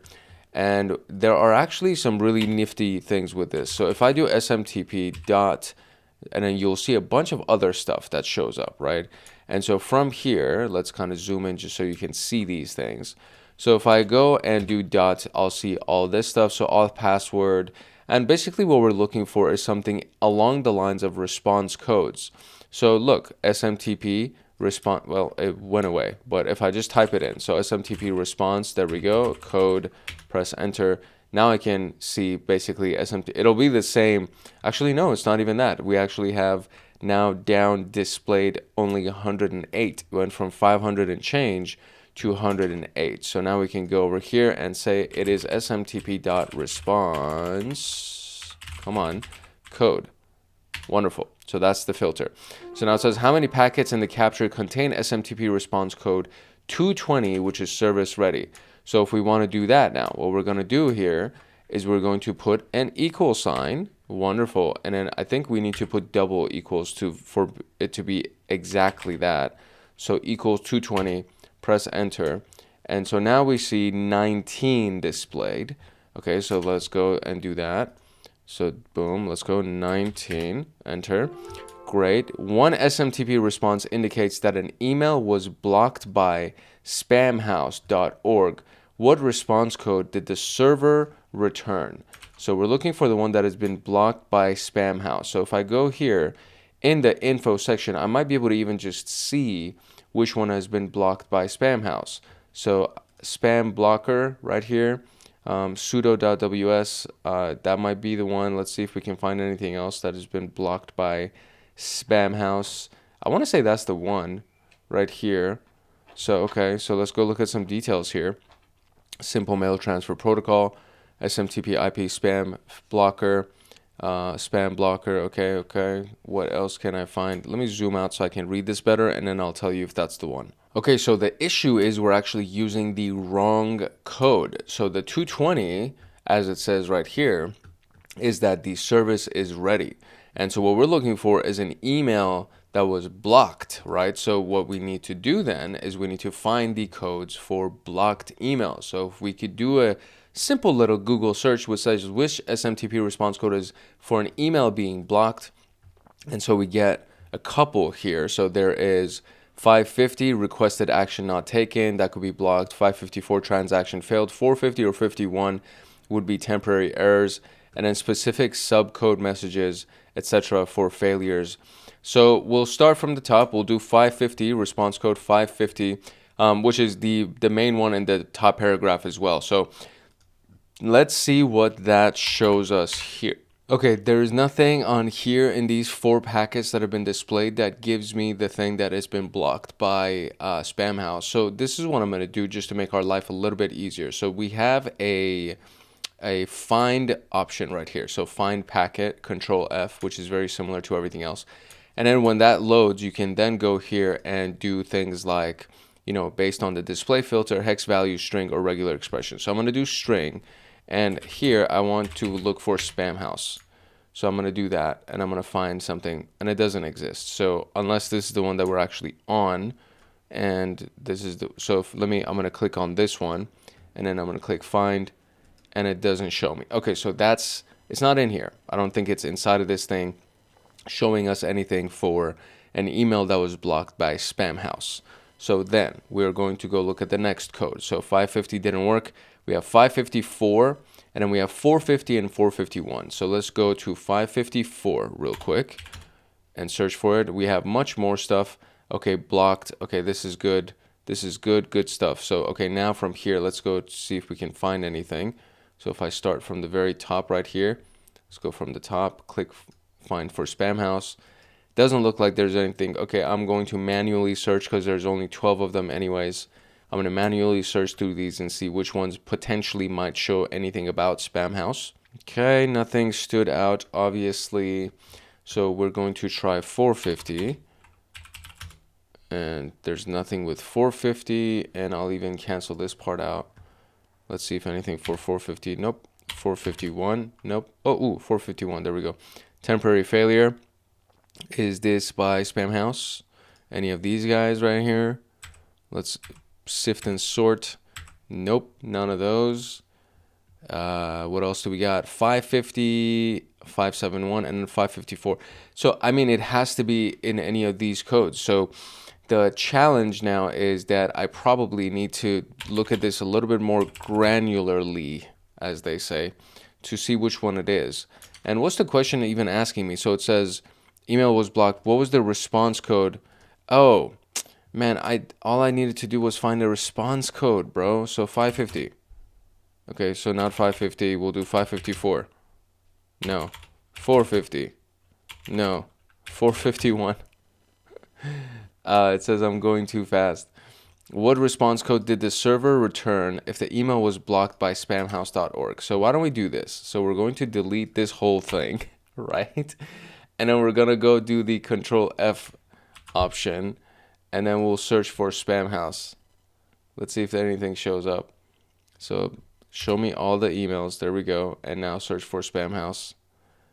Okay, look at that. 140 or 553. Email blocked using Spamhaus. That's all I had to do this entire time. I took such a long approach. I'm so sorry about that. I feel like I drug you along. Well, I mean, at least you know now what not to do, I guess. But we could have literally just done a Control F and looked for Spamhaus, and we would have found the code 553 5.3.0 email blocked using spamhaus.org. Oh my gosh, I feel silly. Okay, so 553 is the code. Hey, buddy. All right. Based on the packet from the previous question, what is the full response code message? So we want the full response code message. Response code message is right here. So we got to take that whole thing. I wonder if I could just copy the value of this. Let's see. Copy value. Okay, copy value. Paste. Nope. Paste. That's not it. Is that really not it? Is that what it's saying for the copy of the value? Okay, I'm just going to type this in then.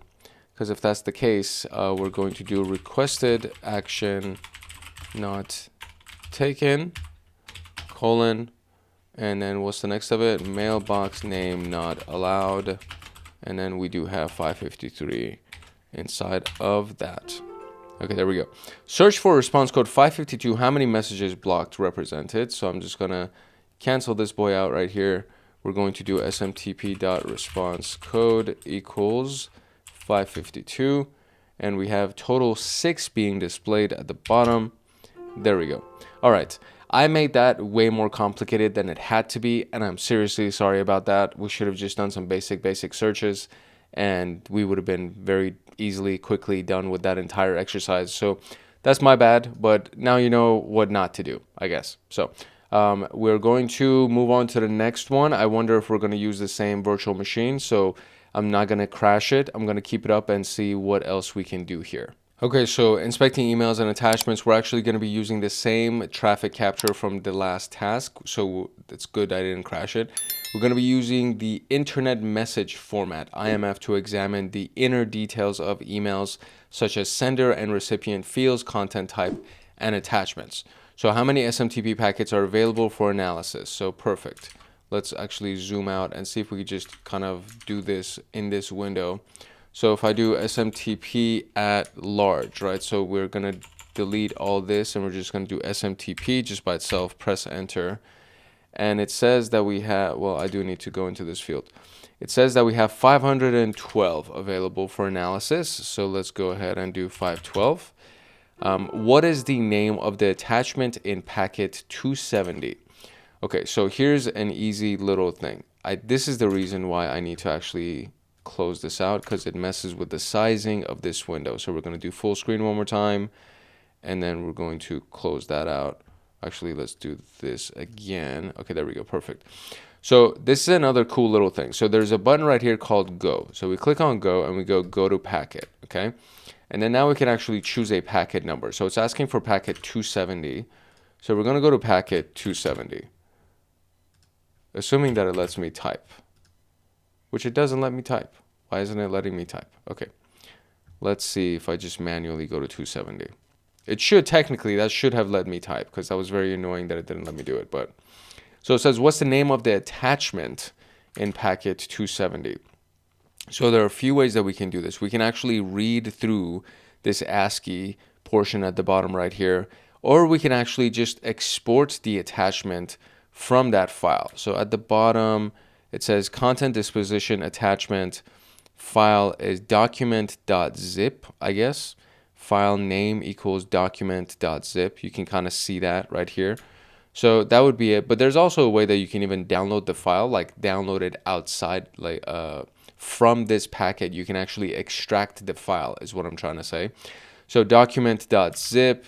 So let's go over here and we'll just do this, and let's do document.zip. Okay. According to the message in packet 270, which host IP address is not responding, making the message undeliverable? So now we're going to go into these packet details here. So it says, what is it? It says which host IP is not responding, making the message undeliverable. Okay, let's see. All right, so it is inside of the actual contents. So it's the very right here, line-based text data. So right here, you see that. So it says 49 lines. So if we expand that, we can just scroll and read through the error message. And so it says your message was not delivered within 5 days. The host 212, 253, 25, 152 is not responding. So 212, 253, 25, 152. 212, 253, 25, 152. All right. By filtering for IMF, which email client was used to send the message containing the attachment, attachment.scr. So we're going to do this. I'm going to do IMF just like that, and it'll filter for IMF. There we go. We only have what? 7 packets displayed, and we can even do, I'm going to try right here. I'm going to do a little find here and see if I can do attachment.scr. Can I find that in there anywhere? Nope. Okay. All right. I had to try. So, okay. So the question is, which email client was used to send message containing attachment SCR. So let's first find attachment SCR, and then from there we'll see what email client was used to find it. Okay, so if we expand it, it's the third packet right here when we have the filter IMF on.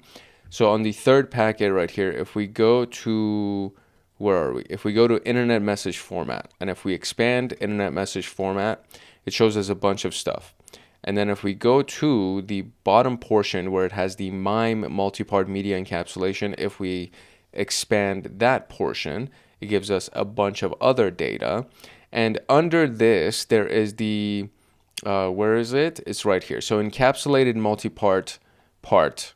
So there's two of them. So encapsulated multi-part part here. So that one is irrelevant to us. And then there's a second one, encapsulated multi-part part. And then under the content disposition attachment, there's a file name called attachment.scr. So this is the one that we're looking for. So now the answer or the question is asking, what is the email client that was used to send this? And so we have, what do we have? We have, it was in there somewhere. Oh, Microsoft Outlook Express, I believe that's the one. So Xmailer could be Microsoft Outlook Express. It could also be mozilla.org, but I think it's Outlook that they're looking for. So which email client, blah, blah, blah, and it's asking for this whole thing. So I think it's this full line right here. This piece, this full thing right here is what they're looking for. So let me see if I can copy this. The last time that I tried to copy it, it didn't work. So all visible items, all visible selected tree items, description, field name, value, copy. I'm going to do value one more time. Let's see if this works. Okay, boom, there you go. Nice. Cool. Which type of encoding is used for this potentially malicious attachment? So again, we're just going to go through this data over here and find the type of encoding that's been used. Now right here, you see content transfer encoding base 64. That could be the one that we're looking for. And I want to say that is the one that we're looking for because it's actually in the encapsulated multi-part part that has to do with the attachment. So we're going to do base 64, and that would be it. Perfect. There you go. Just like that. So this one was a little bit more straightforward because I didn't go down a bunch of different rabbit holes. So we were able to figure that out. Now we're going to move on to how organizations stop phishing, which I don't think has anything to do with the virtual machine now, because this is just kind of like best practices. So we're going to say goodbye to our virtual machine, close that bad boy out, and crash it right here as well. And all right, let's move to how organizations stop phishing. So these are really just some best practices for how you can enhance email security and reduce phishing risks. Okay, so we've kind of touched on these throughout the series so far. There's so many different things that can be done. There are AI tools that can be integrated. I don't want to kind of take the steam away from this section, but there are so many different ways that you can actually increase security for emails and reduce phishing risks. So technical defenses, right? So modern email systems employ various technical controls. Email filtering could be one of them, secure email gateways, link rewriting, sandboxing, all of these things could be done very well. So if I click on one of them, then we get to spamhouse.org, and it gives us this page. I don't even know what this is. So email filtering, I guess it's supposed to take me to the email filtering article, I guess, but it's just showing me all the articles that they have over here. So if we go over here maybe and see if we can search, nope. So what is this? Stay up to date with IP domain reputation management using these best practices, how-to guides, and report. Okay, so literally it's taking us to the page with all of their articles, which isn't really helping us because I want to be able to search. So let's see if we search for here and do email filtering maybe. And okay, ebook, getting the most from email filtering. All right, so yeah. So it basically just gave us the link to Spamhaus. Secure email gateways is now giving us the link to Cloudflare. And this one actually goes to the direct article for secure email gateway. So that's nice. The next one is link rewriting. This takes us to Microsoft for safe links in Microsoft Defender for Office 365. So this is an actual article from Microsoft Learn. And then we have sandboxing, which takes us to also Microsoft Learn. Safe attachments in Microsoft Defender for Office 365. So just to kind of break it down, email filtering provides filtering based on IP and domain reputation, allowing for blocking or quarantining of suspicious messages. SEGs, also known as email gateways, scan messages to detect impersonation attempts, spoofing, and other phishing techniques that other filters might miss. Link rewriting replaces suspicious or unknown URLs with safe, redirected ones, giving the system time to scan and verify the link. This is something that we do regularly with every single link that comes through our corporate email at the job that I have.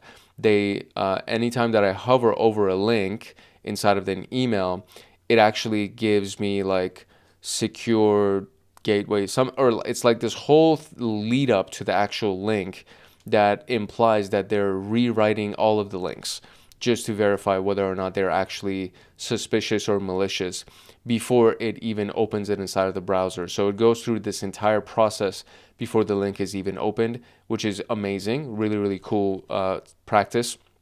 And then, of course, sandboxing isolates and tests suspicious links or attachments in a secure virtual environment to check for malicious behavior.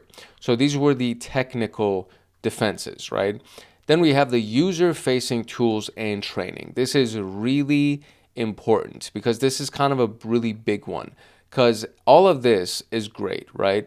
But there could be a social engineering campaign being done against one of your employees. And this person, this employee met with a client. They think they're talking to a potential prospect, right?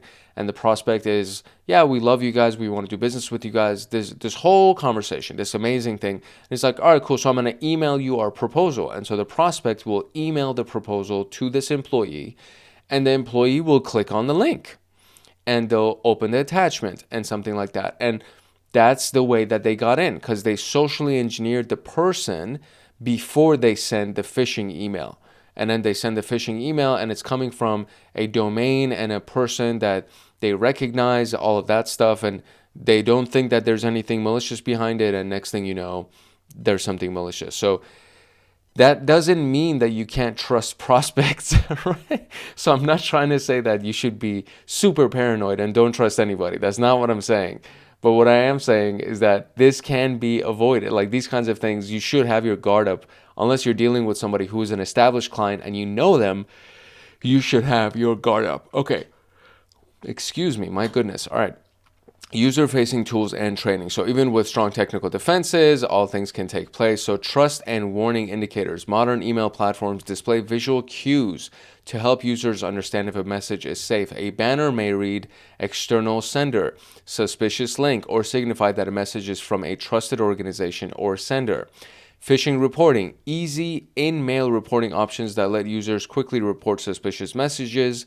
User awareness training, this is really important. So train employees on identifying phishing attempts, social engineering tactics, and safe email practices. And phishing simulation exercises, which we do regularly in our company as well. So all of these things can help the individual employees inside of your company who don't have a security background, right? Who don't know any of this stuff, but you want them to be trained and prepared, right? So this is a sample email. So oops, you clicked on a simulated phishing test.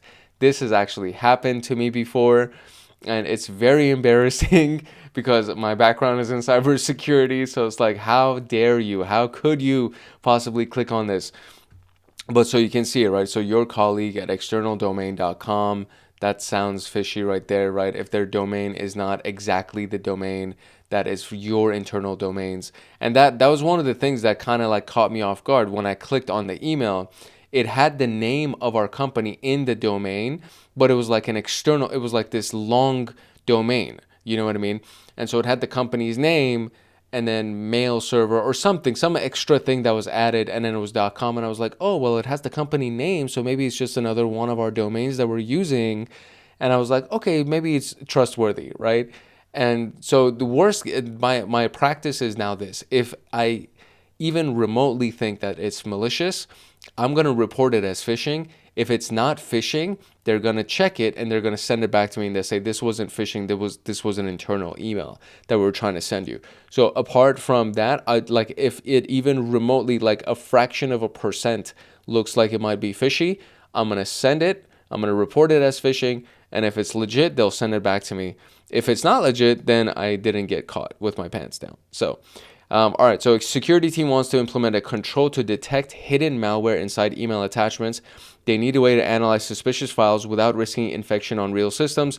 Which protective technique would allow them to do this? And that would be sandboxing. And that would be the last official question. So we are now going to go through our conclusion. In conclusion, in this room, we explored a bunch of cool little technologies like SPF, DKIM, DMARC, and SMIME, and how they work together to authenticate, email, and protect users against phishing. You then learned how to interpret the response codes. That was actually really fun. I like using Wireshark. It's a tool that you're going to end up using pretty frequently when you go into the cybersecurity world, no matter what kind of job you get as an analyst or as an engineer, and even as a pen tester, somebody on the offensive side, you will most likely end up using Wireshark. And it's one of those open source industry standard tools that has a lot of purposes. For example, doing an analysis and an investigation inside of an SMTP environment, an SMTP context. So very cool little practice exercise that we got to do.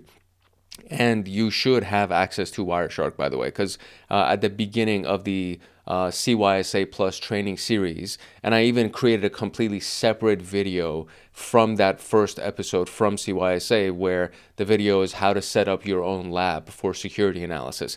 And you can just go through that and you'll find access to either free rooms on TryHackMe that don't require paid membership, but in those free rooms, you will get access to Wireshark and all these different tools, or just a way that you can install Kali Linux for yourself so you get access of all of those tools because they come pre-installed with Kali Linux. So you can also just download Wireshark on your own computer without doing any of that stuff and get access to the tool. So there's literally no reason why you shouldn't have access to Wireshark, and you should be using it regularly to practice with it because it is a very important tool.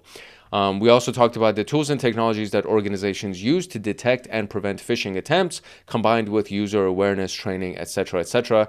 There is the phishing emails in action, which I think we already did. So let me just make sure that we've done this room already.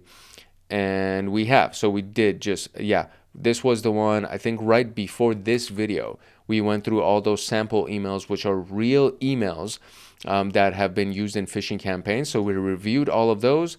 And then the phishing analysis tools, which we also did as well. That's another video that you can leverage. So all of these things we have done already, and you can actually go watch those videos if you have not watched them. They are the videos prior to this one inside of this playlist for SOC Level 1. And with that, my dear friend, we're officially done with the phishing defense. What is this called? Phishing Prevention. That's the Phishing Prevention room that we are in right now. So we're officially done.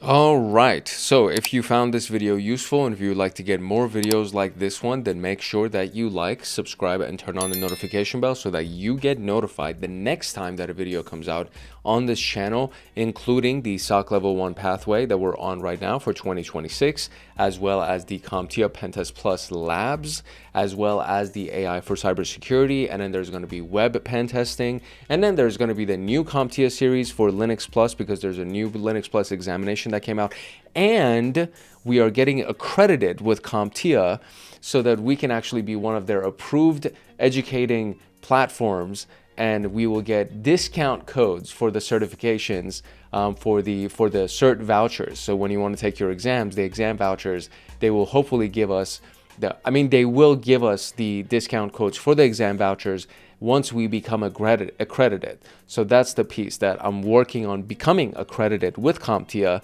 because we've had so many people take these courses that we've done and actually pass their exams. So I'm like, okay, well, hopefully you guys will kind of hook us up and give us the final approval so that we can go ahead and actually give discount codes for the certification vouchers. So I'm really excited about that. All of these things are coming soon. So please stay tuned. Drop comments if you have any comments about everything that we talked about today, or if you have any questions. And of course, make sure that you like, subscribe, and turn on the notification bell so that you get notified the next time that a video comes out on this channel. And there is Hackaholics Anonymous. If you want access to my notes and exclusive downloads and to get lifetime access to me on Discord, consider joining Hackaholics Anonymous. We have 4 tiers. We have the supporter, the agent, the guardian, and the master. Each tier gets their own Discord server and early access to content. The agent, guardian, and master levels get exclusive content, exclusive downloads, monthly Python automations, live streams with me every single month, plus so much more. And to join, you can simply click the link in the description below and you will be able to choose the tier for which you want to join. I really hope I see you in the Discord chats. If not, I hope I see you in the comment section. It's your boy Hank Hackerson at Hank Hacks Hackers, your favorite network and system attacker / protector. If no one else loves you, Hank loves you. Love, peace, and chicken grease, and I will see you in the next episode later. Today, we're going to do the first of 3 phishing simulation exercises to test whether or not we actually learned what we're supposed to do when there's phishing going on. My name is Hank Hackerson, your trainer for today. And to get more videos like this one, make sure that you like, subscribe, and turn on the notification bell. The name of the simulation today is the Greenholt Phish, and this is a part of the Phishing Analysis Module in the SOC Level 1 pathway of TryHackMe. This is the new SOC Level 1 pathway, so the 2026 version. I think this actually existed in the legacy version as well, but we'll see if they have any updated questions or any kind of updated labs for us. And as you can see, it's basically just, the instructions for the lab and then just questions. That's it. So there's no actual breakdown of what to do. They're just testing to see if we can remember and learn from what we went through over the last 4 videos. And they just give us a good little scenario, how to deploy the virtual machine, which I've already done, which is what you see on the right-hand side right here. I'm going to expand it into a full screen so that it makes it a little bit easier for us. And then from there, we're just going to go back and forth and answer these questions. It should be pretty straightforward. And hopefully we'll actually get to find the answers fairly quickly. What I'm going to do is I'm going to timestamp these questions as, question 1, question 2, question 3, so long, like that basically, so that you can just kind of jump around to individual questions. If you're just trying to find a specific question, you'll be able to find them there. They don't have numbers to this, unfortunately, so you'll have to figure out which question number I'm referring to. But apart from that, I'm just gonna, in the timestamps, you're gonna see question 1, 2, 3, and that's pretty much it. So a quick little note from Hackaholics Anonymous, and then we're gonna get into the scenario for this exercise. If you want access to my notes and exclusive downloads and to get lifetime access to me on Discord, consider joining Hackaholics Anonymous. We have 4 tiers. We have the supporter, the agent, the guardian, and the master. Each tier gets their own Discord server and early access to content. The agent, guardian, and master levels get exclusive content, exclusive downloads, monthly Python automations, live streams with me every single month, plus so much more. And to join, you can simply click the link in the description below and you will be able to choose the tier for which you want to join. I really hope I see you in the Discord chats. If not, I hope I see you in the comment section. Okay, so here's the scenario. A sales executive at Greenholt PLC received an email that he didn't expect to receive from a customer. He claims that the customer never uses generic greetings such as good day and didn't expect any amount of money to be transferred to his account. The email also contains an attachment that he never requested.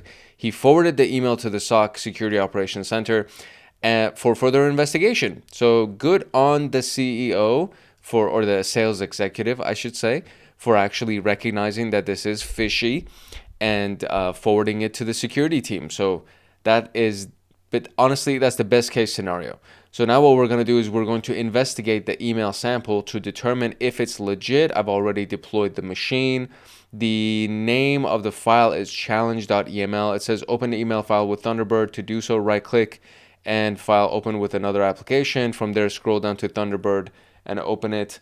My dog is literally wiping her butt on my carpet. Hey, get out of here. Stop that. And from there, we're going to open. Okay, very good. Sorry about that. I got distracted because I literally saw her out of the corner of my eye just dragging her butt all over my freaking carpet. And it's like brand new carpet. And I feel like they know when it's new carpet. And they just want to be like, oh, let me go ahead and put all of my pheromones on this thing. I'm just going to drag my behind on this floor. Sorry, I digress. I go off on tangents. And I have dogs, just so in case you don't know. If this is your first ever episode watching this on my channel, you should know that I have dogs and they can be obnoxious, but I love them. Anyways, what am I doing? Moving on. All right, let's go to our machine. We now have to zoom out of the machine to kind of make it easy for us to handle this. And then from here, we're going to go through the questions. So here we go. Question number 1. All right, question number 1 says, what is the transfer reference number listed in the email's subject? So we're going to right click on this. Oh, open with Thunderbird, just like that, easy. Okay, so we're looking for the transfer reference number listed in the email subject. That should be very easy. We're going to close this other window because that's just unnecessary. This is the actual email right here. Transfer reference number is 096. Let me see if I can highlight just this piece right here. Boom. So 096743321, and just like that, question number 1.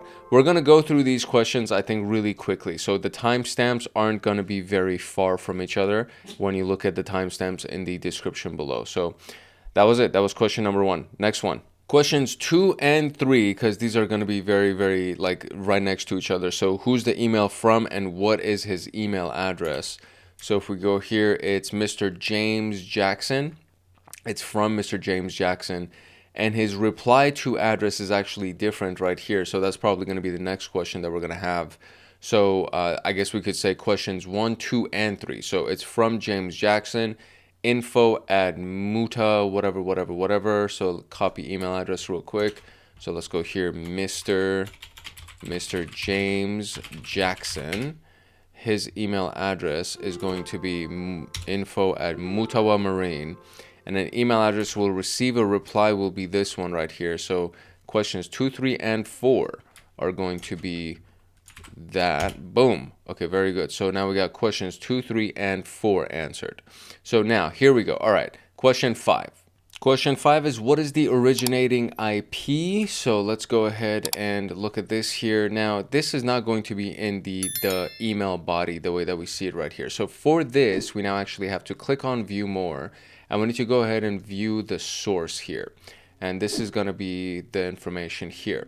Now, to make our lives a little bit easier. So we see that the originating IP is actually XXXX. X atlas received from 10.201. So this might be the answer right here because the originating IP itself is actually blacked out. So I'm going to test this out real quick. If it's not the answer, then we're going to have to go ahead and drag that out and see what we can find. That is definitely not the answer. So what we need to go is we're going to need to copy this whole thing. So we're going to select all and we're going to copy it, and we're going to use one of the very many sources, the very many tools that we found during the last videos that we did. And I don't know whether or not this thing actually has internet access inside of this this virtual machine. I don't know if we have internet access. So we're just gonna do it in my actual browser, and we're gonna use one of the very many tools that we saved during our exercises. So you see all these things I saved right here. So these are all amazing little tools that we have. So we'll go to the Google admin message header, and we're going to paste the message header. No, it did not copy the message header. Gosh, so this is going to be an issue. If it doesn't copy it, I'm so going to be upset. And it's not copying it. That is upsetting. I needed to copy the header. Good Lord. Okay, well, so how are we going to do this? Let me see. Okay, so since the copy for whatever reason doesn't work when I'm trying to transfer it outside of this virtual machine, I clicked the Internet Explorer button right here. I know we don't have internet, but what happens is that it opens the desktop version of CyberChef for us. So that allowed me to paste the entire contents of the header in here. And so with CyberChef, we can actually, do some nifty little things. For example, extracting all the IP addresses. So if I just go into the operations portion right here and just search for extract, assuming that this actually doesn't freeze on me and I can actually do it. So if I search for extract, you'll see that I get a bunch of things here. And so one of them could be extract IP addresses. So I'm just going to go ahead and drop it right here. And then boom, now we have a bunch of IP addresses over here. So 201 or 10.201, 10.197, 192, 119. And then so this one shows up twice. And then so technically we have 3 unique IP addresses. And so if I go over here now, check this out. So just to kind of double check and make sure, right? I want to make sure that at least I'm looking for the right thing. So if I go and do 192.119.771.157, we can see this right here. So it says received from, and then it gives us this host, and then it gives us this IP address in the received from. So that's actually not bad. So that's great. So we can technically use this piece, and hopefully this will let me copy it, because that would be very annoying if I couldn't do that. So we'll do this and press that, and there we go. All right, cool. So that's the originating IP address. So now we need to go ahead and find the next one, which is question 6. So it's saying question 6, who's the owner of the originating IP? Do not include the dot in your answer. So the owner of the originating IP, over here we have, what do we have? We have hostwinsdns.com. So that could be it. So hostwinsdns could be the answer. I can always go ahead and search the IP address, assuming that I can copy it. We can go ahead and try to do Google search for it. So let's try hostwinsdns. That is not the answer. All right, perfect. That's fine. So if hostwinsdns is not the answer, it could be Mutawa Marine, maybe. That could be it. Mr. James Jackson, etc. Let's see what other information we can find for this for this right here. So let's see. Okay, so we were on the right track. So based on the whois lookup, Hostwins LLC owns the IP address right here. I tried to go to this one location right here where it says, list. So if you look for the IP address throughout the rest of the email header, you'll see that it's listed in the dnswl.org. So I went to that website. I couldn't find anything about it. It just said that it was not whitelisted. So that wasn't useful. So I basically just did a Google search, and I was like, who owns this IP address? And then based on the whois record, it shows this. And you can obviously do an online whois lookup, right? So online whois lookup. And you could just go ahead and do a very basic whois IP search, drop that in there, and do a search right here, and then you get a bunch of information. For example, Hostwins is the net name, etc., etc. Organization Hostwins LLC, and I'm guessing this is the dot that they were talking about that they don't want us to include. So we're just going to copy that, go to our answers here, and go like that, and then that should be the answer. Okay, perfect. All right, moving on to the next one. So question 7 says, what is the SPF record for the return path domain? So now I can go over here and I can do that little thing that we had, right? So it says v equals SPF, which is not even in there. So if we just search for SPF, there we go. So SPF equals fail. Domain of Mutamarine does not designate as yada yada yada. Fail SMTP mail from equals this. So authentication results atlas.freemail bf1 yahoo. I want to say it's this right here. So it says there are 13 records. So SPF. Let's see what else we can find when we go through that. Okay, that's jargon, that's bullshit, that's BS, that's BS, that's BS, that's BS. All of these things are just BS. So really the only thing relevant to us are these two entries. So SPF equals failed, and it's mail from the mutawamarine.com. And then the authentication results for this does not designate, and it would be this thing right here. I think this is the piece that they're looking for. So let's go look at that as a result here. Let's see. It is not it. So let's see. The format of this looks like SPF results. Let's see. Oh, you know what? I misread this. So it says SPF record for the return path domain. So what is the SPF record for the return path domain, which is this thing right here? So the return path domain SPF record for info@mutawamarine would be right here, right? So this would be the SPF record, does not designate for mutawamarine.com. So the return path, SPF record, we're on the right path for the return path.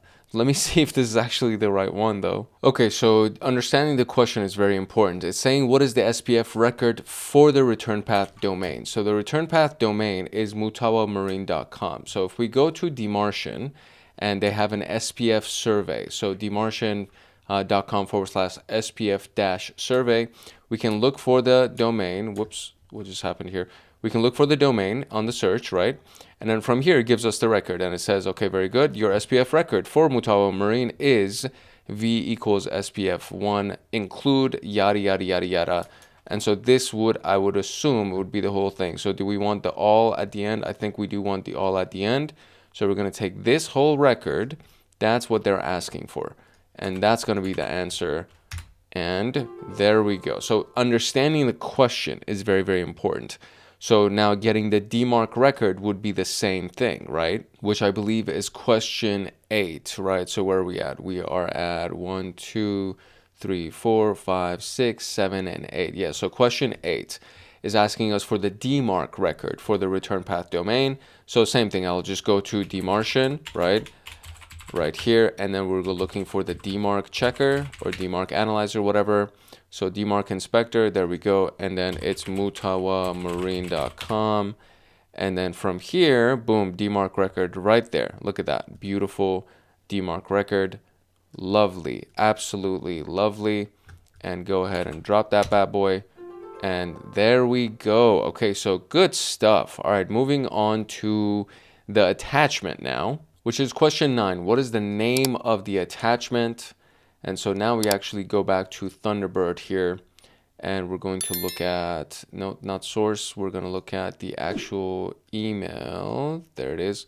So what is the name of the attachment? It's right at the bottom, and it is the, okay, let me see if I can kind of shrink this here and move this up a little bit. So it's SWT underscore yada, yada, yada. So I don't want to open that up. So I'm just going to go into my CyberChef here and look for SWT underscore, and there we go. So we have the content type application octet attachment file name. This whole thing right here is the attachment name. So we're going to copy that, and we're going to go over here and paste that. There we go. Excellent. Now we want the hash value of this, which is question 10. And so question 10 and 11 could all kind of come through at the same time. And actually question 12. So question 10, 11, and 12 are all around the same thing.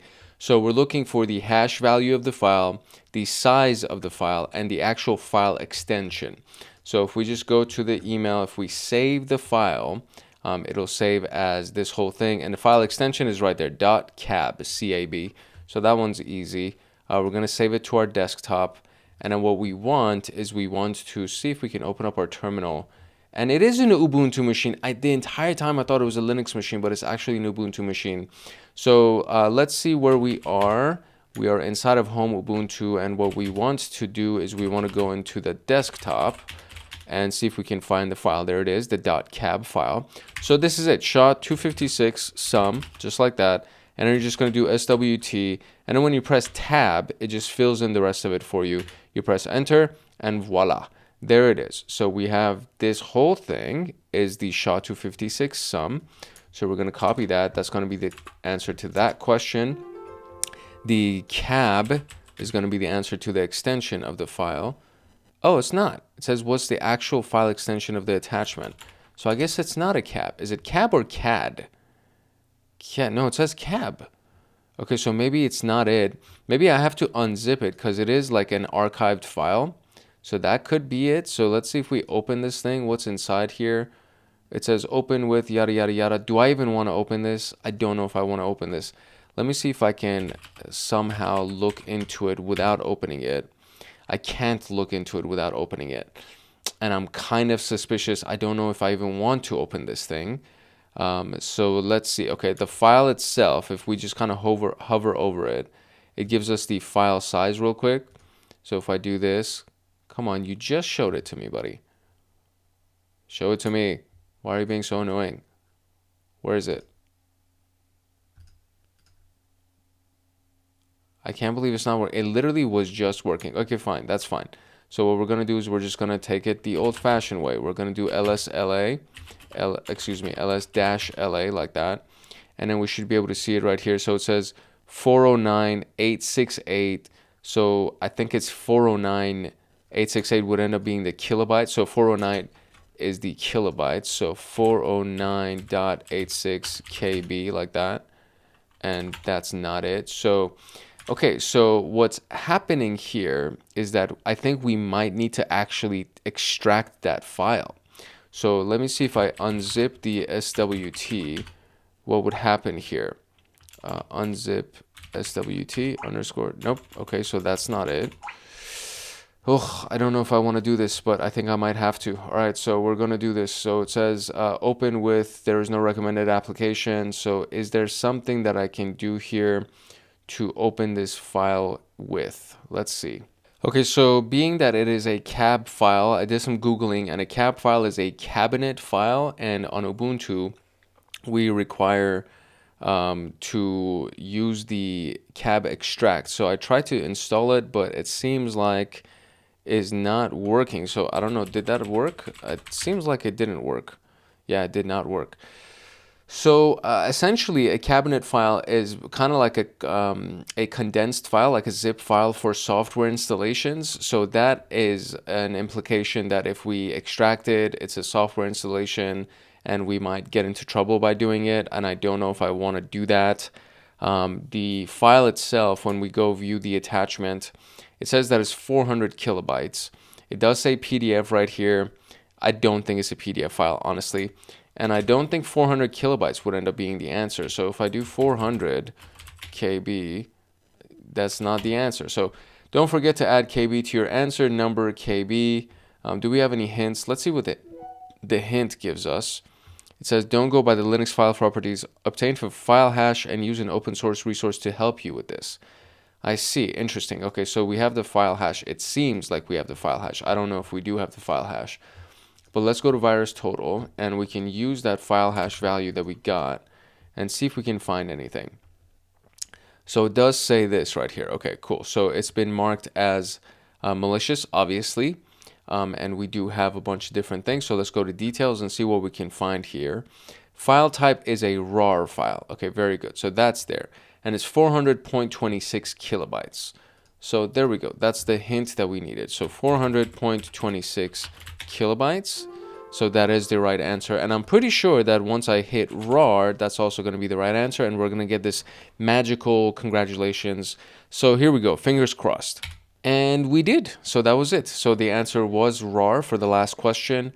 And we had the right answer for the actual the file size itself. So basically all we needed was to just take the file hash and then go ahead and run it inside of VirusTotal, and we were able to find it. So fairly simple, straightforward. If you found this video useful, if you would like to get more videos like this one, then make sure that you like, subscribe, and turn on the notification bell so that you get notified the next time that a video comes out on this channel. We do have 2 more simulation exercises for the phishing investigations that will happen in the next couple of videos. And they're very quick, as you saw. This was like a very quick video. And so will the other 2 videos be. The other 2 videos will also be quick videos, is what I'm trying to say. But if you have any questions about what we did in this video, drop them in the comment section below. And of course, stay tuned for everything else that's going to be coming out, because there's a lot of stuff that's going to be coming out and you want to be here for them. I promise you. There's the SOC Level 1, current 2026, CompTIA Pentest Plus Practice Labs. There's the AI for Cybersecurity. There's the new Linux Plus that's going to be coming out. And of course, we are working on getting accreditation with CompTIA. And I think by the time that these videos actually do come out, hopefully, fingers crossed, we will actually be accredited with CompTIA so that we can get discount codes for the exam vouchers for the CompTIA exams, so that our students in Hackaholics Anonymous can actually get discounts on those exams. So I'm very, very excited on working towards that for you guys. And that's going to be like the next evolution of this channel. So you definitely want to be here for that. So until then, make sure that you like, subscribe, turn on the notification bell so that you get notified the next time that a video comes out. And of course, check out Hackaholics Anonymous. If you want access to my notes and exclusive downloads and to get lifetime access to me on Discord, consider joining Hackaholics Anonymous. We have 4 tiers. We have the supporter, the agent, the guardian, and the master. Each tier gets their own Discord server and early access to content. The agent, guardian, and master levels get exclusive content, exclusive downloads, monthly Python automations, live streams with me every single month, plus so much more. And to join, you can simply click the link in the description below and you will be able to choose the tier for which you want to join. I really hope I see you in the Discord chats. If not, I hope I see you in the comment section. It's your boy Hank Hackerson at Hank Hacks Hackers, your favorite network and system attacker / protector. If no one else loves you, Hank loves you. Love, peace, and chicken grease. And I will see you in the next episode later. Today, we're going to continue with our phishing simulations, and we're going to go through another one that is a part of the 3-part series of the phishing simulations for phishing education inside of TryHackMe. My name is Hank Hackerson, your trainer for today. And to get more videos like this one, make sure that you like, subscribe, and turn on the notification bell. All right, so today's exercise is called the snapped phishing line, and this is very similar to what we did previously in the last video, which is basically they give us kind of like the introduction to the scenario, and then we go into the actual virtual machine, which is what you see on the right hand side right here, and then we get questions, and then we just got to answer the questions. That's pretty much it. There is no instructions on what we're supposed to do or how we're supposed to find the answers. We can do whatever we want essentially to find the answers, and it's really based on kind of testing what we learned in the last series of like 5 or 6 videos that we did for this specific module, which is the module called Phishing Analysis inside of the SOC Level 1 pathway of TryHackMe that you see right here. And this is the new version, the 2026 version of SOC Level 1. And of course, I have a connection error to connect to my server, so that's always fun. So we're probably going to have to crash that machine and start it all over again. But I'm going to make sure that the machine actually goes up, and then we're going to go into it, and hopefully everything will work well, because it keeps having errors to load the virtual machine, and that's not a good sign. That's not the way you want to start an exercise. So I'm going to make sure that our machine is actually up and we can connect to it. And then from there, we'll get into the exercises. These questions are all going to be timestamped in the description below as question 1, question 2, 3, 4, etc. And so we'll try to get these as organized for you as possible in case you're trying to look for a specific answer and you just want to jump to that portion of the video. That being said, let me make sure that this machine actually works. You're going to get a quick little note from Hackaholics Anonymous, and then we're going to get into the scenario. If you want access to my notes and exclusive downloads and to get lifetime access to me on Discord, consider joining Hackaholics Anonymous. We have 4 tiers. We have the supporter, the agent, the guardian, and the master. Each tier gets their own Discord server and early access to content. The agent, guardian, and master levels get exclusive content, exclusive downloads, monthly Python automations, live streams with me every single month, plus so much more. And to join, you can simply click the link in the description below and you will be able to choose the tier for which you want to join. I really hope I see you in the Discord chats. If not, I hope I see you in the comment section. All right, so second time is a charm. I just had to give it a few minutes to kind of keep trying and retrying, and it finally established a connection, and I opened it inside of the full screen view, as you can see right here. So we actually have our machine up. This is the file, or the folder, I should say, that's on the desktop right here. That is the phishing emails, or the Phish emails folder that has these 5 EML files in it. And I've already opened them inside of Thunderbird over here, so you can see that these things actually do exist here. And then there is the actual terminal where we're inside of our Phish emails folder, and then we can see that there are 5 EML files that are in here as well. So the thing that we're looking for essentially is for the first question right here. Is it's asking us for who is the individual who received an email attachment containing a PDF. So there are 2 ways that you can go about this. You can open every single one of these files, which takes a little bit of time, and then open up in Thunderbird, and then individually you can go through them. And so if we go right here, I think this was the most recent one that I opened, which is to William McLean, and William is the one that has the quote PDF that's attached to it. So that's one way to go about it. You can just do that. The other way that you can go about it is to use your terminal. So if we know that there are 5 EML files in here, I can technically do this. I can do cat *.eml, right? And then what that does is that it just reads all of the EML files onto the screen, and it's going to be a massive amount of output. So what we can do is we can do that, and then we'll pipe that output. So let's kind of zoom in a little bit more for you so you can see what's going on. So when you pipe an output, so you take the output of this command, you pipe it into the input of the grep command, and then from there, I'm just going to search for PDF like this. Press enter, and then there we go. So we see that the quote name content type PDF. So actually, technically, I guess, because this doesn't tell me who has it, so it does find that there's a quote PDF file, but it doesn't tell me who, like which file actually has it. So I think one of the easier ways would be to then go do this cat / and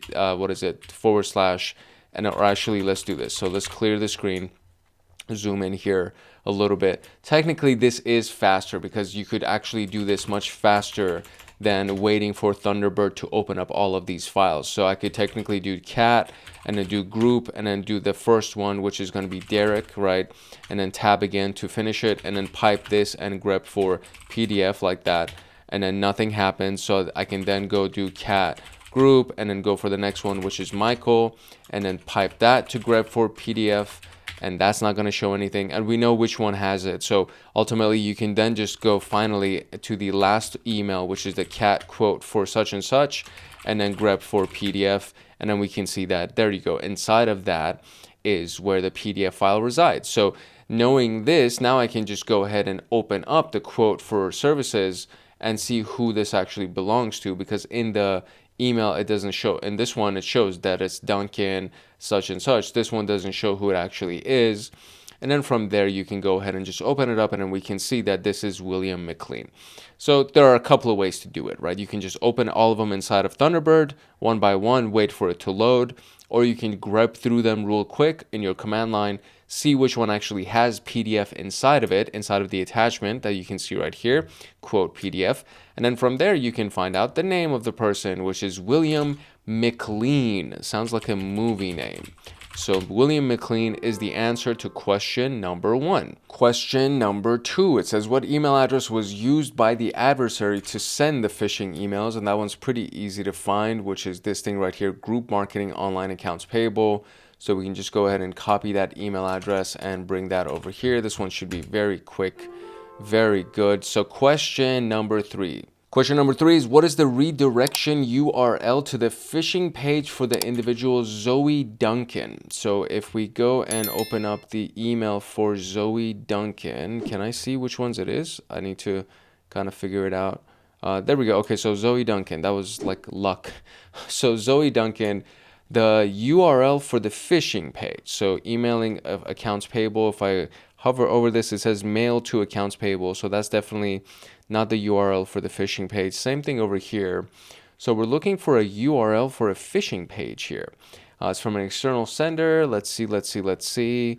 Maybe if we open up this direct credit advice HTML file, and let's open it up with our browser and see what the URL might be.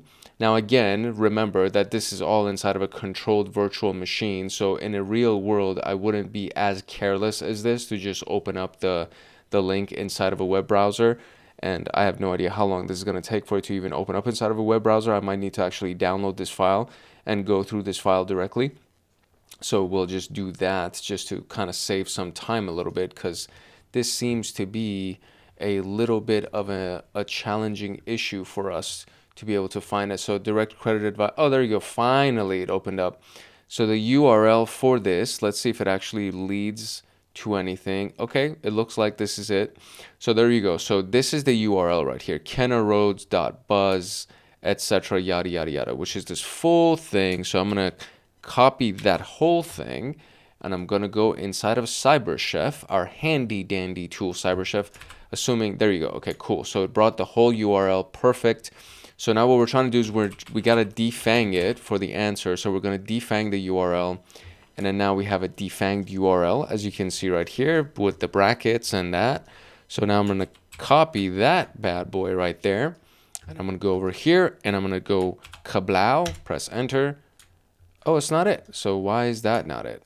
So that is the password. I mean, so it says, what is the redirection URL to the phishing page? So I guess we're looking for the redirection URL and not necessarily the full URL.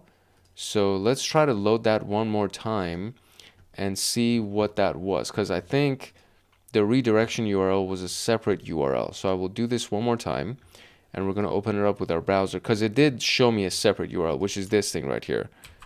And it's too slow on the go. But that, I mean, this is technically the redirection URL. So what am I looking for? Is it just this portion, kennaroads.buzz.data, and then not including the enterpassword.php? Is that what we're looking for here? Because the other one was just a file opening. So I wonder if that's what we're looking for. Let me see. Because this doesn't make sense. So it's supposed to be your answer is incorrect. Okay, so why is my answer incorrect? Let's see what I'm missing here. Okay, so we're going to take a separate approach. We're going to take a different approach. So I opened the actual email itself, which is for Zoe, right? And then from that email, we opened, or I don't know why it's opening it twice. It should have just gone to that email. This is quite silly, honestly. If I'm going to be honest with you, mate, it's like it should just reopen the same thing instead of going and doing this whole shenanigans. But so I guess this is the email itself. Whatever, I opened up twice. Who cares? So you just save it, right? So you go down here, click the save button, save the actual file. And then from here, I saved it inside of the same folder where the Phish email is included. So this is what downloaded, directcreditadvice.html. So in that case, I can just go ahead and do a quick little cat of this and see what's inside of this file. Because we technically just want to see, okay, so redirecting right here, we have HTTP Kenna Roads, which is, I mean, I thought this is what it was. Oh, it doesn't include a bunch of extra stuff. And then if you're not redirected automatically, please click to this link. So this one might be the thing. So let's copy this link then. And let's go over here and let's see what that looks like. Okay, that seems like it would be fine. So let's see if this works. We'll copy this link and we're going to go over here and we're going to paste that link. Okay, that did work. Okay, excellent. So then what we had to do in this case, we had to actually download the HTML file and look at the two links that are available. So we have this link and then we have the redirected link. So if you're not redirected, click on this, etc., which I think is actually the same exact link as the one up here. It looks like it's the same exact link. Oh no, yeah, it is. I think it is the same link, but whatever. So we just used this link and then we went to CyberChef to actually defang it. So very good. So that was questions 1, 2, and 3 so far. So let's move on to the next one. All right, question number 4 is, what is the URL to the zip archive of the phishing kit? And so the URL of the zip archive. So what we know so far, so let's go to our browser here. The website itself is kennaroads.buzz, data, update 365, office 365. So there are a few different ways that we can kind of roam around here. So let's just go to the root domain here, kennaroads.buzz, and let's see what loads for us over here, if anything. I feel like it should, because it did point to an actual website for us. So let's see if this will actually load. It does. Okay, great. So we do have internet access. That's great. So kennaroads.buzz is a website. Hello world, welcome to WordPress. So this is a WordPress website. It also says it down here, powered by WordPress. Kennaroads. Okay. All right. So there are a few different ways that we can do this. So let's see if on our terminal, we actually, I think I clicked that link, so it's probably going to open up again inside of my browser. Hopefully it doesn't. So let's see, do we have GoBuster here? We do not have GoBuster. Okay, so we have to manually do some reconnaissance here. Okay, so there was the data tab. Oh, wow. Okay, so there you go.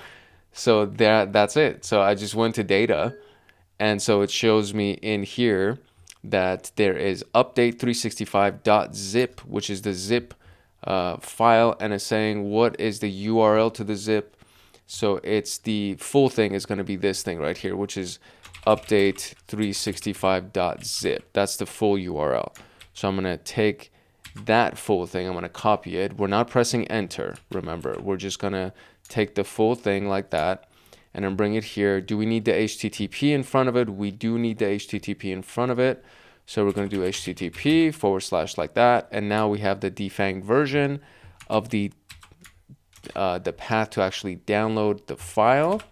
And voila, there is that. Okay, cool. So now we need the hash value of this. Okay, the hash value of this file. So this is question number 5, I want to say. 1, 2, 3, 4. Yeah, question number 5. So what is the SHA-256 of the phishing kit archive? So now this does actually require us to download this. So I'm just going to press enter on this and it will download the zip file for us. So we just click on that to see where it downloaded. It is inside of the downloads folder. So we just need to go ahead to our downloads folder right here. Wonderful. So now we need to go into our terminal, and instead of being in the desktop, we want to be in the downloads folder. So there it is, CD, and then instead of, oh, I should have done and instead of the asterisks. I was trying to be all fancy with it. So check it out. You could do this. I'm going down rabbit holes here. So if I go into the Phish email, right? If I go into here and I want to go back 1, and technically I need to actually go back 2. So there we go. So we need to go back 2 levels just to end up back in the root. And then we can do this. We can do and then we can say CD downloads. And that should work. Wonderful. There we go. So the first time I did 2 asterisks instead of 2 ampersands. Okay, so now we're inside the downloads folder. There's the update. So now we need the SHA-256 sum of the update file. And there is the sum of the update file. Wonderful. We're going to copy this. And with this information, we're going to be able to do some really interesting research. So let's verify. Wonderful. Okay, great. So now, next question. Question 6, it says, when was the phishing kit archive first submitted? And so this is the format that we want from us. So one of the greatest things that we can do is we can go to another cool website called VirusTotal. Do I have it saved? I do, right here, VirusTotal. So VirusTotal, we can go and search for a hash value, which we just found.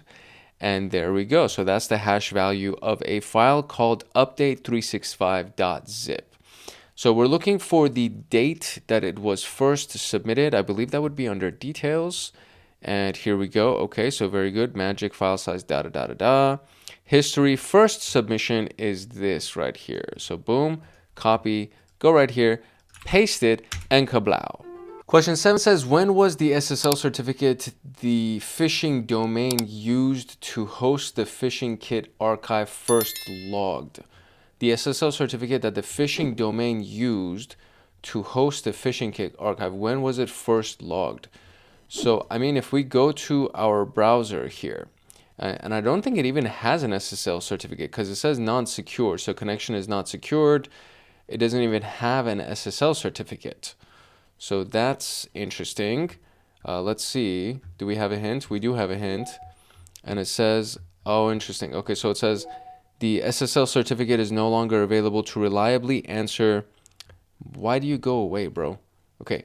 It says the SSL certificate is no longer available to reliably answer this question. The answer is 2020-06-25. Okay, 2020-06-25. All right, there we go.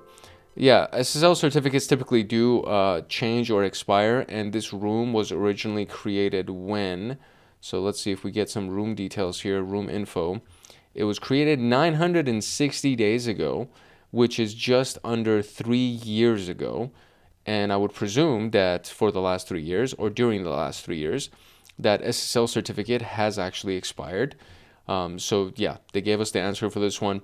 But typically, finding the SSL certificate of the phishing domain, when it was first logged, you would go through this actual information, this little button right here that you see that says not secure. So, you know, inside of my browser right here, right, you see this button for TryHackMe. We go here, it says connection secured, and then certificate is valid. So you click on that and it opens this window, and then it gives us the details of the certificate. and then validity period is issued on Thursday, yada yada yada, expires on Wednesday, yada yada yada. So you can see all of that, and then you can see the details of it for the versions, the extensions, etc., etc. So this is how you find the certificate information. Now, in this particular case, it's most likely a TLS certificate that they're using, because TLS is more superior than SSL. But if you're just looking for the certificate information, you can find the certificate information relatively quickly and easily by just going to the certificate is valid, and depending on what you use. So I'm using Chrome right now, and it might be a little bit different if you're on Firefox, but usually there is always going to be a button right here. It's either this icon or a lock that's right here. And if you click on that, you can get more information about the connection, including the details of the certificate, as you just saw. So that's how you would find the date of the certificate for a given website. So let's move on to the next question. Question 8, I believe, is where we are on right now. So it says, what was the email address of the user who submitted their password twice? So we need to go back to that data folder to see what is in here. So we have the zip file, obviously, but there's another folder and there's a log in here. Excellent. So what's inside of this log? Okay, there's a bunch of data inside of this log. And it's not that bad. So let's kind of zoom back in normally here. So we're looking for the user that submitted their password twice. And I guess we can sift through this normally. So that should be fine. Is there a way that I can download this file? I would like to download this specific file. So we're going to go back. I'm going to right click on log. I'm going to download the file. So let's see if I can save. We'll do save link as. So let's see if that works. Yeah, log.txt, perfect. So inside of our downloads folder, we'll just do log.txt saved. And we should now have the log file in here. Perfect. So if I do cat log, perfect, I can see it. Okay, so great. So now there's a way that we can actually search for something as kind of like a unique entry here. So what we're looking for specifically is the, whoops, let me close that out, whoops, cat log. So there we go. So we're looking for the field email. There we go. So that's the field that we're going to search for inside of this thing. So there's a way, I keep misspelling everything. So there's a way that we can search for the number of occurrences of a given field or a line, right? So if I grep for the email right here, right, that's what I'm looking for. So I'll even do this just to make it perfectly clear. And we're going to grep for it inside of log.txt. Now what we're going to do is we're going to sort it, right? And then we're going to then say, okay, we're looking for the unique ones. And then I want you to count the unique ones. So this is what the full command actually looks like. Linux is really amazing, and the Linux command line is really handy if you learn how to use these various things. So grep is used to search for something. I is technically, it stands for ignore. So we're ignoring case sensitivity, basically, is what we're doing with that. We're searching for this word, and we're searching for it inside of this file. So the output of this is going to be piped into the sort command, which will sort it for us, organize it essentially, and then you can sort it in ascending or descending order. If you just do it like this, I think it goes ascending, I want to say. And then from here, you're then going to look for the unique count of something. So if we press enter, okay, there we go. So we got it. So we have all the email occurrences, right? Derek, Isaiah, Michael was the only one that showed up twice, which means that Michael, the genius from SwiftSpend, entered his password twice, the freaking guy. So Michael Ascot is the user. And what do we need here? It says, what is the email address of the guy? So it's michael.ascot@swiftspend.finance. So we will type it out at swiftspend.finance. Wonderful. Excellent. All right. So now we want to find the next question answer here. And that is question number 9. So it says, what was the email address used by the adversary to collect compromised credentials? So we now need to try to do some more digging here. For that, we need to probably get into this zip file. So unzip update.zip, and okay, there we go. So it extracted a bunch of files. And so we have TXT files, we have PHP files, we have JavaScript files, SVG files. Okay, so what are we looking for here? We're looking for a file that would probably hint that information is being captured. It's probably going to be a PHP file. It's not going to be, you know, an image or anything like that. So let's see here. Let me see. I'm going to try to see what file I can potentially find that might be of note to us. Okay, just from first glance, we can delete or we can ignore most of these. So everything that's inside of Office 365 at the root of that file, so robots, all these guys, we can probably not even consider.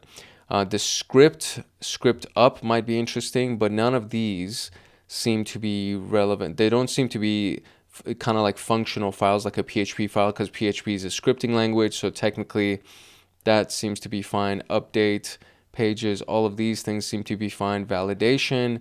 Okay, here we go. All right, this is interesting. So we have enter password PHP, enter password again.php.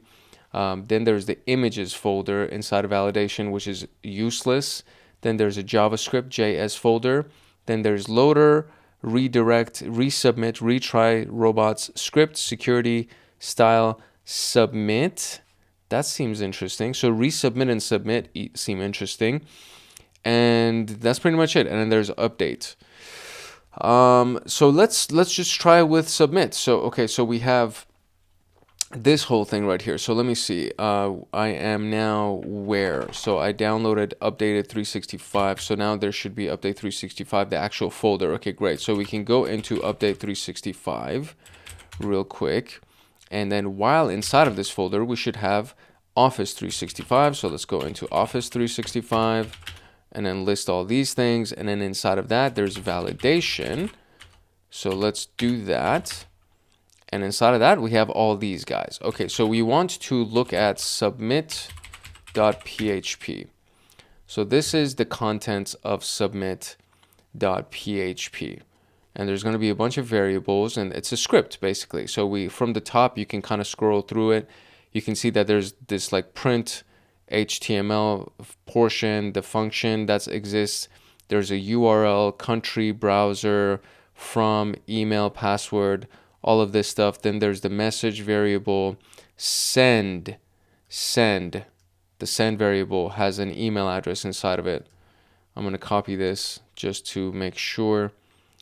And let's actually do this, huh? Why don't we go ahead and do cat of submit.php, and let's grep for anything that has to do with send. Let's see what shows up in here. Am I missing it? So let's do that one more time. Maybe I need to do case insensitivity. No, so let's try that without the quotes now. Let's see if that shows anything. That doesn't show anything. Okay, so let's try it without the asterisk. What just happened?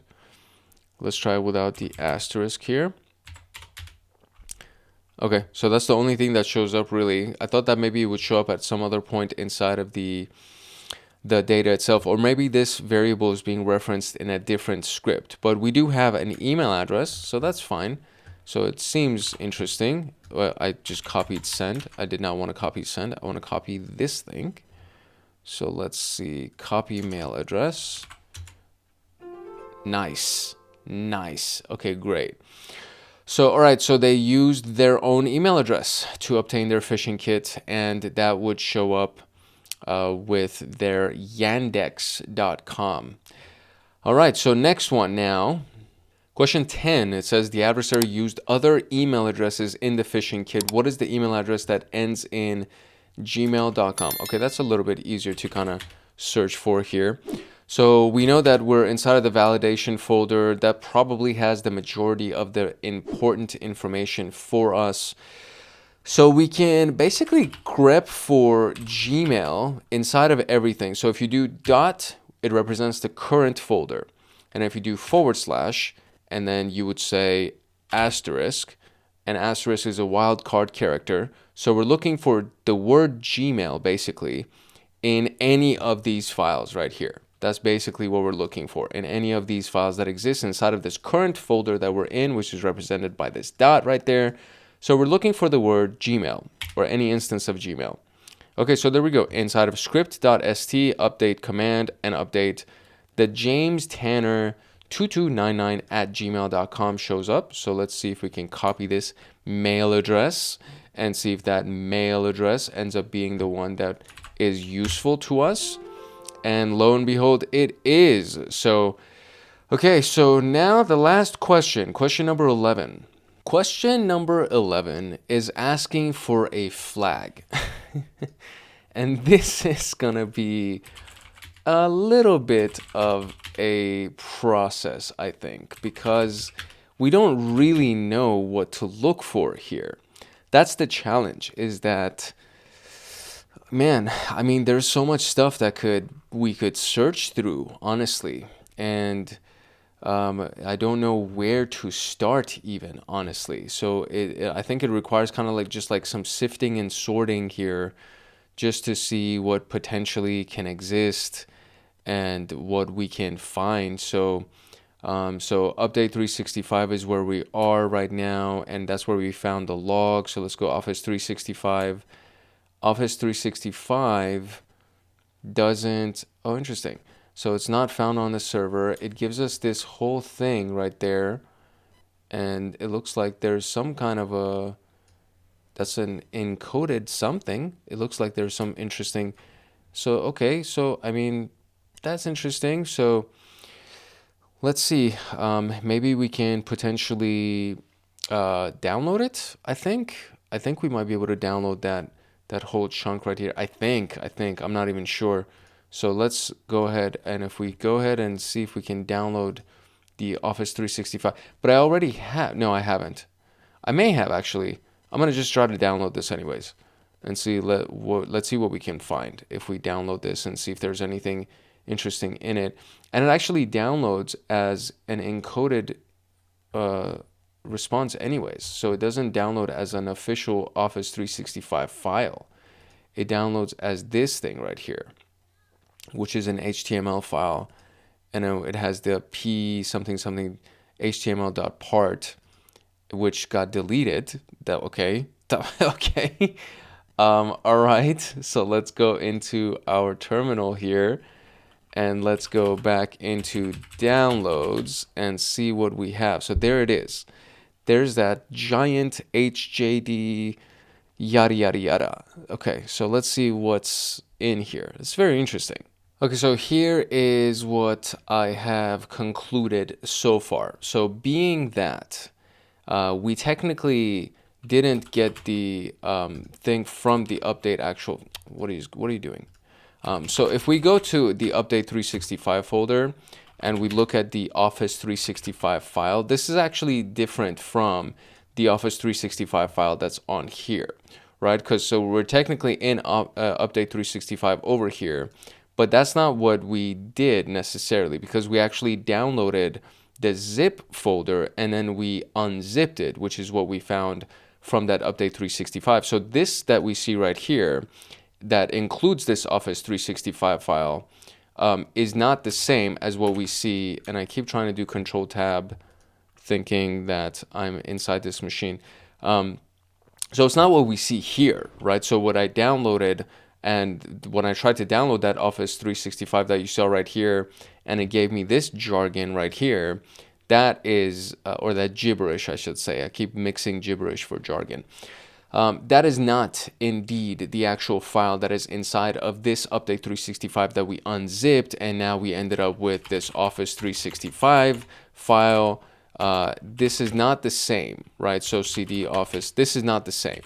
The contents that are in here are not to be confused with the other contents. So if we try to, let's see if there's anything inside the robots.txt file. And it might be potentially something in here. So is there anything in here that would be relevant to us? And there is nothing in here that would be relevant to us. So we're looking for a flag, basically. It says, what is the flag?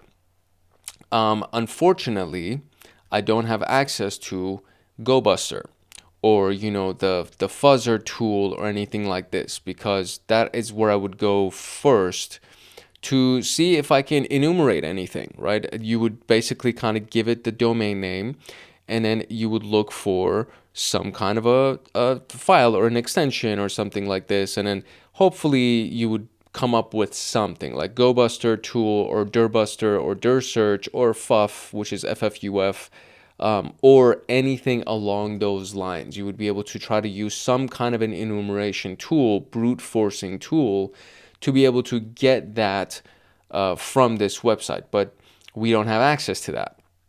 So now we have to kind of use our laurels, I guess, and try to come up with our own stuff. Let's see what the hint gives us real quick. It says the flag contains a .txt extension and with some adjustments should be downloadable from the phishing URL. Look for the flag in every subdomain directory of the phishing URL. Okay. All right. So in every subdomain or directory of the phishing URL. So if we are here, right? So if we go to the very main, so the data right here, this is the first one. This is the first subdomain or directory that we found. And technically there could be other subdomains and directories, but I don't know if there are because I can't use GoBuster or anything else. So this is basically all I got. And so the zip file, we already know what's in it. The update file, update 365, we know that there's here. And then there's Office 365, which we know is right here. And inside of this, there could be basically anything .txt, I guess. So what if I do asterisk.txt? Does it show me anything? It doesn't show me anything for asterisk.txt. We can always do flag.txt. Oh, look at that. Okay, so there you go. There you go, flag.txt. And it says this, and this is definitely a base 64 encoded thing. So we're just going to take that and we're going to go to our handy dandy wonderful cyber chef here, and we're going to do base 64 and we're going to do from base 64. And okay, so we have this that resembles a flag because it starts with THM, so that definitely resembles a flag. Is there like a reverse? There is a reverse. Look at that. Amazing. That's our flag, buddy. There you go. So you could do it like that. You could also do this inside of your terminal. I'll show you how to do that real quick in the terminal as well. So let's go here. Let's pull up the terminal. And so you basically need the actual text itself, which is that piece that we got. So it would be, you know, what is it? It would be echo, because it's either you echo it onto the screen or you actually go ahead and save it inside a TXT file in order to be able to decode it. Oh, whoops. I took the actual flag itself. So no, not that. We don't want to do that. We want to take the coded version. So we take the encoded version. Then we're going to go to our terminal and we're going to do echo. And then we're going to give it the actual line. So paste that, right? So what this does is basically just prints it onto the screen for you. Okay, so it's nothing. So what you want to do is you want to echo it, and then you want to pipe the answer, pipe the output of that into the base 64 decode. So -D is what decode does. So let's zoom in here just so you can see what's up. So base 64 -D is what decode will do for you. So same thing, we're just going to do that and we're going to press enter. Now it will echo this line, but it now uses the base 64 -D, right? Which is perfect. So we actually did what we wanted to do. So now we just want to reverse it, right? So I believe that it's R, it's either R, no, not R. It would be rev, reverse, no, rev. I think it's rev, like that. Okay, there you go. So cool, there you go. So you echo it, right? You pipe the output of echo into base 64 decode, and then you pipe the output of that into rev for reverse. And then there you go. You got your response. Wonderful. So I'm going to press this. It's going to give me a congratulations. I usually just cut that out because it's super loud, and then we'll be done. So really everything that we did up until this point was pretty straightforward up until that very last element where we had to actually, you know, find the flag, which was kind of like, okay, well, the only hint they gave us was .txt, and you can't really use any other tool like GoBuster or something to search for it. So I guessed flag.txt, because if you've done any kind of capture the flag exercise anywhere really, but especially inside of TryHackMe, when you do a capture the flag exercise, then the flag file is always called flag.txt. So I was like, okay, so let's just guess it. And we guessed correctly. Yay. So there is that. So we were able to retrieve our flag.txt file, but that's pretty much it. It shouldn't have been that hard. Everything up until that point was pretty straightforward, and we were able to, for the most part, figure it out. And hopefully you were able to kind of work through the logic with me, and you were able to figure it out as you went through the exercise yourself as well. If you found value in this video, and if you would like to get more videos like this one, then I encourage you to like, subscribe, and turn on the notification bell so that you get notified the next time that video comes out on this channel. Of course, we're going to finish up SOC Level 1. Of course, we're going to finish up all of the PenTest Plus labs. We're going to go into the AI for cybersecurity. And then we're going to do web hacking. We're going to do Android hacking, because apparently that's a big conversation. And a lot of people wanted to learn how to hack into Android phones legally, right? You shouldn't be doing it illegally. That is a felony. Just so you know, it's all a felony if you do all of this incorrectly or without permission. So there's a lot of stuff coming out. And of course, I've mentioned this over the last several videos. We are working on getting accredited by CompTIA so that our students can get discounts on their certification vouchers so that they can go and take their exams at a discounted rate. So there's a lot of great stuff that's happening. There's a lot of great stuff that's coming up, and I really want you to stick around for that. If you have any comments or questions about what we talked about today, drop them in the comment section below. And apart from that, we're pretty much good. So make sure that you like, subscribe, and turn on the notification bell so that you get notified the next time that video comes out on this channel. And of course, check out Hackaholics Anonymous. If you want access to my notes and exclusive downloads, and to get lifetime access to me on Discord, consider joining Hackaholics Anonymous. We have 4 tiers. We have the supporter, the agent, the guardian, and the master. Each tier gets their own Discord server and early access to content. The agent, guardian, and master levels get exclusive content, exclusive downloads, monthly Python automations, live streams with me every single month, plus so much more. And to join, you can simply click the link in the description below, and you will be able to choose the tier for which you want to join. I really hope I see you in the Discord chats. If not, I hope I see you in the comment section. It's your boy Hank Hackerson at Hank Hacks Hackers, your favorite network and system attacker / protector. If no one else loves you, Hank loves you. Love, peace, and chicken grease, and I will see you in the next video later. This will be the last simulation video of the phishing series, and this is actually a live simulation of a phishing exercise that we're going to end up doing on TryHackMe. My name is Hank Hackerson, your trainer for today, and to get more videos like this one, make sure that you like, subscribe, and turn on the notification bell. Alright, so in the SOC Level 1 series, the 2026 version, if we go to the Phishing Analysis Module down here, and if we scroll all the way down, there's a room called Phishing Unfolding. And so if we open this bad boy right here, what's going to happen is that we're going to get this SOC simulator, and then the room that we're going to get into is the Phishing Unfolding room. And then it allows us to choose which SIM tool we want to use. I'm most comfortable with Splunk, but I'm also really comfortable with Elastic, and Sentinel I've used a few times, so I'm not going to say that I'm like super comfortable with it. But what's actually really handy with Sentinel is that it allows you to use Microsoft KQL, Log Analytics Workspace, and Sentinel. So it allows you to do everything. And then Elastic is allowing us to do Kibana and Elasticsearch, which Kibana's language is KQL, and then Splunk has SPL, I want to say, is the language that it uses. So it really depends on what your comfortability is, and altogether really what tool you end up wanting to use. I'm going to end up using Splunk for this specific exercise.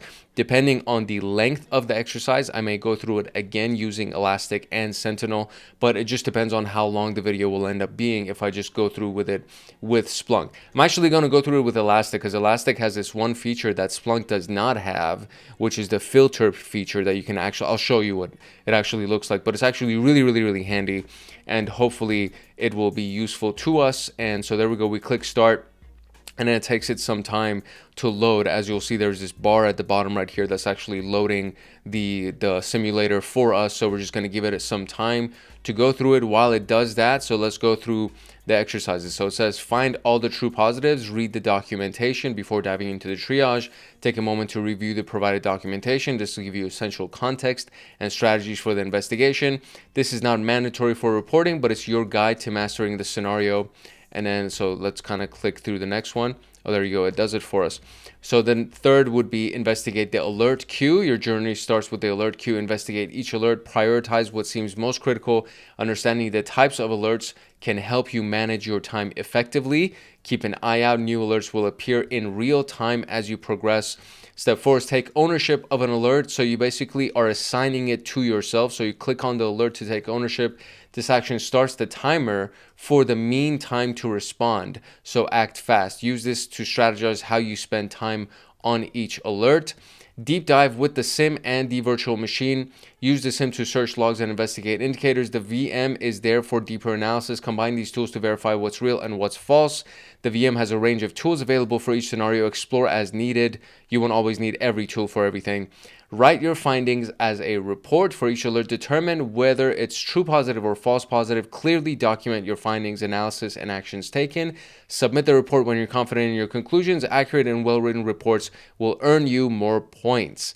And finally, analyze the performance. After completing, dive into your wrap-up report to see how you did. You'll receive detailed feedback on your mean time to respond, points scored, the number of closed alerts, personalized AI insights to enhance future reporting. So this is actually a really cool feature of TryHackMe. I really like this a lot because of the fact that they have this simulation environment. So it's a SOC simulation environment, basically, Security Operations Center simulation. We can get up to 1,800 points.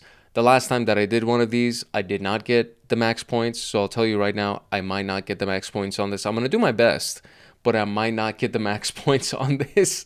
So we'll see how well we do. My goal is to get all the answers correctly and mark everything right, false positive or true positive. Do that part of it. I want to do right.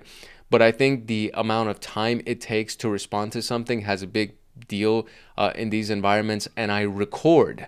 So keep that in mind, right? The reason why I might not get the most highest score is because I'm talking and recording as I'm going through everything. So I'm trying to come up with the logic and explain the logic as I'm answering. If I were doing it faster without recording, I bet you I would get a higher score. And I'm not saying that to make an excuse, but it's logical, right? It's like I'm recording and I'm explaining everything. Therefore, I'm not going to have the highest score. I'm just saying. That's all I'm saying. I'm kind of competitive. So that's the reason why I got to kind of like hedge it. I got to give you like advance notice where it's like, okay, I am recording technically. Oh, here we go. All right, so here we go. Let's get into it. If you want access to my notes and exclusive downloads and to get lifetime access to me on Discord, consider joining Hackaholics Anonymous. We have 4 tiers. We have the supporter, the agent, the guardian, and the master. Each tier gets their own Discord server and early access to content. The agent, guardian, and master levels get exclusive content, exclusive downloads,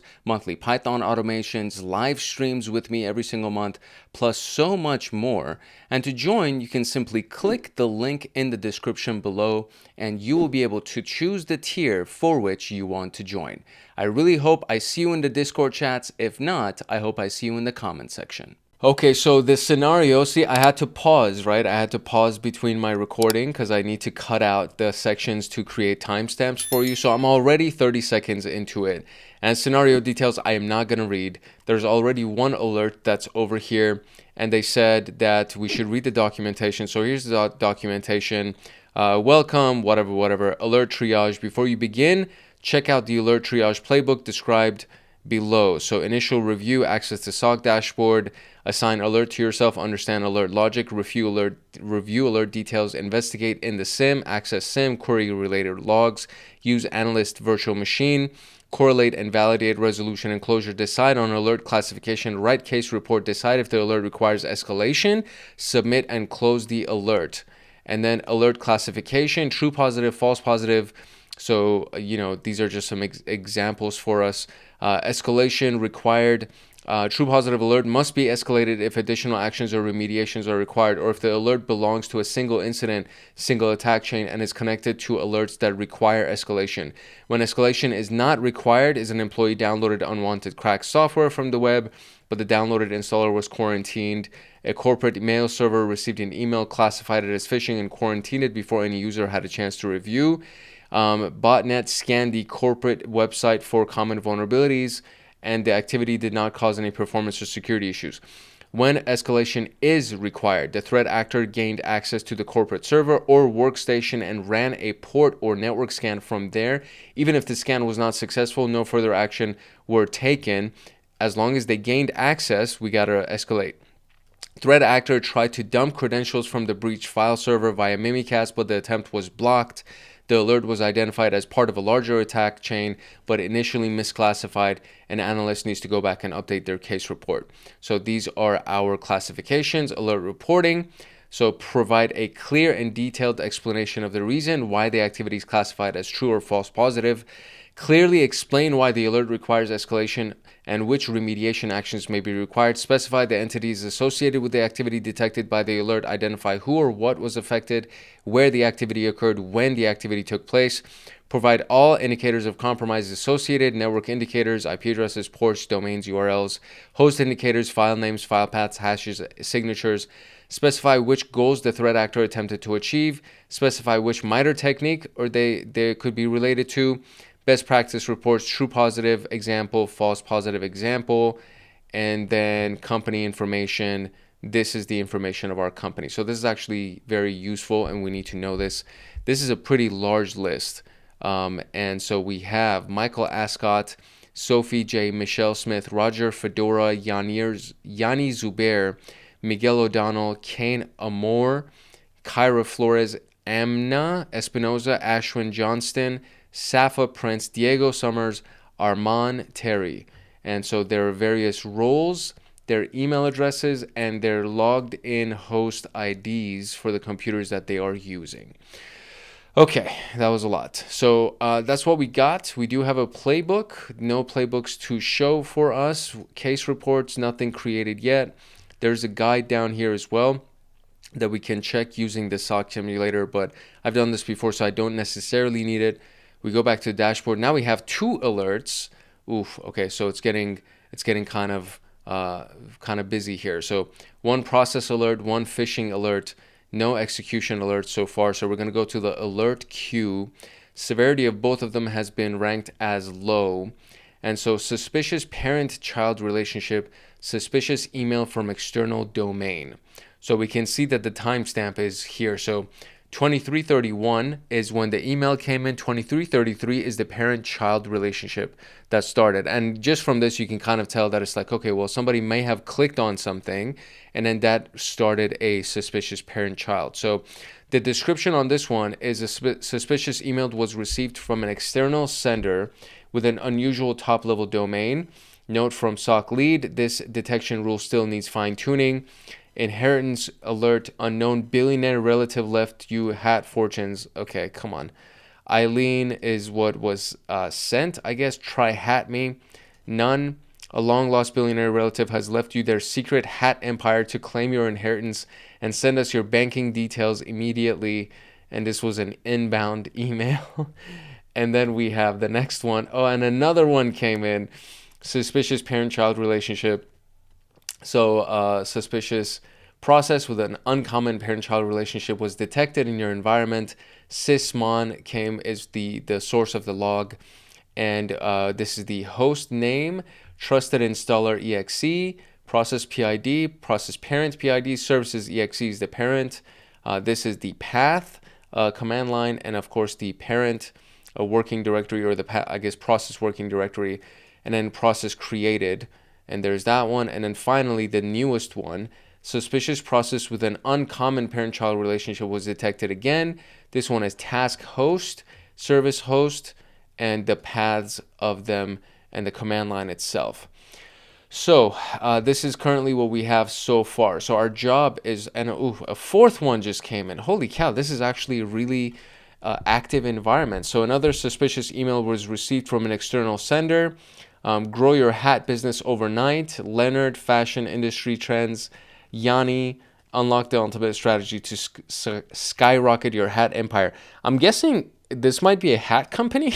I didn't read the details of the company, but I'm guessing that's what it is. Okay, so I'll start from the very first one. I'm just going to go from the very first one because they all have low severity. So we will go and assign this to ourselves. That's what we did. So we successfully took action and we assigned it. So now it's not in this queue. It's now in the assigned alerts portion under myself, right? So now I can go ahead and analyze this a little bit further. So we have the email. The sender is Eileen at trendymillionaireco.me. Support, long lost billionaire. There was no attachment. And let's see if there was any kind of a link or anything. Note from SOC lead, this detection rule still needs fine tuning. So we're going to go ahead and see what we can find for our virtual machine here, if there's anything of note inside of there, and then we'll try to see what we can find inside of the SIM as well. So here is the virtual machine. I have the Try Detect This app that we also had previously in other simulations. And then we have the attachments folder. We have Wireshark and Windows PowerShell that's on this computer. So let's see what happens when we try to load Try Detect This, which is essentially, oh, I see. Okay, so this is when we can check URLs, IP addresses, or attach files for analysis. So there was no specific file on that first email, and another alert just came in as well. TryHackMe has all of these files inside of it, shipping labels, a variety of different things that are included here. And then we have Wireshark, and then we have that. So this is all the information that I have here. So if I go back to my alert queue to view what's going on underneath this right here, there are 31 alerts incoming, by the way. So this is kind of insane. So this is, really the only thing that I can see right here would be just the sender's email at trendy millionary such and such. So we can copy this and we can go to the Analyst VM and see if there's anything that we can potentially check right here for a URL. So if I do HTTP, or not even that, if I just do T for trendy, because I didn't get the full thing, and paste the rest of it, let's see if we can analyze this in any way. It's a clean URL. Okay, so nothing really crazy for this one. So being that there are a lot of alerts coming in, I wonder if this is actually because it also said that the detection rule needs fine tuning. There was nothing wrong with this right here. Inheritance alert, this is definitely like an issue, because the inheritance alert part is something that I'm most concerned with. Support at TryHackMe is what received the email, so it wasn't a specific user, so I'm not really worried about that part of it.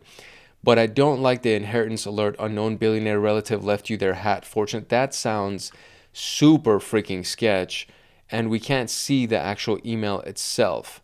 So for this, I'm going to load the SIM just to have it as well, because we are using a SIM tool. So it's going to load in the background for us inside of this environment. But I am really curious to see whether or not that was even an issue, the timestamp of everything and all of those stuff. So it might be a little bit of a challenge to try to make sense of everything that's going on, but we do need to try to be as quick as we can be without rushing through things and without actually messing anything up. So if I click on sender, and I'll see that we have all these things. So Armand, Terry, TryHackMe, all these guys, and then there's other senders as well. A total of 67 records in total. But the one that we're most interested in was that one. So, and I think this is still loading as well, because it's going for the last 6 hours. So if I try to do the last, let's say 12 hours and update this, it should give me a little bit more information. It doesn't. All right, fine. That's perfectly fine because all the activity is going on live as it happens right now. So the sender information and then the recipient information, as we have here: contact, TryHackMe, CEO, invoice, Sophie, support, da da da da da da.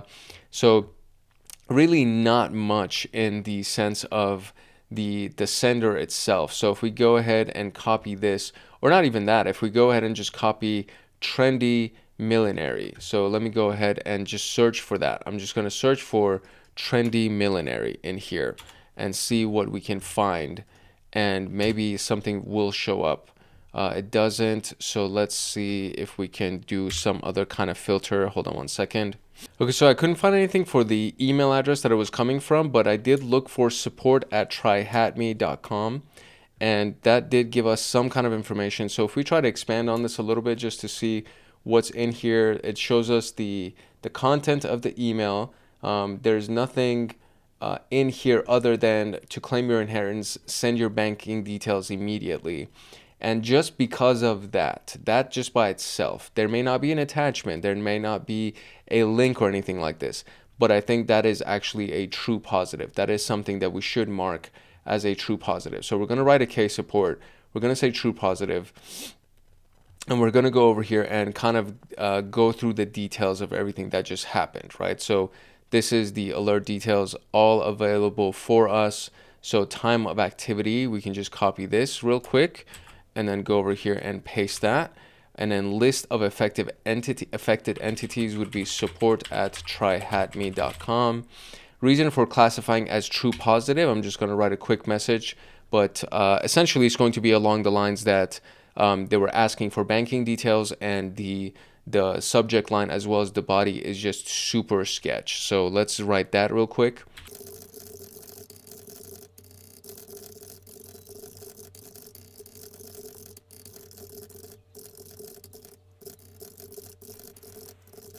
Okay, there we go.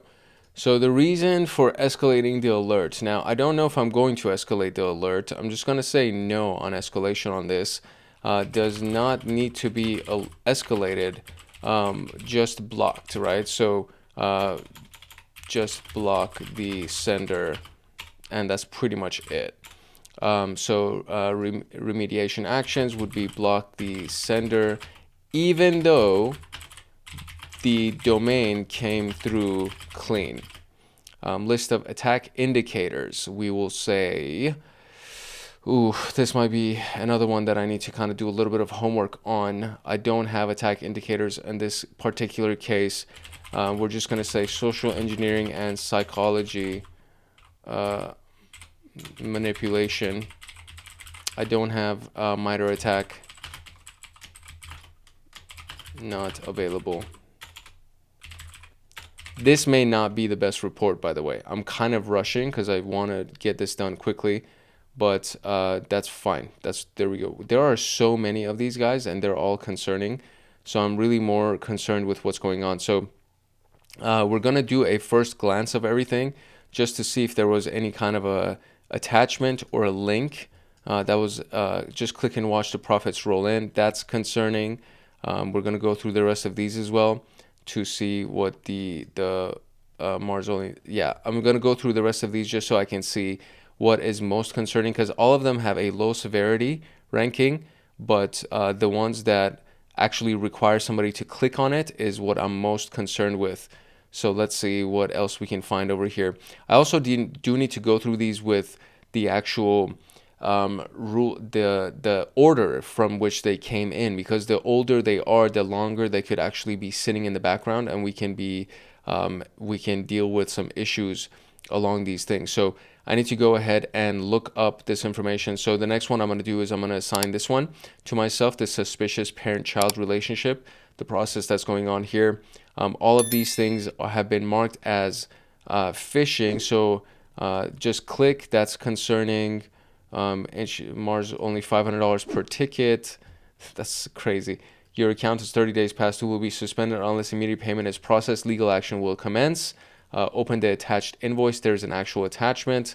That's concerning. So these things are actually concerning.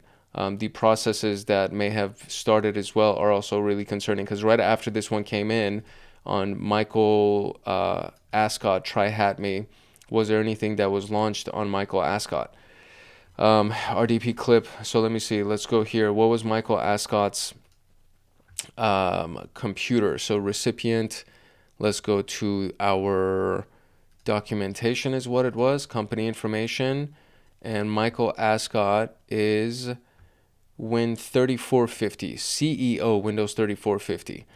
That is an issue. So right after the phishing email for the thing with the attachment, 3450 is where the suspicious, yep, that's the guy. That's the CEO, 3451, task host. I'm going to actually take this one. This is the most concerning to me right now. These processes can be concerning as well, but that's on the CEO's email. So I need to go ahead and address this right away. Which one was it? It was this one. So Michael Ascot, we need to address the computer itself first. So the process that was launched first. That's the one that I'm going to address to myself first, because that seems to be the most concerning to me.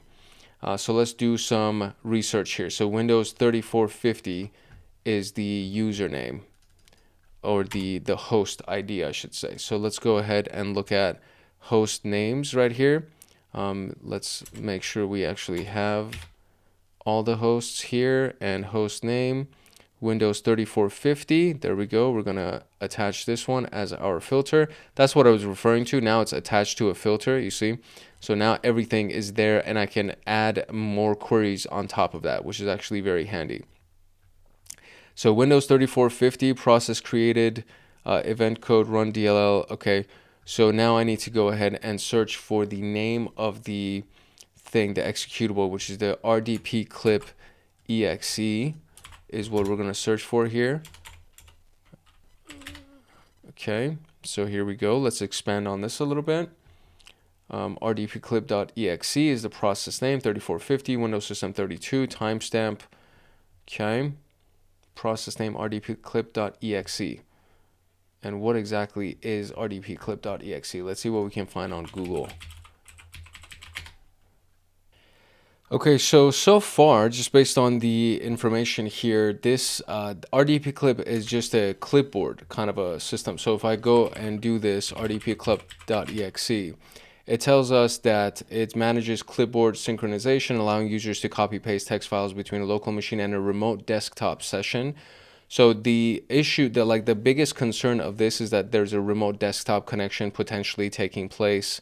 And then if we go to the Elastic flow itself and try to look for it inside of these flows right here, right after this, there is the RDP clip, and in the timeline that we see right here for this specific user, there's a process registry, current control devices that may have changed, print num. So let's see, this one might, I'm just trying to see exactly what happened after the fact of this on this specific user. And if there's anything in conjunction to this that we need to worry about. So registry keys, the path itself, device parameters, friendly name. Okay. Registry value, friendly name. Let's see, spools V or spool SV, registry added or deleted, and it happened in conjunction. It seems like it kind of seems like this person has actually been process name Outlook. I'm thinking out loud right now, so I'm just going to go through the rest of these things just to see what's going on and see if there's anything that we need to be concerned with this particular user. And we also need to keep an eye on the actual events that are coming in, because there is high severity stuff that we need to be concerned with. And so far, there is nothing of high severity that we need to be concerned with, or I don't see anything at least. There's nothing with medium severity, and then low severity is so far all we've been getting. And there's 22 alerts that are still incoming, so I need to see what really needs to be addressed, honestly. So I will keep you in the loop. I'm gonna go do the rest of my investigation. If there's anything of note that I need to bring up, I'll bring it up. But for the most part, I'm just gonna be kind of keeping an eye out of if there's anything that's actually of an issue right now. Okay, so I closed the last one as well because I marked it as a false positive, because it's basically a remote desktop copy paste the executable that was executed. And really, other than the fact that it was remote desktop and it was done on the CEO's computer, or the CEO's host specifically, is really, that's like the only thing that I thought of as a potential concern. So I didn't really see anything else that was associated with it that was of concern. There is now another one that has come up, that there's a PowerShell script that was created in the downloads folder by the same user, and that seems to be concerning. So I don't know if this is an issue right now, or if there's something else that we need to worry about in this case. This is honestly, this kind of feels a little bit intense, because there are new alerts that are coming in all the time, and the ones that seem to be most concerning are the ones that are still marked as a low severity. So that's the piece that I'm just like, man, I don't know what to really kind of look at when we're looking at this. And then when I filter for phishing, it doesn't show anything, which is really annoying. So I have to like go look at the severity here and see what's up. Nope, nothing. So medium severity, network drive mapped to a local drive. Okay, so this one is an execution, and there's another medium severity that just came in. Okay, so there we go. So Windows 3450, this is we're going to take on right now.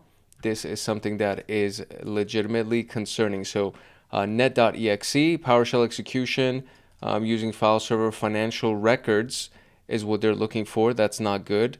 And Michael Ascot downloads. Okay, so let's do some homework here now with net.exe for the Windows 3450 user. So we still have the user here. We're going to do net.exe here. What's going on, just to see what's going on here. Let's do some homework. Okay, buddy. So now we have official high ranking severity issues that are coming in, all on the 3450 user. So all of these are concerning. This is the CEO's user account that is all going on, and every single one of these is an issue. So NS lookup exe is going on. So if we start from the very first one, PowerShell execution NS lookup exe, and then so we have now a specific file that is going into the exfiltration folder. So this needs to be done immediately. Very, very concerning. So if we were to look at NS lookup exe as the executable under the user itself, the net.exe user, or the net.exe executable, is actually concerning as well. But it's mainly for something that is done for kind of either changing usernames or changing some kind of a network profile or a user profile. NS lookup exe, starting from the bottom right here, giving us information on this. And I need to add a couple more columns here just to make sure we can actually do some other messages, maybe not messages. I'm going to add some more columns just to see if there's anything useful for us here. Okay, so this is the first one that I'm ranking as a true positive. This is event ID 1025 for suspicious parent-child. This is still for Mr. Michael Ascot for Windows 3450. NS lookup is a specific executable that is used to find domain, or to map domain names to IP addresses for troubleshooting DNS infrastructure. This is not something that Michael needs to be doing. Michael is the CEO of a hat company, and they sell hats. He has nothing to do with NS lookup, or he should have nothing to do with NS lookup. This would be something that would be done with the tech team, with the IT team specifically. So he doesn't need to run it for his job. Furthermore, the data is being processed, being transferred to a file called exfiltration, as we can see right here for Michael Ascot download exfiltration, which is it just means that it's being prepped for exfiltration is what it seems like. All of it is being done via PowerShell, which is again an issue here. There needs to be contact that's made to Michael to see exactly why these series of steps are being taken from his computer. We need to block all internet access from his computer, all internet access, find the IP addresses that are connecting to his computer remotely and block them immediately, secure all sensitive files on his computer.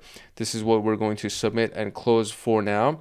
That'll be the first one. There are several other ones that are ranked highly, and again, they're all being done inside of Michael's reports, or Michael's user his host, and it's going again similar, going to the exfiltration folder. Some other kind of data is being sent into the exfiltration folder.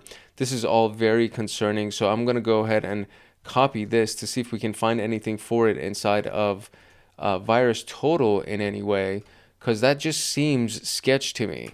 Hardware.io, it doesn't show up as a sketch, so I guess that's not necessarily a sketch specific file or extension, but this all just seems very, very, very concerning, and it's all an issue. So we're going to go ahead and look at all of the other stuff that we can potentially find.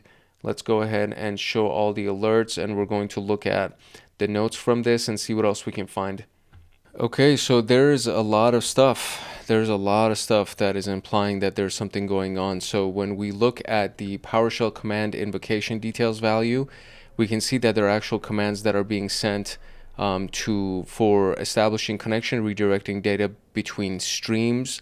And then when we go further up, we can actually see that there's base 64 encoding inside of certain commands that are being sent. So let me find them for you. Here we go. So these are base 64 encodings that are being combined with these invoke expressions for NSLOOKUP that are being sent through, and I don't know what is being transferred, but something is being done. So if we were to go ahead and find any of these right here, invoke expression, NSLOOKUP, hardware IO, more and more, and then there is the ones, there we go. Okay, so this is clearly a base 64 encoded line right here.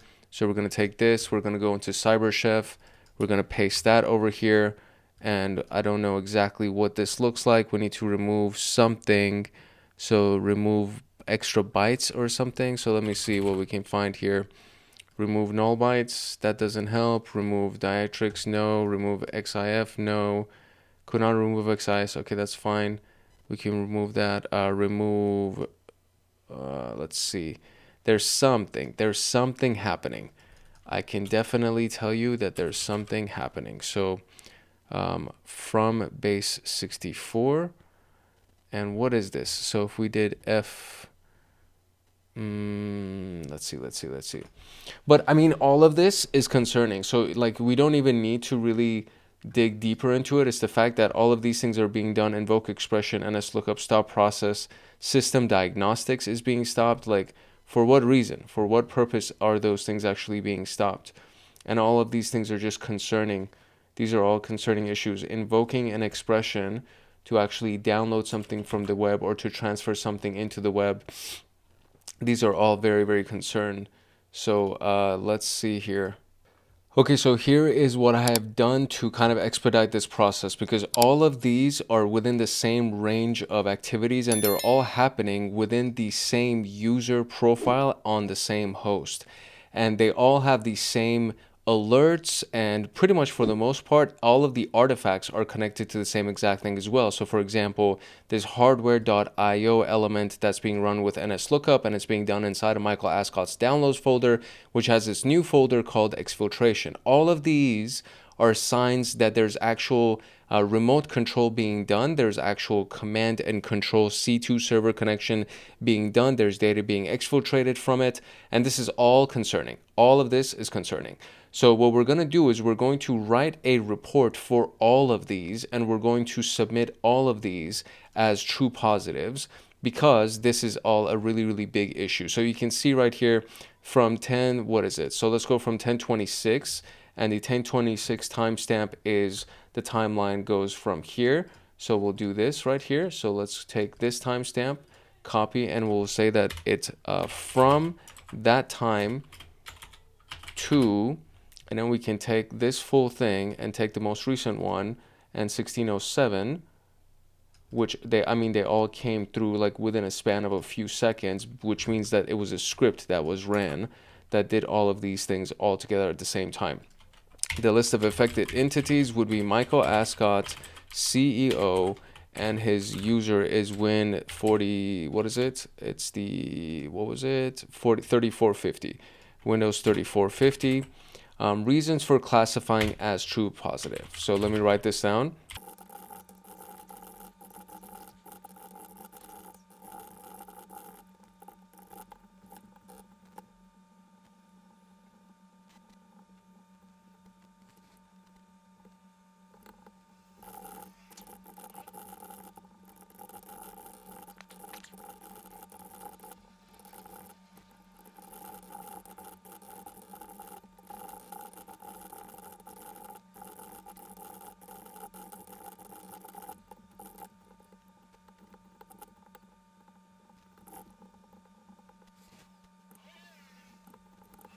Okay, so here is the report that I created. I'm hoping that this applies to all of them, because if it doesn't, then I have to create one. No, I'm creating it for multiple alerts.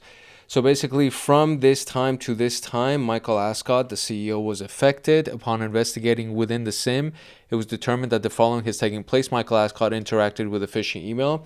From that interaction, a file was opened that began the malicious procedures. There was a PowerShell command that was executed in the background and began the downloading of a file called PowerCat PS1. And we can see this under the process command line series of activities, where from GitHub user content, there was something downloaded called PowerCat PS1, and then PowerCat PS1 began running. So you can see this, that it's happened multiple times, and it's being executed via PowerShell. So every single time it's being downloaded and being executed, and that script is then responsible for the information being extracted. So there is other commands that we see right here, where information is now being extracted and being sent via some kind of a base64 encoding, and it's actually being all transferred into the downloads folder of Michael, and then from there being transferred, and you see it, the invoke expression is being done through this hardware.io executable, and then all of the relative activities are being done in sequence. So it all happens within a short period of time,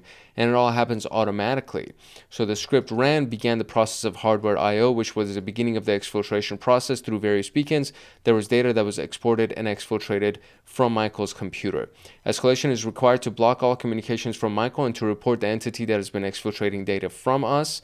We need to contact Michael, inform him of the hack, block his computer from internet, wipe the computer and restore it from the last healthy backup, establish new training procedures for all C-suite executives to ensure that they don't repeat the process, report all the findings to proper authorities, and establish new procedures during lessons learned meeting.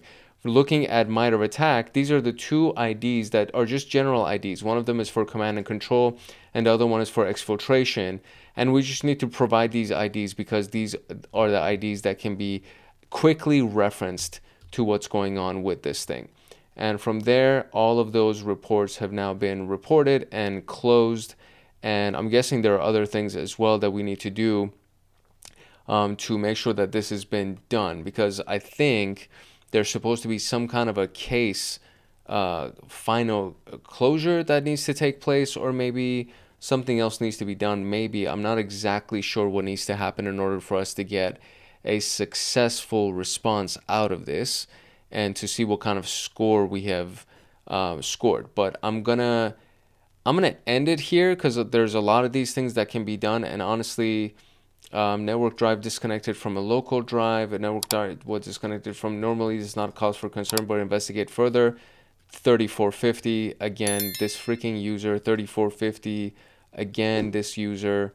3451, 3450, PowerShell script was created in the downloads folder.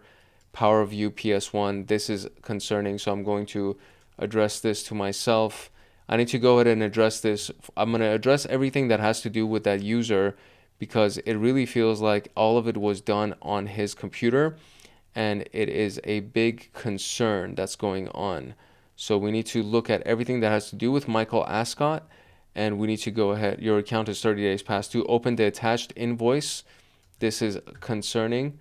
All of this seems to be the relevant activities that led up to that file being downloaded and getting into trouble with us. So we need to address all of this and see what's going on with these things.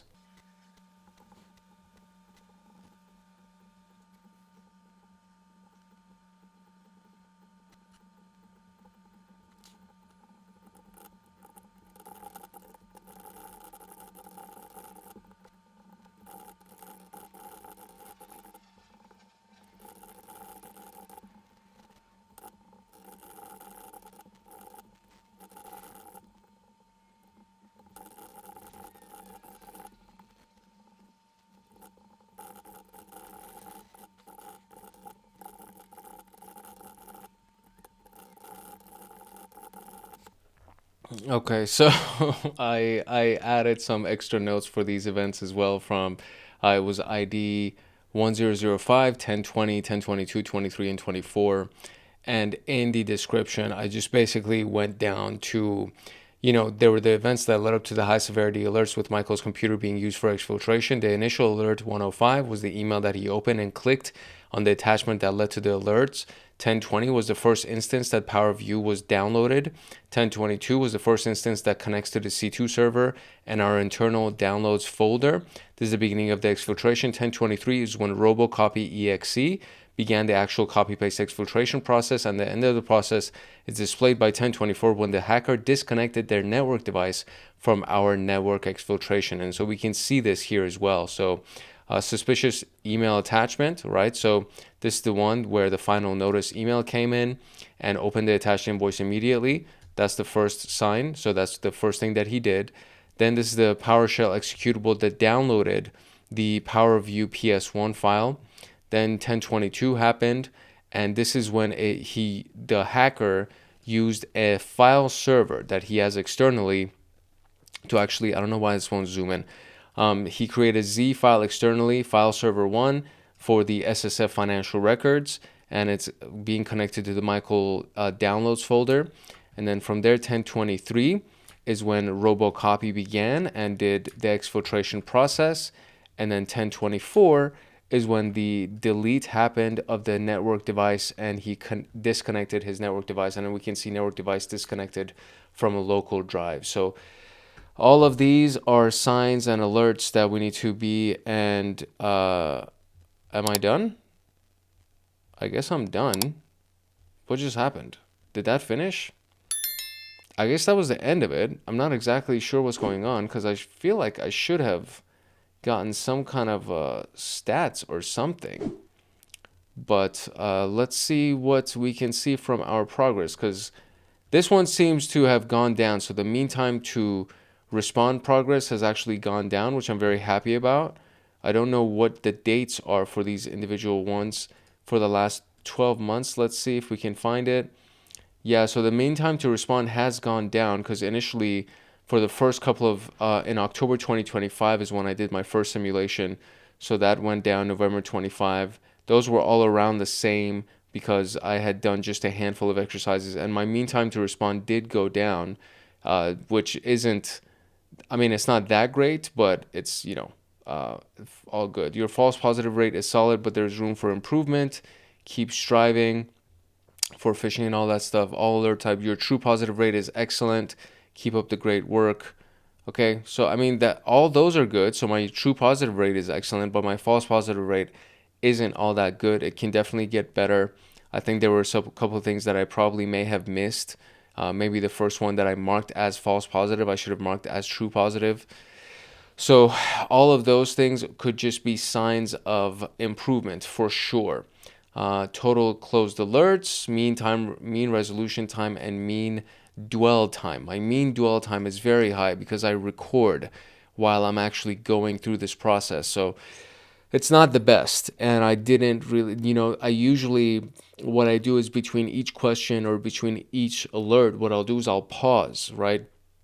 I'll pause for about 10-15 seconds so that there's silence, so that when I'm in the edit, I can cut out those parts easily. And for this video, I just went through through everything as fast as I could. I didn't pause or anything. The only pauses that existed was when I was actually doing investigation and alert, and I didn't want to talk out loud because I didn't want to just rattle off some random wrong ideas or anything like that. But this was not the greatest. I don't think this was the greatest exercise that I've gone through. I think I was panicked low-key because I was trying to actually do this quickly, and I was trying to get correct answers while doing it quickly, which is really not the best way to do these kinds of things. So, for what it's worth, learn from my mistakes, learn from my experience, and hopefully when you do this, you actually do better than I did. If you found value in this video, then I encourage you to like, subscribe, and turn on the notification bell so that you get notified the next time that video comes out on this channel. I believe we're done with the entire phishing series, and we're going to be going into the next series inside of the same SOC Level 1 pathway. So I think we're done with this, and then we're just going to move on to the next one. There is a quick little recap exercise that's here, but I don't think I'm going to record this because this is kind of just the AI of TryHackMe Yeah, so welcome to the first recap. Use questions to reinforce what you've learned. So it takes 5 minutes to complete this. I'm not going to record this. I am going to complete it because I do want to have that completion check mark, but I'm not going to record it. And that's pretty much it for the most part. That's like pretty much all we had for the phishing exercise. So we're going to move into the next module inside of SOC Level 1. And then, of course, after we're done with SOC Level 1, we're going to go into CompTIA Pentest Plus, lab exercises, AI for cybersecurity. There will be the new Linux Plus series that will come from CompTIA. And of course, as I've mentioned over the last several videos, we are going to shoot for getting accreditation with CompTIA so that we can get discount vouchers for our exam vouchers for our students. So all of these things are up and coming, and they're right around the corner. So make sure that you like, subscribe, and turn on the notification bell. And I really want to hear from you in regards to how you did when you went through this simulation. I am almost 100% sure that you're going to do better than I did, because I don't think I did well at all. So don't get mad at me for not doing well.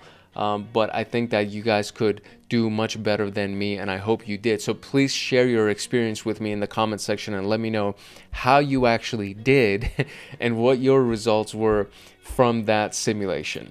Apart from that, again, like, subscribe, turn on the notification bell, and of course, if you have not done so already, make sure that you check out Hackaholics Anonymous. If you want access to my notes and exclusive downloads and to get lifetime access to me on Discord, consider joining Hackaholics Anonymous. We have 4 tiers. We have the supporter, the agent, the guardian, and the master. Each tier gets their own Discord server and early access to content. The agent, guardian, and master levels get exclusive content, exclusive downloads, monthly Python automations, live streams with me every single month, plus so much more. And to join, you can simply click the link in the description below and you will be able to choose the tier for which you want to join.